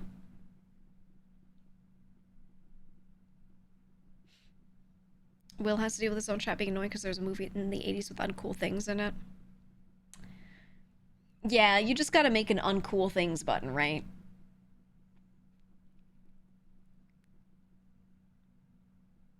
You gotta make a button with text. You gotta keep it lighthearted too, right? Like text on the screen that's huge, that covers all of it, that says like, remember, this movie was a product of the 1980s. Right, or whatever it is. You have to, like, put it on the screen, avoid talking too much while it's on there, and have it make, like, slide whistle sounds or something. You know what I mean? Like, it's, like, the only way. And even then people complain. It's tough, man. You said you were a product of the 1980s. Yeah, I don't know. I just don't understand why anyone would clutch their pearls at this kind of stuff. Like, I get getting upset if someone did this in modern times, but like, we have brains. We can look at it and be told that it's old and go, okay, it's old. I don't know. This is just me personally. I don't get offended by seeing someone do something 50 years ago. I just don't. Because they did it 50 years ago. They're not doing it today. They're not doing it to me, and they're not doing it to someone recently. I can't really see how I would get offended personally. You know? Same with teachers making kids read Huckleberry Finn out loud in class. Yeah, that's one of those things where I'm like, you didn't have to make them read certain words out loud. You know? Like, you could let them replace the word or say something else. Like, you could easily do that to avoid them having to say whatever it is in 2025, you know? Salted! Thank you for the 100, holy! Thank you for the hundo. Merry Christmas. Merry Christmas. Thank you, thank you, thank you. I appreciate that very much. Thank you, thank you. But yeah, I never liked when teachers would do that, when they would make kids stand up. And, they'd be like, read it out loud. It's a product of its time. I'm like, you don't make them... What? Like, it always, to me, felt like either the teacher was misguided and thought they were doing something good at, like, they thought they were breaking barriers down, or they're humiliating the kid. Straight up. You know what I mean?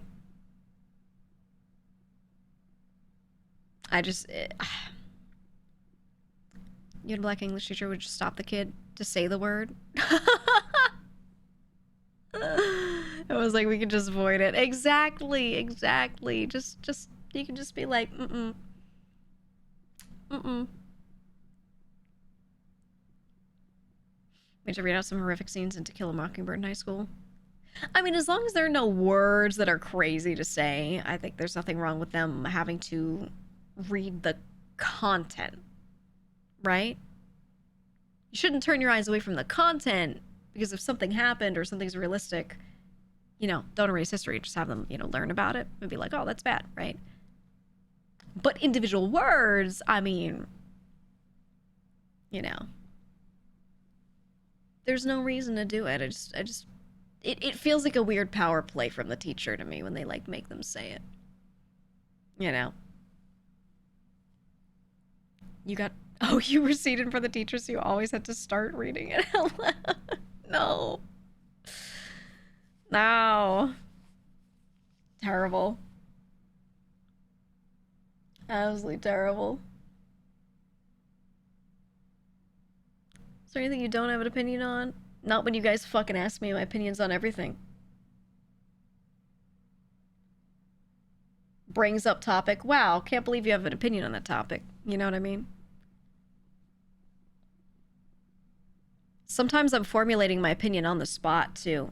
I don't really feel strongly about it, but people are just like, this or that. And I'm like, I guess that. And then they're like, wow, you must think about this all the time. And I'm like, no, you just asked me.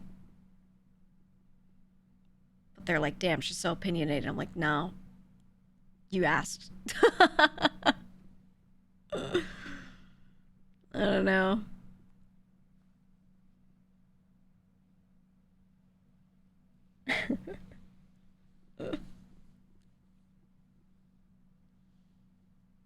Typically when chat brings something up and I say what I think about it, it's what I think on the spot.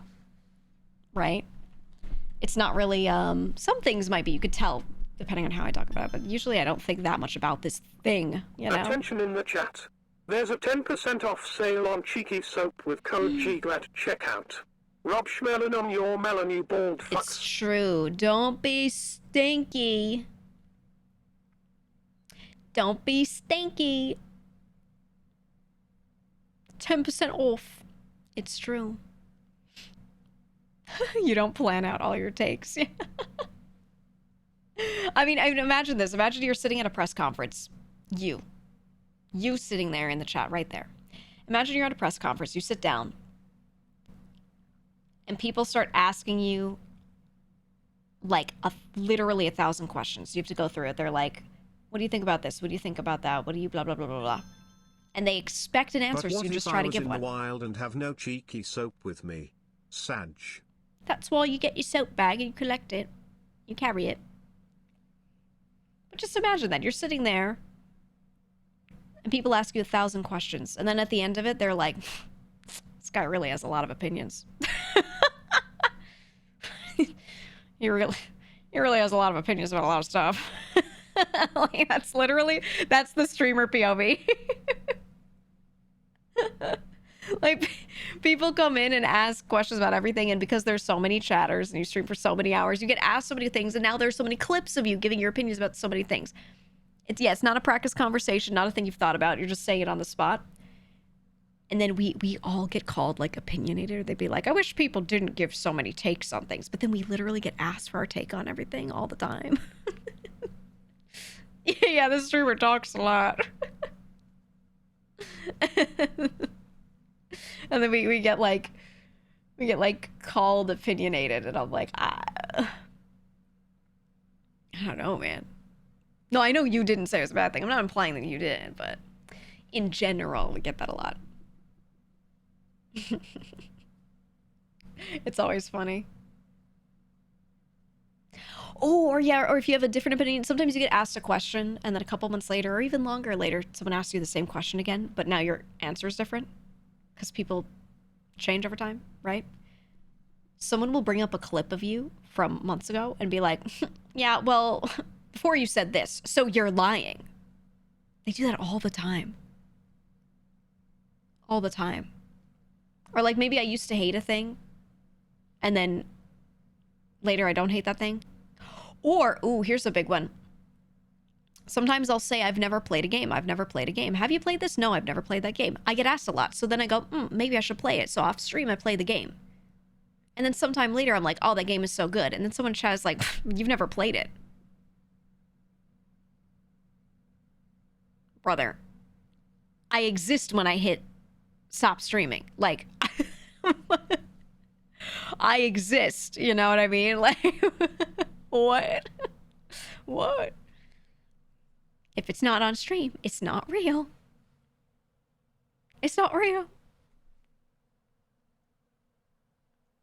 Because, like, if you don't play something and then you play it, but you didn't play it before, hard to really digest, you know?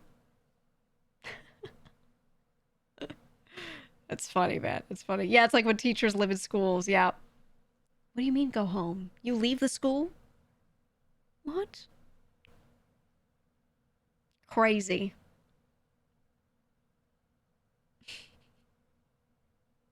I don't know, man. It's always like that. It's always like that, man. I stream, therefore I am. So true. I just assume all the streamers go back to the streamer cage after stream and sleep in a big pile like hamsters. What do you mean they have outside lives? I go to my living room or my streamer house that I definitely live in. And I just pile up on the floor. Pile up on the floor with the other streamers. Streamer house. I don't know. Or people will be like, how do you have the time? They forget how many times I've said I sleep like 4 hours a day. They'll be like, what do you mean you played that game? When? You streamed for 7 hours. There are 24 hours in a day. Say I stream for 7. I sleep for like 4. Let's be generous and say 5. Let's say I lay in bed for a little longer. Okay? That only used up half the time. There's plenty of time left. There's plenty of time left. I don't know.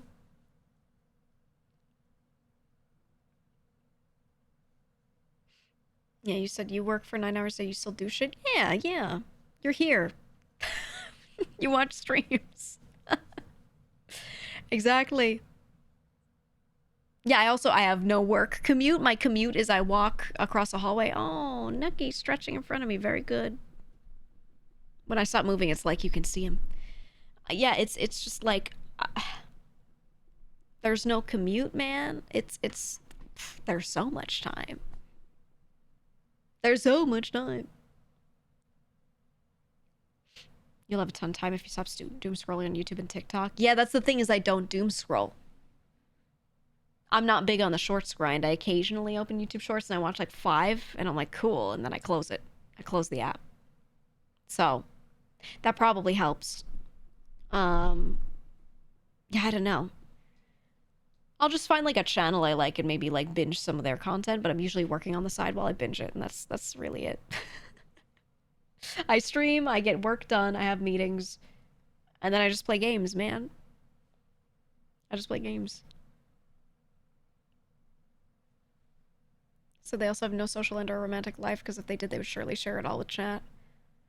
Oh, dude, yeah, I'll talk about, like, stuff that I do with family, but I don't report to you every little thing I do. But sometimes people ask, they'll be like, when do you have time to even see your family? And I'm like, before stream? I start in the afternoon. I have an entire morning and afternoon of nothing. So I have meetings, I see family, I do whatever. You know what I mean? I have all these hours from when I wake up to when I stream. And they'll be like, how do you have time to see people? I'm like, what? I could just call my mom and go see her, you know? I don't know. I don't know. Yeah, it is all about time management. And it's like I'll still have downtime where I do nothing but like play with cats or whatever, but I don't know. You've modded for streamers who were in serious romantic relationships the chat had no idea about. Better that way? I think that depends on the person. Some people would rather be open about it because they want to be able to talk about what they did. And they're like, oh, me and whoever went and did this thing or something like that.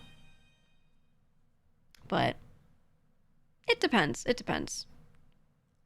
I think the benefit of it is if they're open and honest about it, then that calms down the people who are just in their chat because they like them, you know? In that kind of way, I mean. Which is better for those people, I think. I don't know. But it doesn't fix it. I mean, there are people that will still be like that no matter what. The extra crazy ones will always still be there, right? They'll always be like, there's only one goalie, right? They have that attitude about it. So it doesn't always work. I don't know. I know friends that have done it both ways, really. And I don't know. I think neither is correct, telling them about your personal life or not. It's just whatever you're most comfortable with, really. You know. Personally, I like talking about stuff, right? Like I do talk about my family. I don't give you too much information, but I mention them all the time, you know. So I like to be more open about stuff, but I know some people that just like won't mention it. They don't talk about like who's in their family, who they're dating, who they're whatever, you know, they just keep that totally separate, which I think is good too. But I don't know. Off streams when I gotta care for my wife, Nimi. So true. So true. I go and see my wife who, you know, midstream while I'm carrying my duo bot lane walks in shirtless and gives me a sandwich unasked for. Love that.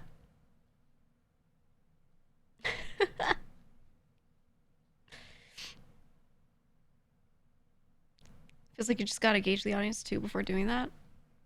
Yeah, I don't think you can gauge your audience well. Because I know people that have thought that their chat wasn't parasocial for them, and it turns out they were. I know people that have been like kind of parasocial toward their chat, but the chat wasn't really like that back, right? Like they like were like, oh, actually I'm doing this thing, and then the chat was like, oh, okay. You know? So it's like, it's hard to gauge, I think. I think a lot of people won't admit, you know, if they feel a certain way toward the streamer, because they know that people are going to be like, oh, oh, you know. So if they do feel that way, they won't. But they also, if they specifically don't feel that way, they also don't want to say it because then they don't want to sound like they are like, ew, you know, like toward the streamer. They don't want to be like, I don't like you like that, you know, because that could also be like taken as like, oh, what am I not good enough, you know? Especially if it's a face cam streamer, if people are like, yeah, I would never, then it sounds like you're calling them ugly or some shit, you know? Then it makes the person feel bad. So most people just don't say anything, which I think is best for everyone. I think that's the best situation, is no one considers that as a topic, you know?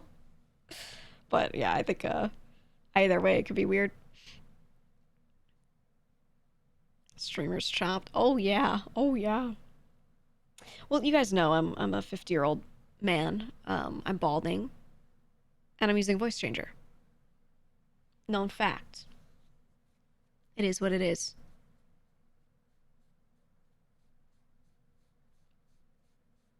Real and true. Real and true. All right, well, we've been chatting for 5 hours. Hopefully that makes up for any lost time from the weekend. But I need to get water. I need to get water. Because I've been drinking mostly tea. So I'm going to do that. I'm going to get a snack. And then we play a little something. Just a little something. A little something, something. You know?